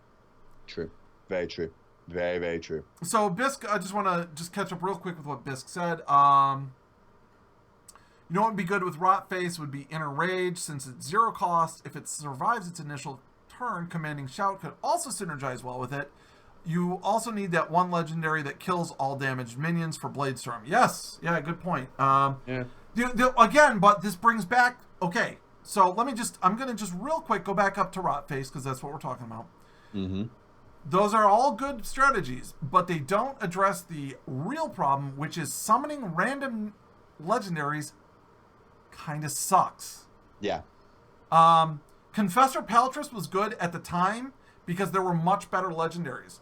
But the legendaries in the current meta generally suck hard. Yeah, they're very situational as well. Yeah. Very situational. Getting Eye of Blackpaw by itself is only okay. Getting it if you're playing Jade is unbelievable, obviously. But if you're not playing a Jade deck, Eye of Blackpaw is very, it's okay. So let's say you get Rot Face out and you manage to get one trigger off of it, right? And you get Blood Queen Lanathel. Yep. Great, you got a 1/6. Yep. You could get patches as well. That would be hysterically funny. I want to ask you a question. The way that the website is set up, it's got its neutrals listed in the reverse order that I would like. I would like to go to commons, then rares, then epics, then legendaries. Do you mind doing that? Nope, not at all, man. All right. At all. So give me a second while I skip down to neutral commons. All right. So first neutral common. Bone Mare. There is a lot of chatter about this one. 7 mana, 5/5, give a friendly minion, 4/4 and taunt. So you could, in a sense, think of this stat line wise as 7 mana for a 9/9 taunt. Would you play that? Yeah, you'd play that, right? Yeah. I think it's better than that, though. I think it is arguably better than a 9/9 taunt because you can put a 5/5 behind something that is a bigger taunt. So we've been shitting on Blood Queen Lanathel, right? But a 5/10 taunt with lifesteal's pretty good. But it sucks that Blood Queen Lanathel is only good when you think about all the other cards you have to play around with it. So Blood Queen Lanathel still sucks, but this is an example of a card that could make a sucky card pretty decent. Yeah, I really like the look of Bone Mare. I think it's very, very powerful. Yeah, very powerful, well statted. Yeah, I think it's going to be a pain in the ass in Arena. That's for damn sure. Yeah. Yeah, it's going to be a pain in the ass to play against in Arena. No doubt about that one. But yeah, it's pretty decent. Next, we have Snowflipper Penguin, 0 mana, 1/1 beast. So it's probably just move on. There's not much to say about that, is there? It's another one of those 0 mana cards. No, there's not a lot. And I think I'd have to double check. I think this is the only card in the entire expansion that has no card text. Yeah, I think. Yeah, you're right, man. You are right. The only card that has no text, which God bless Blizzard for that. I like Snowflipper Penguin. Like, he's a cute little guy. He's surfing down some hills on a sheet of ice. It's a 0/1. The fact that it's a beast is mildly relevant in the sense that I'm not 100% sure how Zombeast works. The last I heard, it takes the stats from one and the card text from another, but it might take the stats from both. If that's the case, you might be able to get something like a Stone Tusk Spore plus this, and you get a 1 mana 2/2 charge. That's pretty good. That's quite cool. So I think it's synergy as well. So, yeah, I think on its own it's kind of but it's neat. Bisk says you can buff it with Dinomancy. No, if you're using Dinomancy, you're wrong. This is the card you're going to get from another card and be like, well, this sucks. So next we've got Cobalt Scalbane, and this is another card that there was a lot of chatter about. Yep. A lot of chatter about Cobalt Scalbane. 5 mana for 5/5 in general kind of sucks. At the end of your turn, give her another random friendly minion plus your attack. Play it behind a taunt. It's good. I don't have strong feelings on it, though. Yeah, I think the fact that there's a dragon is interesting. So, but other than that, I think it's a powerful card, but it's not really anything to write home about, to be honest. You know what I mean? Like, I think it's good, but there isn't much of a discussion. It's situationally. I mean, well, if RNG, if you play RNG this, you get the 3 attack on something good. Yeah, it could be good, but I'll tell you where this card would be good. In that hypothetical Druid Taunt warrior, or hypothetical Druid Taunt deck. Yes, that would be good. That is true. Yeah, definitely. Stick it behind a taunt, it's pretty good. Play it on its own, it sucks. That's the way I feel about it. Yeah, I would agree. Right, next we have Necrotic Geist. 6 mana, 5/3. Whenever one of your other minions dies, summon a 2/2 ghoul. I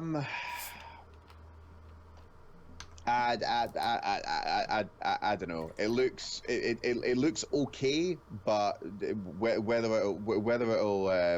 it's good enough to be meta, whether it's meta good. I don't know. Good arena card, but I don't see this seeing that much play in any deck that I can think of off the top of my head. But could be wrong. I think this card sucks, and here's what I hope for this card, and also cards like Blood Queen Lanethel. Mm-hmm. So there's different tribes, like elementals, dragons, yada yada, Murloc. Mm-hmm. I think that it's only a matter of time until Blizzard adds the new tribe Undead. Yes. And then this card might see revamped life, because obviously I'm assuming the ghouls will also be undead, and there might be undead synergy. Until then, 6 mana, 5/3, this blows. And it's not whenever one of your other minions takes damage, it's when one of your other minions dies. Dies, exactly. If it was damage, then it would probably be a bit too powerful, actually. But yeah, when your other minions dies, nah. So there's the one card whose name is blanking. I'm blanking at the moment, where it's 4/2. Whenever one of your other minions dies, draw a card. Oh, Cult Master. Cult Master, thank you. And that costs what? 4? 4? Right? I'll have to. So for 2 mana more, right? 2 mana more, and only 1 stat on each more. Yeah, it's a 4. Yeah, Cult Master's 4. You summon a 2/2 ghoul. I'm sorry, I'd much rather have cards. Yeah. I can't see a situation where I'd ever want to play this. Yeah, Cult Master, if you know how to use it, is absolute insanity in any kind of swarm aggro deck. Cult Master's insane. Literally, the only place I can see using this, the only place, would be if you're playing a hunter, you drop this, and then you play Unleash the Hounds, and sacrifice all your doggies. And then they get replaced with 2/2 ghouls that you can use later. But even then, I think I'd still almost rather have Cult Master in that case. I'd rather have the cards. I'd rather have the cards. Yeah, for sure. I think it's. I don't like it. I think it's crap. So yeah, we both agree that one sucks. Next up, Death Speaker, 3 mana, common card, Battlecry. Give a friendly minion immune this turn. 2/4. So I've heard a lot of discussion about this. Like, well, why wouldn't you play the 2 mana 2/2 that Paladin card that gives someone the Divine Shield? Isn't that basically the same thing? No, it's not. It's not the same thing. Just again, immense hypothetical here. Mm-hmm. You play this on Rotface, and then as much damage as you can do on Rotface, it summons legendaries. Mm-hmm. Immune is a lot different than Divine Shield. In general, I think this is a rather meh card, but I can see it being played, and I can see some use in it. Yeah, I'm pretty much the same. Not much more to say than that. Yeah, I think it's there's some uses, but very specific. But yeah, nothing springing to mind. Next we have Fallen Sun Cleric, 2 mana, 2/1 Battlecry. Give a friendly minion 1/1. I actually think this is. I think this is okay. I don't think it's anything to write home about, but yeah, I think it's. Yeah, I think it's all right. But just all right. I kind of disagree with you. I think this is a very good card, actually. I think this is a very good card. Shattered Sun Cleric sees a lot of play, and that's 3 mana for a 3/2 with the same battle cry. So you're getting that battle cry, which is really the reason people play Shattered Sun Cleric. People don't play Shattered Sun Cleric for the stats. They play it for the battle cry. True. So this is going to give you the same battle cry for 1 mana less. Put it on an egg. Put it on a minion to get it out of fireball range. Put it on something that, just to give it that extra point of damage to get through a taunt. I think this is a really good card. I think it's going to see, not play in every deck, but any deck where you would see Shattered Sun Cleric, you're going to see this, and you might even see this replacing Shattered Sun Cleric. So I think this is actually a really good card, personally. Okay. Yep, Boogie Monster, good call, Bisk. Good call. Next up, we have Bone Drake. I love it. I love this card. 6 mana, 6/5, so the stat line's all right. Not great, but it's all right. But 1, it's a dragon, which we're lacking. And 2, that Death Rattle at a random. Now, there's a lot of shitty dragons, too. But just, man, you could get yourself a Ysera. Yep. Yep. And also, if you're playing Dragon Priest, you've got all the synergy with dragons as well. Great card. Great card. Yeah. And it's only rare, which is another nice thing. Yeah, for sure. For sure. Hold on a second. Why is that? Why is this rare card in with all the commons then? Is that just a mistake? I just realized. Yeah, I didn't think about that. Yeah, I just noticed that. Sorry. Don't blame me, blame Toast. Yeah, blame Toast. Yeah, blame Toast. Yeah, for sure. Right, next we have Dreadscale Knight, 1 mana, 1/1 Murloc, Lifesteal. Yeah, I'll put it into a Murloc deck. It's maybe. I mean, it looks. No, actually, I don't think this is very good. I don't see the point in this card at all. 1 mana, 1/1 Lifesteal. Yeah, nah. I mean, maybe if you buffed it. Yeah. I guess. If you'd have to buff it with shit. Did I just lose you? Are you there? No, I'm here. What the fuck just happened? Whoa. All right, sorry about that. No, I'm here. My Skype all of a sudden just decided, you're done talking to him. And it just... Right, okay. Maybe because we hit the 4-hour mark. Yeah, maybe because we hit the 4-hour mark, possibly. Yeah, possibly. Dreadscale Knight. I don't think it's. Yeah, I don't think it's that good. Basically, if you buff it, maybe, but if butts and coconuts, I don't think it's that great. I disagree. I think it's just another example of an overpowered 1-drop. Now, the only thing that keeps it from really being overpowered is, do you need Lifesteal on turn 2? Like, you don't, right? Yeah. But in a Murloc deck, I think it's good. You buff it, or it counts as another Murloc to buff your other Murlocs that get buffed when you play Murloc, blah, blah, blah, blah, blah. I think it's a solid card for Murloc decks. It's not going to see play in every deck, but in Murloc decks, I think this is an easy inclusion. It's just my feeling on the matter. Right. I think it's a pretty good card for the right scenario. Yeah. Listen. Let me just say something really quickly as well. Obviously, this is run on quite a long time and all that, but we don't have to do the rares and the epics as well. If time is starting to stretch too far on your side, I've got all the time in the world. If you have to go, you have to go. I understand that, but I'm gonna finish this all today. I texted my wife and she hasn't responded. And I told her I'd be streaming when she got home. So. Right. Okay. Right. Whatever. That's cool. I love my wife. Yeah. She'll understand. Yeah. Cool. So next we've got Hilnir Frostrider, 3 mana, 4/4. Battlecry freeze your other minions. In general, I think this sucks, but it could have some potential, some combo with Murabi, that Shaman legendary that gives you copies. This might be a good way to refill your hand. But outside of that sort of a combo, I don't think this is a good card.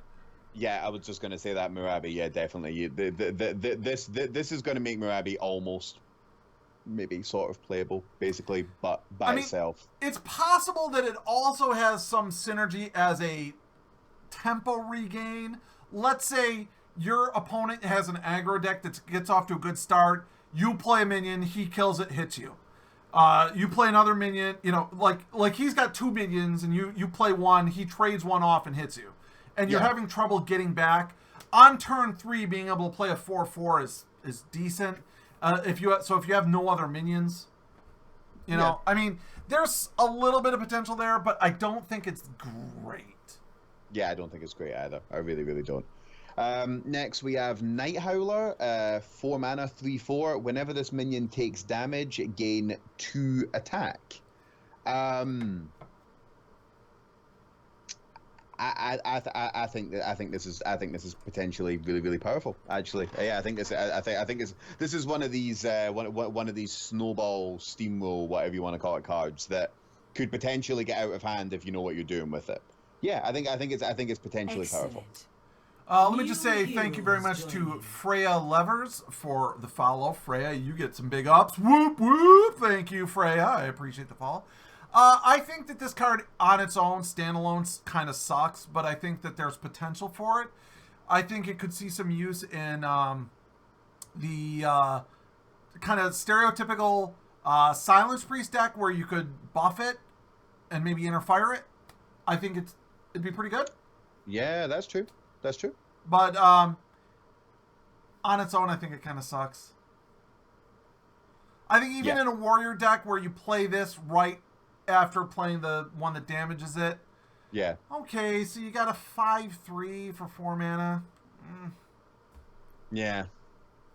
Don't love it. Yeah. Next up, we have Tuskar Fisherman, 2/3. Battle Cry, give a friendly minion spell damage +1. I mean, the stats are fine, right? 2/3 for 2 mana is fine. That's, a River Crocolisk, right? And then it has a Battle Cry, so I think it's good. I don't think it's anything special, but I think it's good. Yeah, same. I think it's good. Nothing special, but yeah, decent. Yeah. Like, if you were playing an arena and this was the best card out of 3, you wouldn't feel terrible about that. You'd be like, oh, this is fine. It's a 2-drop. Yes, exactly. Yeah, exactly. Right, next we have, is that Vrygul. Yeah, 3 mana, 3/1, Death Rattle. If it's your opponent's turn, summon a 2/2 ghoul. Yeah, I think this is okay. Basically, I think it's all right. I think it kind of stops. It kind of makes you a little bit, your opponent a little bit hesitant about. They have to think before using void clues and stuff like that. I don't think it's amazing, but I think it's okay as a sticky minion.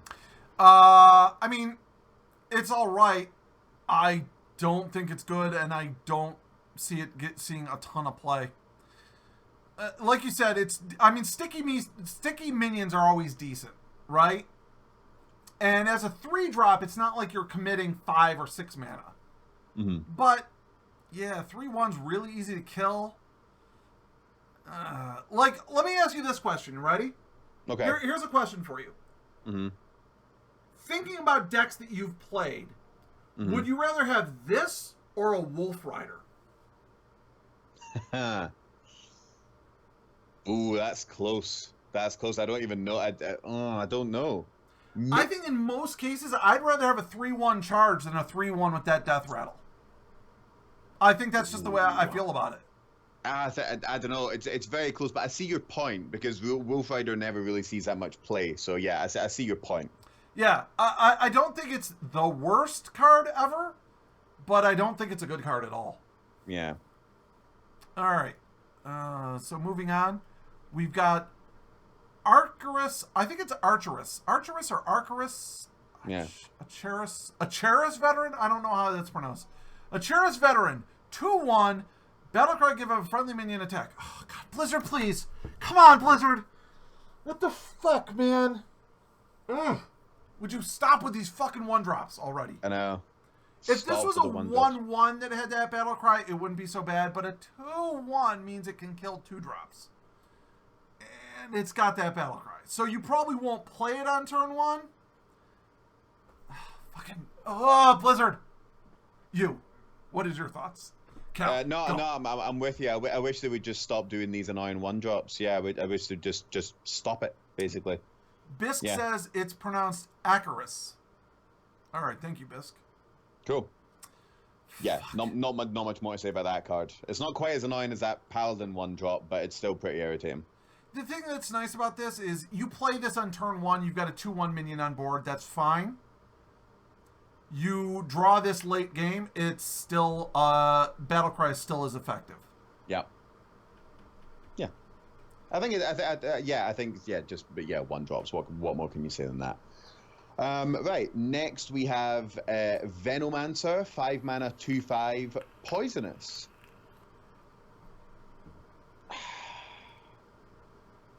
I don't know. I mean, for 5 mana, that dies incredibly easily to a lot of things, and I don't think it's that good. Basically, I don't think it's that good. I don't even think it's good. I actually think it's bad. No, if it was 1/6, I'd love it. Yeah. But even then, I'd be like, oh, 1/6. I'd be better if it was 1/7. But yeah. 5 mana. Ugh. 5 mana. So you figure you play this, right? You play this guy, then your opponent has a turn to react to it. Yeah. There's a lot of things that an opponent could have played on his turn 5 that have 5 attack, And so you're trading 1 for 1. Yeah. So it's not at all good. Yeah. Yeah. No. And we've seen a lot of interesting in cards. Man, these neutral commons are where the shit really... Well, besides the legendaries, this is where the shit lives. Yeah. Yeah, I'm with you. So you or me? I lost track. It's yourself. Okay. Skelemancer, 5 mana, 2/2. If it is your opponent's turn, summon an 8/8 skeleton. Now, I just said this is where the shitty cards live. Not this one. Nope, definitely not this one. I love it. Fucking 10 mana worth of stats, as long as you're not stupid enough to kill it on your own turn. Whoo! You throw fucking Sun Fury Protector on this and give it taunt, baby. You're fucking cooking with gas. I tell you what, shit, man, that is beastly. I love it. Same. I completely love it. I saw Crip doing a preview of this, and he was excited by it, and I'm excited by it as well. It's really, really good. It's difficult to play around as well. It's really, really difficult to play around. You put this down. You put this down for 5 mana, and you can absolutely protect your board from like just any type of board clear. There's no way your opponent's going to play a board clear into this. If you play us buying taunts, even if they really want to, even if they do, they've still got like an 8/8 skeleton to deal with. Yeah, it's a fucking sick card. Yeah, I like it. Really like it. I love Bisk. Oh, you Flame Strike? Too bad. Exactly. Flame Strike, Volcano, just anything, man. We've talked about how good sticky minions can be. Fuck, an 8/8 as your sticky minion? Oh, my god, that minion is covered in treacle. It's so sticky. That is the stickiest minion I've ever seen. Yeah, fantastic. Right, next we have Grave Shambler, 4 mana, 4/4 elemental. Whenever your weapon is destroyed, gain 1 and 1. Off the top of my head, this does not look like it's going to be very good. If it was, I don't know, you gained the stats of your weapon when it was destroyed or something like that, maybe. But whenever your weapon's destroyed, gain 1 and 1. So you're gonna have to destroy 2 weapons to make it a 4 mana 6/6. I think in a warrior deck that has more than a couple weapons, this could be good. You figure you're not going to play this until the turn where you're also getting your last hit in with your weapon. So you play this, then you attack. Your weapon breaks. It's a 4 mana 5/5. 4 mana 5/5 is not bad. Yeah, I think it's okay. I think it's okay, and it has the potential to get bigger. I think it's decent. Plus, here's another thing. Here's the other thing I don't think you're considering with this. Okay. So let's say you play this, you attack, your weapon breaks, it's a 5/5, then you play another weapon on your turn. Mm-hmm. Now your opponent goes, shit, if I ooze his weapon, that becomes a 6/6. Oh, it's a kind of you could play that. Oh, that's a very good point. Yeah, it's a kind of it's a sort of pressure against your opponent for weapon removal. Yeah, and again, it keeps going back to the thing I keep saying where there's a little there's the surface level of what this card is. Then there's a deeper level where you think, well, but maybe if I do this and that, and then my opponent has to this and that.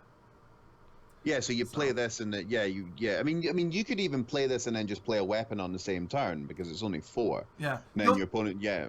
Interesting. Bisk says Shaman Twilight Tamer summon a 4/2 minion and the card becomes a 5/5. Yeah. That's a good point. That's true. That's very true. Yeah.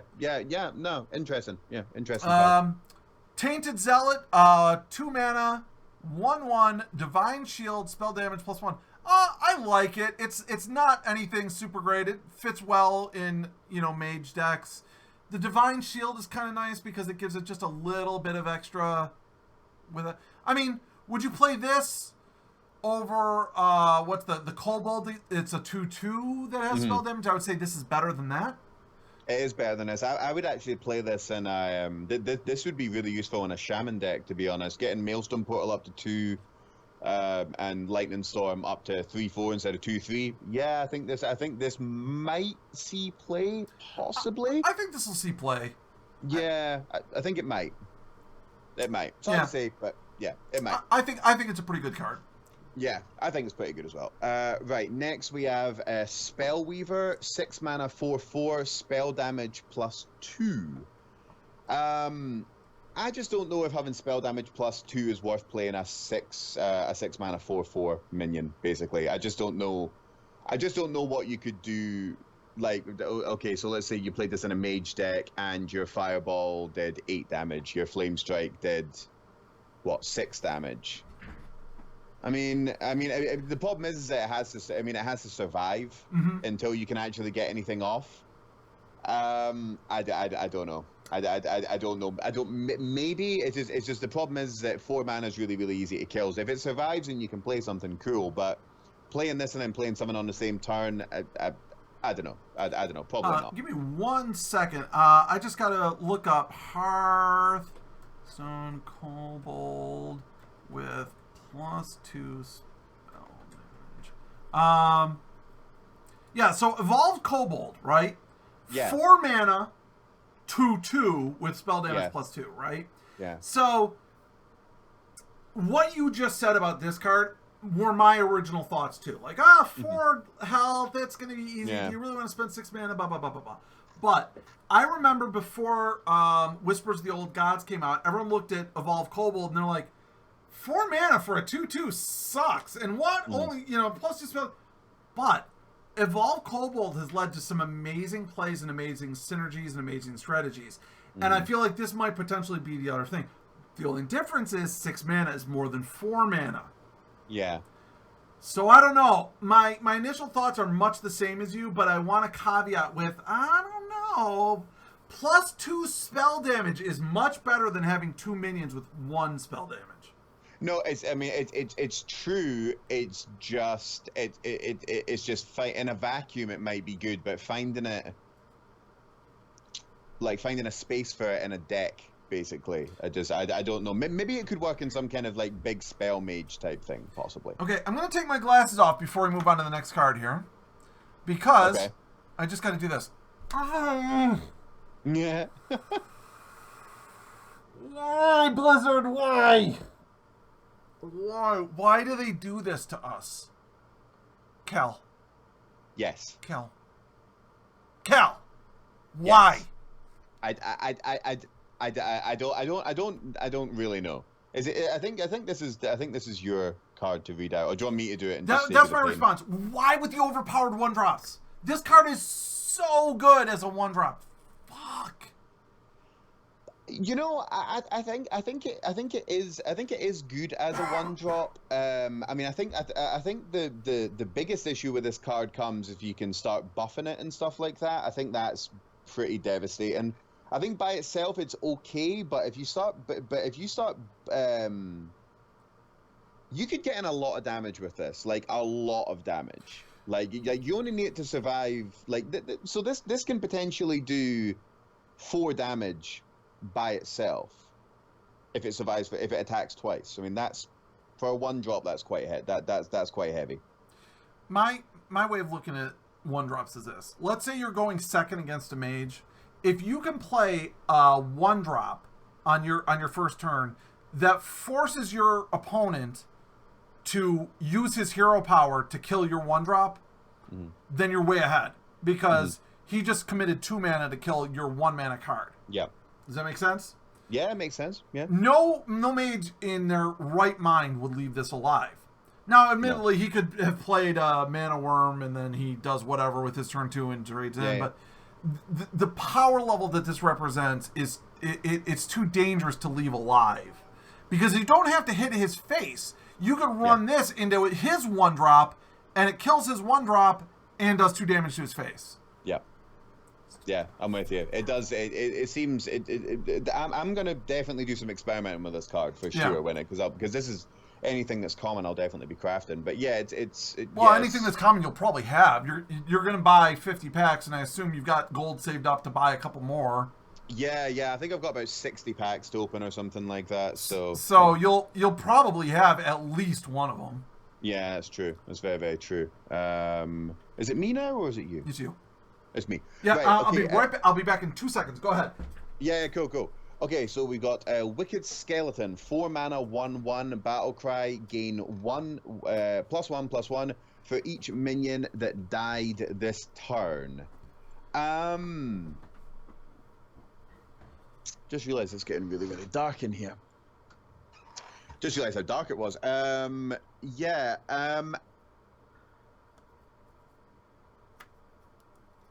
For each minion that died this turn. So I mean, if you traded in a bunch of things and then played it, how good could it possibly be? I think this is actually okay in the right circumstances, but whether or not we'll see play is that's a different question. But I think it's at least interesting, and it'll be fun to play around with. But off the top of my head, it doesn't look incredible. Well, let's go ahead and pretend the dream scenario, right? It's turn 7. You're a hunter. You've got a few minions on board. He's got a few minions on board. You play Unleash the Hounds. You trade in 5 or 6 minions. You kill off, 4 of his minions, and then for the rest of your mana, you drop a fucking 11/11, right? That's the dream scenario. How likely is that to happen? Once every 50 games? I think it's potentially good. I think the snowball effect on it could be really good. I think it might also work really well in warrior decks, especially with all the do 1 damage to whatever effects. Yeah. I mean, and the thing is as well is that it's interesting. It's interesting anyway. But again, I'm liking all these interesting cards. Yep, it is. It's interesting. Next up is Grim Necromancer, 4 mana, 2/4, battlecry, summon 2 1/1 skeletons. It's interesting. I don't think that it's necessarily good. I think it'd be a great 3-drop, but I don't think it's a very good 4-drop. It might be good in certain situations, like let's say you have let's say you're a druid and on turn 3 you played the card that gives all your minions 1/1 when they're summoned. Okay, you got a 3/5 and 2 2/2s for 4 mana. That's pretty good. Or you're a paladin that has the Sword of Justice. Yep. Pretty good. But outside of combos, I don't think it's a great card standalone. Yeah, I'm with you. But combo potential, but other than that, not anything that impressive. Right, now we have the last common card, Bloodworm, 5 mana, 4/4 beast, lifesteal. I don't know. It seems that the closest thing to pack filler that we've got from this expansion. To be honest, it's very meh. That's about it. It's a beast. You could play it in a mid-range hunter deck, possibly. It could have some good synergy there, I guess. But other than that, it's not amazing. Again, I think depending on how Zombeast hero power works, it might be very good if you get this. But I don't know. I think it's okay.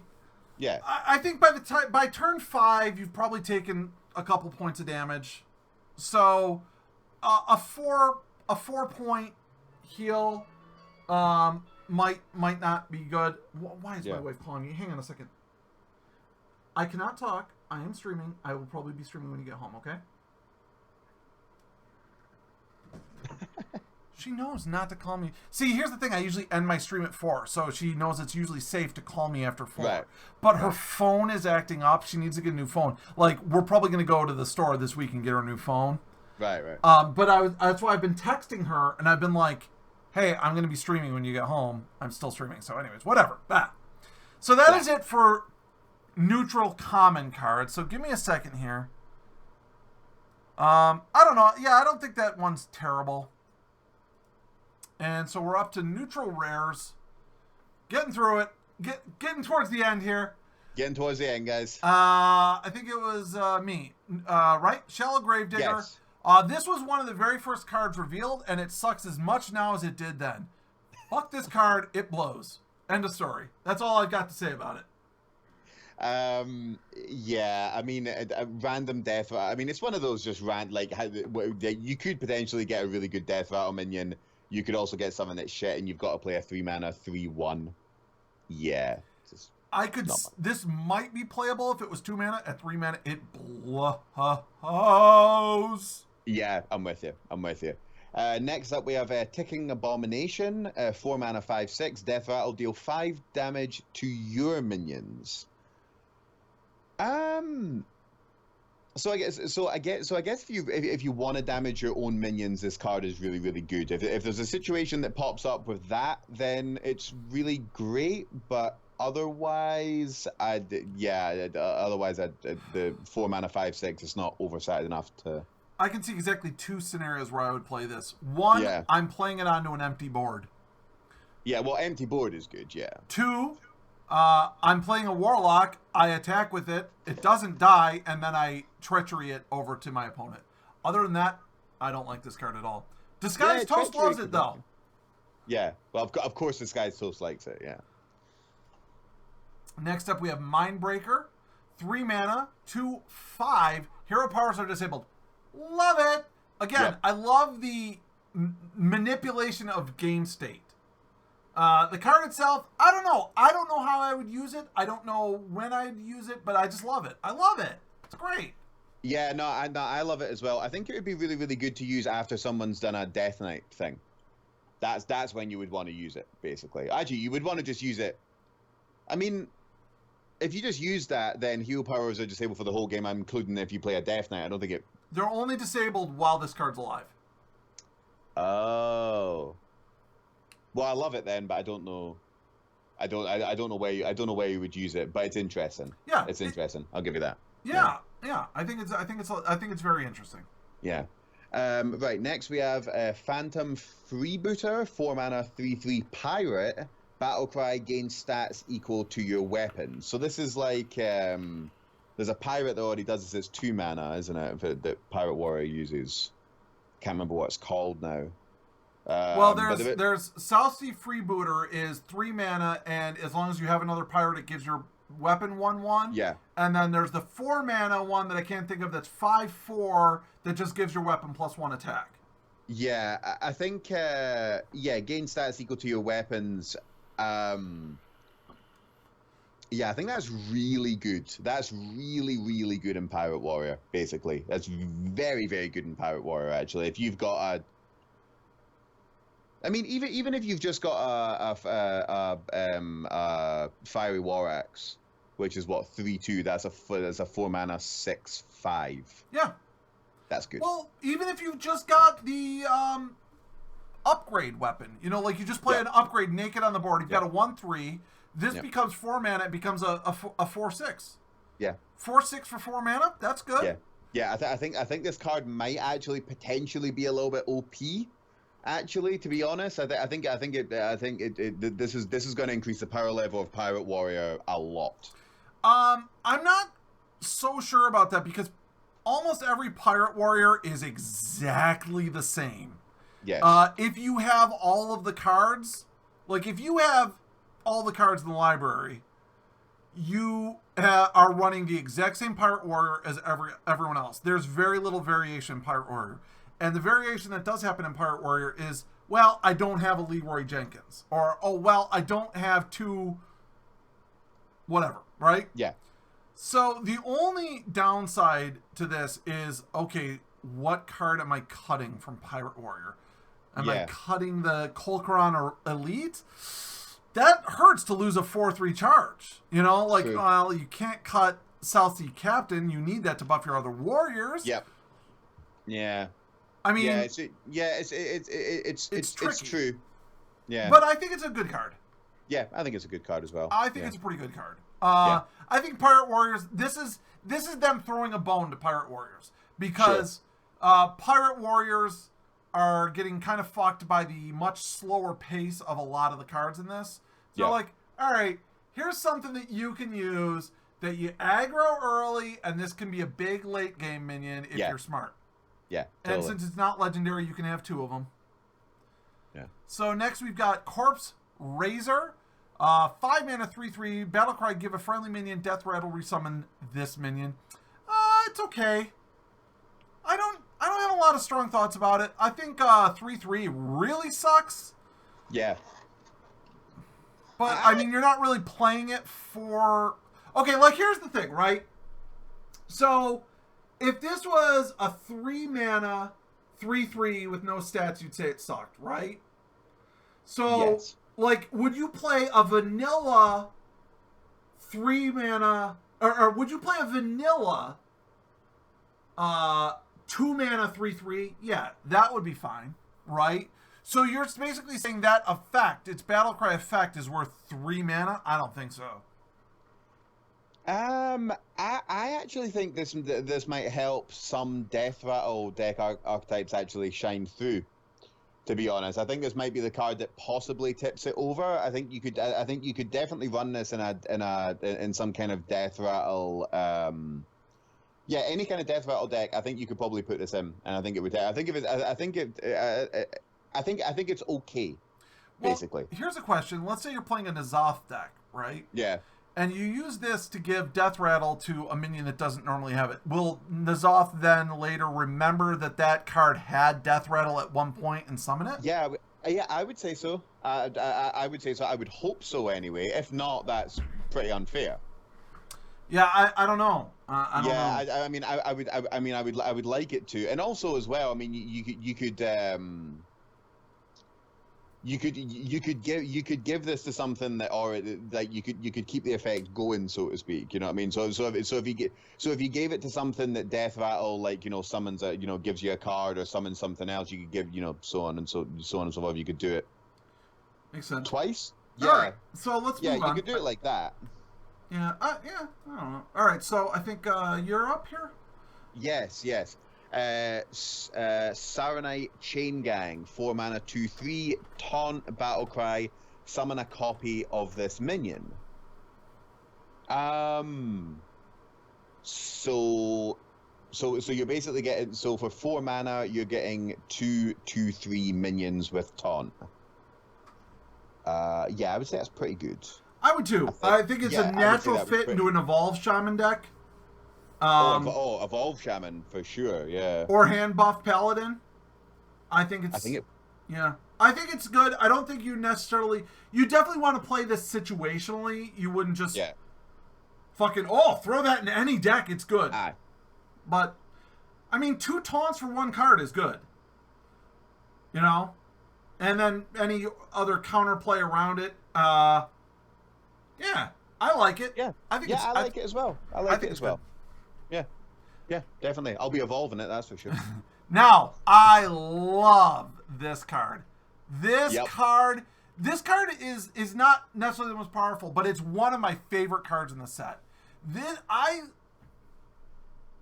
I wish there were more cards like this. Yeah. It's not overpowered, but it's good, and in the right circumstance, it can really be a huge tempo switch. For Priest especially, I see Priest really making great use of this card, because a lot of the times as a Priest, you make a choice between, well, do I go for board control, tempo, or do I heal? Yeah. Now, the only thing that would make this card better is if your hero or a minion was healed. This does have to be your hero. But it essentially lets you heal your hero for 2 and then play a 3/3 for free. I love it, man. I love it. Yeah, I like it. I like it as well. Yeah, I can't. I can't see a downside to this card. Yeah, This would go well on a lot of decks. Actually, to be fair. Yeah, it's good. I like it. I like it. No doubt. Right.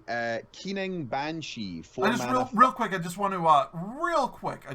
to address what Bisk said. Chain Gang is like the Doppelgangster. So it could work in one of those mean streets of Gadgetzan decks, except it's just 1 dude, but it has taunt instead of 2 extra dudes. Yes, absolutely. I think I mentioned that, it would work well in a hand buff deck. But it fills a very similar role as Doppelgangster. Okay, so go ahead, Cal. Yeah. Keening Banshee, 4 mana, 5/5. Whenever you play a card, remove the top 3 cards of your deck. I think I'm missing the point with this card again. I've done that quite a lot during this, talking about this expansion. I don't see what the benefit of playing this card is.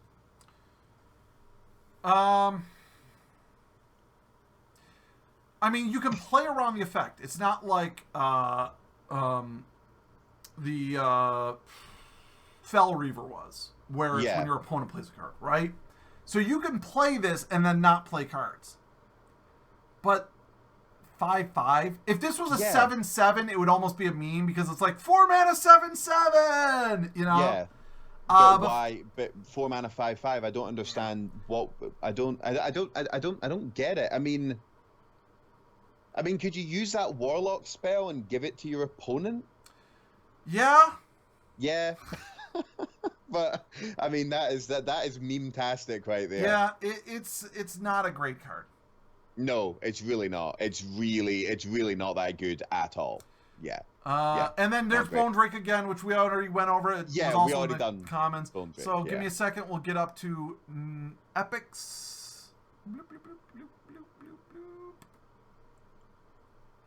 Thank you to everyone for sticking with us. By the way, this has been good. It's yeah, tiring, but... we've had quite a few people cycle in and out. There are definitely different people here now than there were an hour and a half ago, and that were at noon. So, but thank you to everyone who's still here and hanging around. So I believe this one's mine. Yep. Or if it's not, whatever, I'll fucking take it. 6 mana, 5/5. Spells cost 2 more. Myra says I cycled. I like it. It reminds me a little bit of Lothab, which saw some decent play. If you're playing a minion-heavy deck, if you're playing a hunter deck, this can really screw up mages.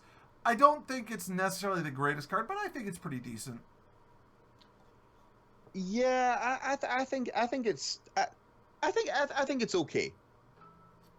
I think it's okay. You could in certain situations it could be so irritating to play against. You put one of these down. You're playing against someone as use a lot of spells. Yeah, you could. You could definitely annoy somebody, but.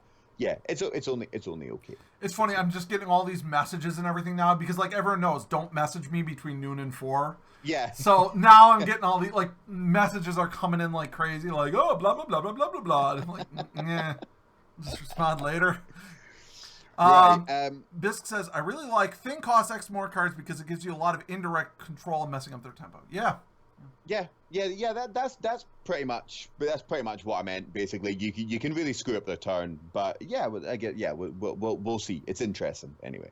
Right, next we've got Corpse Taker. Yeah, Corpse Taker. 4 mana, 3/3. This is quite interesting. We've said interesting a lot. Battle Cry. Gain taunt if your deck has a taunt minion. Repeat for Divine Shield, Lifesteal, and Wind Fury. I actually think this is. I think that's worth it. If you can have a deck that has Taunt, Divine Shield, Lifesteal, and Wind Fury in it, which is not hard. I don't think anyway. I don't think that's pretty good. Wind Fury maybe actually. Wind Fury minions tend not to be the best, but you could probably find a way. That's a 4 mana 3/3 Taunt, Divine Shield, Lifesteal, Wind Fury. That's really good, in my mind. And I also like the text. I don't love this card. 3/3 is weak stats, even if you get all that other stuff on it. Like, okay, first of all, let's just say in fairness, getting any 2 of those effects is going to be average, right? Mm-hmm. I don't think you can rely... You'll never be able to rely on getting all 4. But I think it's fair to say you could probably get 3, and you can reliably say you'll get 2. All right, is it 3/3 Taunt Divine Shield good? Yeah, I think a 3/3 Taunt Divine Shield for 4 is good. Is it Taunt Divine Shield Lifesteal 3/3 good? Yeah, that's good. That would be worth 4. But I don't know. I feel like this is not the card you can just throw into a deck. You really have to think about your deck when you're constructing it for this card. Yeah, for sure. Yeah. I think probably some kind of a Paladin deck. I think would probably work best with it. I think. Meat Wagon. I've seen 2 interesting already potential combos with this. Okay. Summoning 0 cost minions from your deck, like say, Doomsayer to do. So this dies, your opponent kills this, and then on your turn starts, it clears the board, right? Mm-hmm. Alternatively, if you don't have any Doomsayers in your deck, Doom Speaker. So this will summon a 0/7 Doom Speaker that at the start of your turn becomes a 7/7. Right. That's pretty good, right? I think, isn't that called Validated Doomsayer? Yeah. Oh, okay, Yeah. yes, Validated Doomsayer. Yeah, Validated Doomsayer, Or yeah. also eggs. Eggs. This could summon eggs. Right? The other thing is... You can buff it. Yeah. How about that Bone Mare? Throw a Bone Mare down. Boom. Yeah. It's now a 5/8 with Taunt that can summon a 4-attack minion. I like this card. I like this card a lot. It's very flexible. There's a lot of different shit you could do with it. Yeah, I like it. I like it. I like it a lot. Yeah, big style. Right, next we have a Tomb Lurker, 5 mana, 5/3 battle cry. Add a random death rattle minion that died this game to your hand. So there's a lot of death rattle stuff in this expansion. Like, there's a lot of it. 5 mana, 5/3. I mean, how good is the death rattle going to be? Is it? I mean, again, it's one of these high variance cards. If you got some kind of a really kick-ass death rattle, that's really good. But if you don't, you've played a 5 mana, 5/3, and you've got a mediocre death rattle card back in your hand. I mean, I think that might be okay, but not amazing. Well, basically, don't forget, like, what good death rattles do you have before turn 5? Yeah, true. Yeah, very, very true. I mean, saying that, you don't need to play it on turn 5. I guess you could play this at any time, but my thing is, if this put it into play, it'd be great. But as it is, I don't love it. I don't think it's that great. Yeah. But now this is one of the cards everyone's like, oh my god, Jade Druid's done for. Oh! Yeah. Yeah, I guess. If Jade Druid is your kryptonite and you're terrified of Jade Druids, then congratulations. You win now, because this will help to destroy Jade Druid as the dominant deck in the meta, which would have been fucking amazing if this card had come out in Unguro and not we needed this card in Mean Streets of Gadgetzan. That's when we needed this card. Yeah. We don't need this card anymore, and we sure as fuck don't need it for 6 goddamn mana. No. It's a tech card. It's designed to destroy Jade Druid. It has some potential overlap with other cards that cost 1 mana. Like, Token Druid runs a lot of 1 costs, but it's, goddamn, it's 6 mana for a 4/6. If you're not hitting at least 3 or 4 of your opponent's spells, it sucks. Yeah. And the thing is as well, what a fucking stupid way to nerf a powerful deck. It's just so brainless. Yeah. You know, it's just, we'll just make 1 card that, like, basically completely counters, like, a deck archetype. Oh, okay. Well, and the other thing, too, is, like, by turn 6, potentially, Jade Druid could play both of his Jade spells, right? Yes. Now that this card exists, Jade Druid could still exist and just play differently. Yeah. Like, it could just play them and not hold them and not shuffle them. And obviously that makes a lot weaker endgame, but it doesn't ruin the massive amount of Jade synergy that they're going to get off their other Jade cards. Yeah, I don't know about this card. It just seems a bit dumb, basically. But we'll see how it plays out. Let's see. Bisk says it also hurts Zula, Quest Rogue, and Quest Hunter. Although they already nerfed Quest. Yeah, no one plays Quest Rogue anymore, and Quest Hunter is meant anyways. Yeah. I don't know. I think the biggest problem with this is Blizzard's design philosophy is, oh my god, there's a card that's broken as fuck and it's destroying everything. Let's work on starting to design a new card that'll come out 9 months from now to address the problem. Yeah. Jade Idol should have been looked at 2 months into Mean Streets of Gadgetzan and should have been changed. Then. Yes. The fact that it wasn't, Yeah. Yeah, This is I'm a with card that should have been released 2 months into Mean Streets of Gadgetzan, and it would have been good. Yeah. But now it's just like, why? You know? Yeah. All right, so. Yeah. Right. This is me now, isn't it? Yeah, it is me. Yeah. Rattling Rascal, 4 mana, 2/2. Battlecry, summon a 5/5 skeleton. Death Rattle, summon 1 for your opponent. Love it. There's not much of a surprise that I like this card because it's kind of awesome. Yeah, I mean, this is actually a really powerful card. You could easily stick this into some kind of anything that runs silence. You play it and then you silence it for 0, and then it doesn't. Yeah, so 4 mana, 2/2, and you also get a 5/5 skeleton. I like it. Yeah, I like it a lot. I have nothing to add. I was just gonna say works great in a Purify Priest, and even if you just play it flat, it's still kind of a good card because you have the ability to play around its Death Rattle more than if your opponent had just played a 5/5. Yeah. If that makes sense. Yep, exactly. Yeah, exactly. Yeah, love it. Yeah, I think it's really, really great. Yeah, one of the epics I'll probably be crafting. Yep. Drakari Enchanter, 3 mana, 1/5. Your end of a turn effects trigger twice. Interesting. I don't know how it'd be played, but I like it. I like anything that manipulates the game state. I like this card. And 5 health is pretty beefy on a fucking 3-drop. Yeah, very, very beefy. Manatide Totem, Shaman. End of turn effects. Oh, there you go. Yeah. Yeah, I mean, there's a lot of those. There's a lot of end of turn effects, but... Draw 2 cards. Woohoo!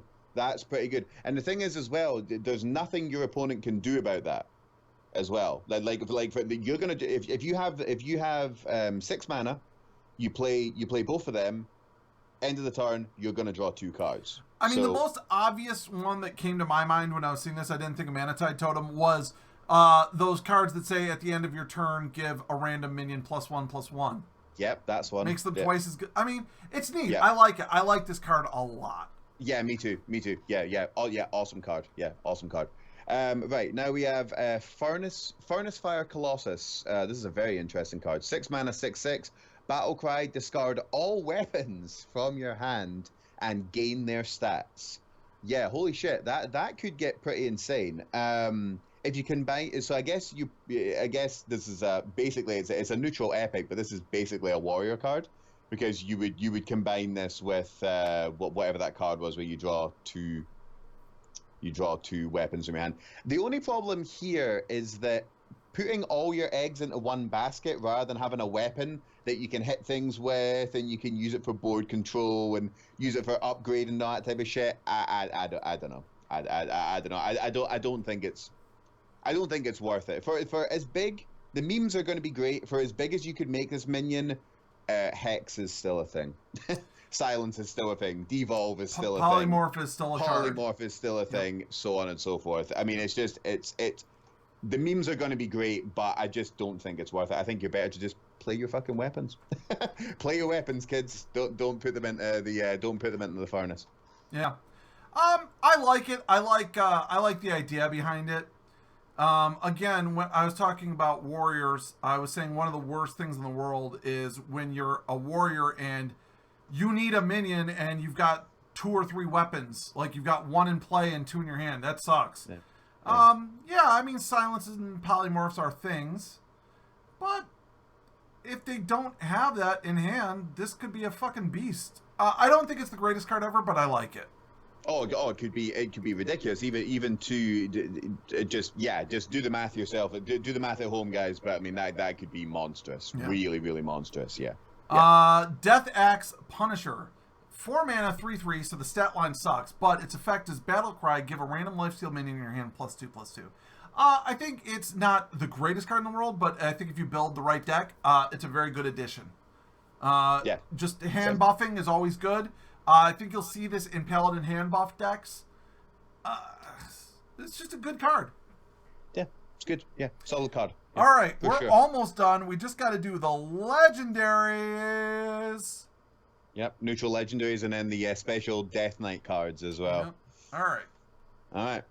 Let's go. Is that me or is that you? Yeah, it's you. Okay, cool. Right, so we start off with, so these are neutral legendaries. We've got a Prince Keliseth. Keliseth, there we go. Prince Keliseth, 2 mana, 2/2. Battle Cry, this is interesting. If your deck has no 2-cost cards, give all minions in your deck +1/+1. I actually think that's pretty good. I think it's easy enough to create a deck that has that has no 2-cost cards. I think that's easy enough. And everything in your hand being buffed by +1/+1. I think it has some potential. Yeah, I don't know. You got one thing wrong there. It won't buff minions in your hand. It's in your deck. Sorry. Let me start that again. If your deck has no 2-cost cards, give all minions in your deck +1/+1. I think with the right deck, this could actually be quite good. Personally, I think this could be good. I don't think it's as crap as some of the other legendaries, but I don't like it. I think that, okay, so let's say, what are you playing this in? A Paladin hand buff deck? Okay, but hand buff Paladin relies on quite a few 2-drops. Some of the 2-drops are very key, very critical. And to have this be the only one, don't love it. It's potentially decent, but overall, I don't think it's great. If it was... Okay, here's what it is. You ready? If it was at the start of the game, if your deck has no 2-cost cards, buff all minions in your deck. It'd be great. Yeah. But what happens if you don't draw this till turn 8? True. Now you're halfway through your deck. You see what I'm saying? Yeah. And it won't buff the cards in your hand. Yeah. So anything that's in your hand, you've now drawn 8 cards, 9 cards, 10 cards if you went second. You know what I'm saying? Yeah. Not to mention any draw effects that you might have done. And that's only on turn 8. What if you don't draw this until turn 12? Yeah. You make a decent point. I don't know. And as I said, it only buffs the cards that are in your deck. If it was hand in deck, that'd be one thing. If it was at the start of the game, that'd be another. I don't like it. I am not impressed with the Prince cards, with the exception of this one. Prince Taldaram, 3 mana, 3/3. If your deck has no 3-cost cards, transform into a 3/3 copy of a minion. Ooh. There are a lot of cards that get interesting when there's 2 of them on the board. Yes, indeed. I'm not going to go into all the combos, but there's quite a few minions that this could be really interesting with. Yeah, I think it could be interesting. I agree. It could be interesting. Yeah, I think that's the only good Prince card. So there's one more Prince card. Yeah, Prince Valinar. Battle Cry, if your deck has no 4-cost cards, gain Lifesteal and Taunt. 4 mana, 4/4. That's just... Yep. It is what it is. All right, You know what I we mean? are going to skip down to Arphis. And hang on. Just so anyone at home can see it, we will... I gotta try to adjust this so it doesn't cover up too much here. I don't know if people can read that or not on screen. Let me see. How does that look on screen? I tried my best. I guess you can kind of see that. Yeah. Yeah. All right. So let's see. It's my turn. I'll go with Arphis. Cool. Arphis. Okay. Here we have a card that you cannot talk about without talking about the 8 cards. Yes, Arphis, really. You cannot talk about Arphis without talking about the other cards that surround it.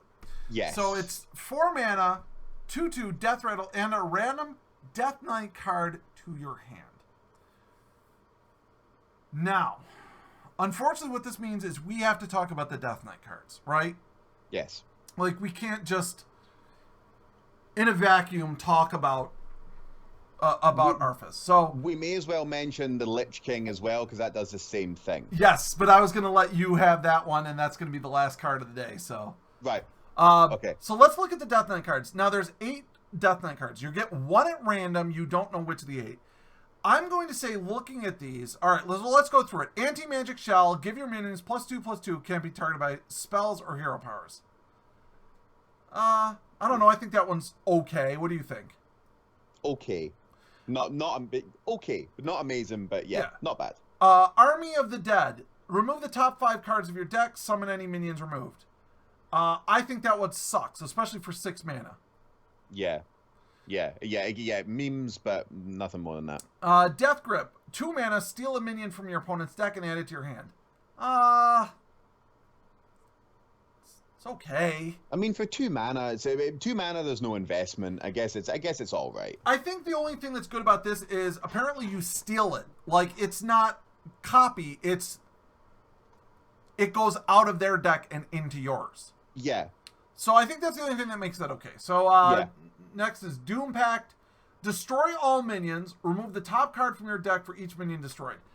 That's a big penalty, but potentially that could save the game. A board clear. Yeah. So I'll give that one a, Death and Decay. 3 damage to all enemies for 3 mana. Great. I think that one's great. Yeah. Death Coil. Deal 5 damage to an enemy or restore 5 health to a friendly character. For 2 mana, I think that's great. Fantastic. Yeah. Frostmourne. 7 mana weapon. 5/3. Summon every minion killed by this weapon. Very situational. Yeah, really situational. Yeah, massively. Can you imagine if you played this on a rogue and then cast Blade Fury? Wow. God, I never even thought of that. Yeah. That's insanity. Yeah. Yeah, total insanity. Yeah, and I'll do the last one. Obliterate. Destroy a minion. Your hero takes damage equal to its health. I think that one's pretty good. I think it's pretty good. Yeah. It's a hard removal, right? Yeah, hard removal, 2 mana. Yeah. So out of those cards, how many of those 8 cards do you think are good and that you would like to have and that are playable? Well, I mean, Death Coil's good. Death Coil's good. Obliterate is good. Frostmourne, it's a 5/3 weapon. I mean, that can't be bad. Death and Decay is good. Death Grip, I think half of them are good. At least half of them. I would say about this, I'd say 3 are good, 3 are bad, and 2 are situational. But the point is, right, you're looking at about a 50-50. Yeah. Is the point of it, right?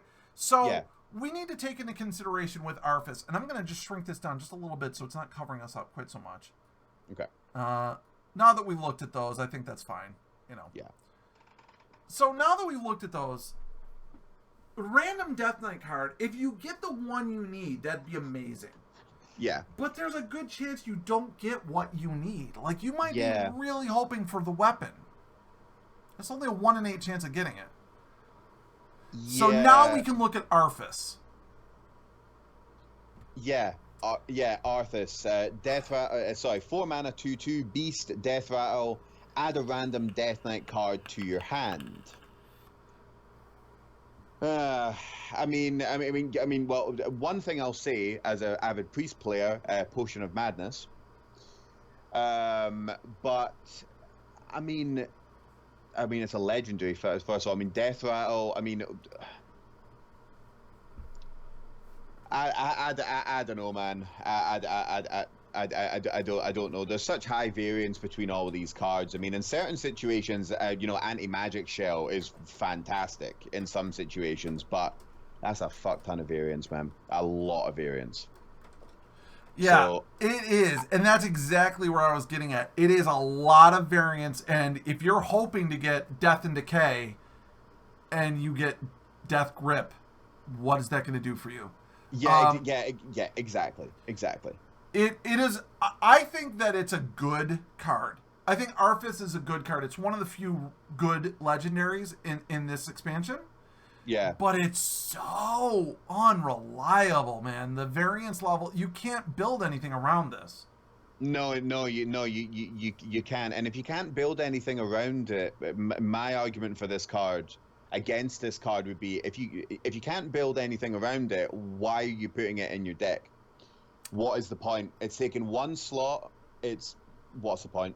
Yeah. It could be also just say as well, it's a 4 mana 2/2 as well. It isn't even useful what? Could it potentially be good in a Death Rattle deck? Well, I think you're playing this because you want the Death Knight card, really. It's a way for you. It literally fetches you a Death Knight card. But again, the variance on the Death Knight cards is such that you can't rely on it. So I think that it's, of the legendaries we've looked at, it's one of the better ones, but that's not saying a lot because we've looked at some real shitty ones. Yeah, and and if you got it through like a discovery, if you just discovered it as it discover a Death Rattle card or add a random Death Rattle card to your hand, yeah, okay, yeah, sweet, ain't gonna pass that up. But otherwise, I hate it when Hearthstone does this sometimes, where they go, well, we could give you skill, but we could also give you just get a 1 in 8 chance and you just get a card and you win the fucking game. Yep. Like that's, to me, that's just like, I don't think we need any more of that, personally. Roll the dice. All right, and that's going to bring us to the last card. Can you believe it? 4 hours and 48 minutes. We're finally at the last card. Cal. Well, to be fair, we did it. We did it proud, man. We did it proud. So this is you. I tried to give you all the Death Knights, so you go first. Wow, I get to do the mighty Lich King. I'm honored, man. The Lich King. 8 mana, 8/8 taunt. At the end of your turn, add a random Death Knight card to your hand. If you can keep this alive, it's a big minion. Your opponent's probably going to remove it. But if they don't, if you can get 2 Death Knight cards in your hand, I would say the Lich King is worth it. Personally, I'm going to go ahead and disagree with you only on the fact that I think just playing it and even getting 1 card off of it could be game changing. Earlier today, Bisk, and Bisk points out, so there's another at the end of your turn card. We were talking about the 1 neutral that, it said at the end of turn, yada yada. Yes. Very true, Bisk. Thank you. That's true. Bisk mentioned earlier that he's had Ysera win him the game even after only drawing 1 card and then getting killed on the next turn. I think the Lich King has the potential for the same thing, where you get the right card and it could win you the game. Now, again, going back to Death Knight cards, I think it's about a 50-50 chance to get a good one, and that variance is rough, but man, an 8/8 taunt for 8 mana is good. Yes. Yes. If you can play even anything else on the turn that puts a Divine Shield on this, or if you're playing a priest and you put this the +2 health on it, anything to make it just a little bit tougher and you can get a second draw off of it, it is absolutely worth it. I think probably the best legendary in the set. Yeah, I think it's up there. I think it's at least one of them anyway. I'll say that much. I really like Thald Death Seer though. Like I really like that one as well. I'm sorry, I wasn't counting the hero cards. I apologize, but I'm of the legendary minions. I meant. Oh, legendary minions. I think is probably the best one. Yeah, I would say so. But Bisk also points out it's an 8 mana card, which means you could free from Amber this. That would be disgusting. Oh my god, that would be insane. Yeah. And it could happen. Yeah, it could.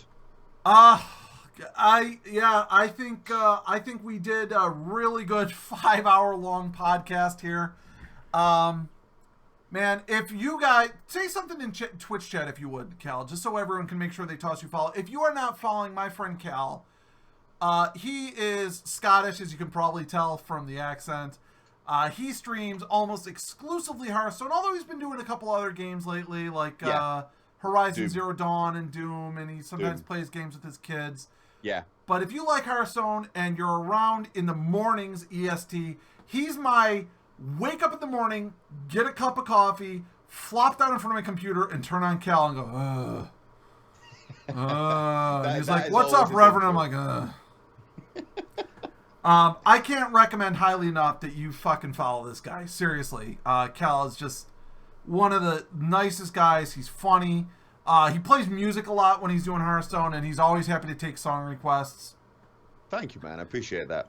And Thank you very much. tomorrow on my stream, I'll be opening 83-ish packs of cards, and then you probably said you're going to wait until Friday to do that? Yeah, I think we always get screwed in Europe with the expansions, like in terms of like time. Like I think it's going to be something really late, and a lot of my usual fans aren't going to be in by that time. So I'll be opening about 50, maybe 60 packs on Friday. Yeah, so hopefully some of you guys will join me. I'll be joining you tomorrow for your pack opening ceremony. Definitely. Oh, great! All right, well, 100%. tune in about 5 o'clock is your time. I go live. And I'll probably, I always do a little 5-10 minutes of talking, and then we're going to get right into the Hearthstone. So the last thing we do is when I end every stream the same way, which is I like to see who is on my follow list, and if they're live, I like to toss a host to someone that I'm following.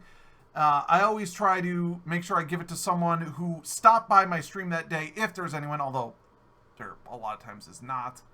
So let's see. Is there anyone online on my follow list? No. There is not that stopped by the stream today, so I get to pick. Anyone playing Hearthstone? Because that would also be a good one. No, there isn't. Oh, geez, Louise. I've just got to give someone a shout out because I've got Please my Streamlabs up, and yeah, someone just followed. Thank you very much to Geekamicon. I'm really, really bad with names. Dude, but Geek is one of the greatest guys you'll ever know. Taintosaur recommended. She's like, you'll love this guy. You should make him a moderator. He's excellent. He moderates so well. Dude, Geek has been a very loyal viewer ever since he stopped by. He's a great guy. He's always active in Discord, which you still can't believe you don't Discord, by the way. Yeah, thank you very much to Geek for the follow. Really appreciate it, my friend. Good to have you here. Welcome to the party. God, I don't want to host any of these people. I guess we will throw it over to... I don't like any of these games anyone's playing. This is always one of the hardest parts. Okay, we'll throw it to this person. This is not someone that is following me, but I just started watching sometimes late at night. And she's playing, you know what? Actually, know what? I take that back. We're going to throw it to, do you ever watch professional Hearthstone, Cal? Like, do you ever watch the tournaments? Sometimes, not as much as I should, but sometimes. Okay. Well, this guy takes second place in one of the recent tournaments, so he's very good.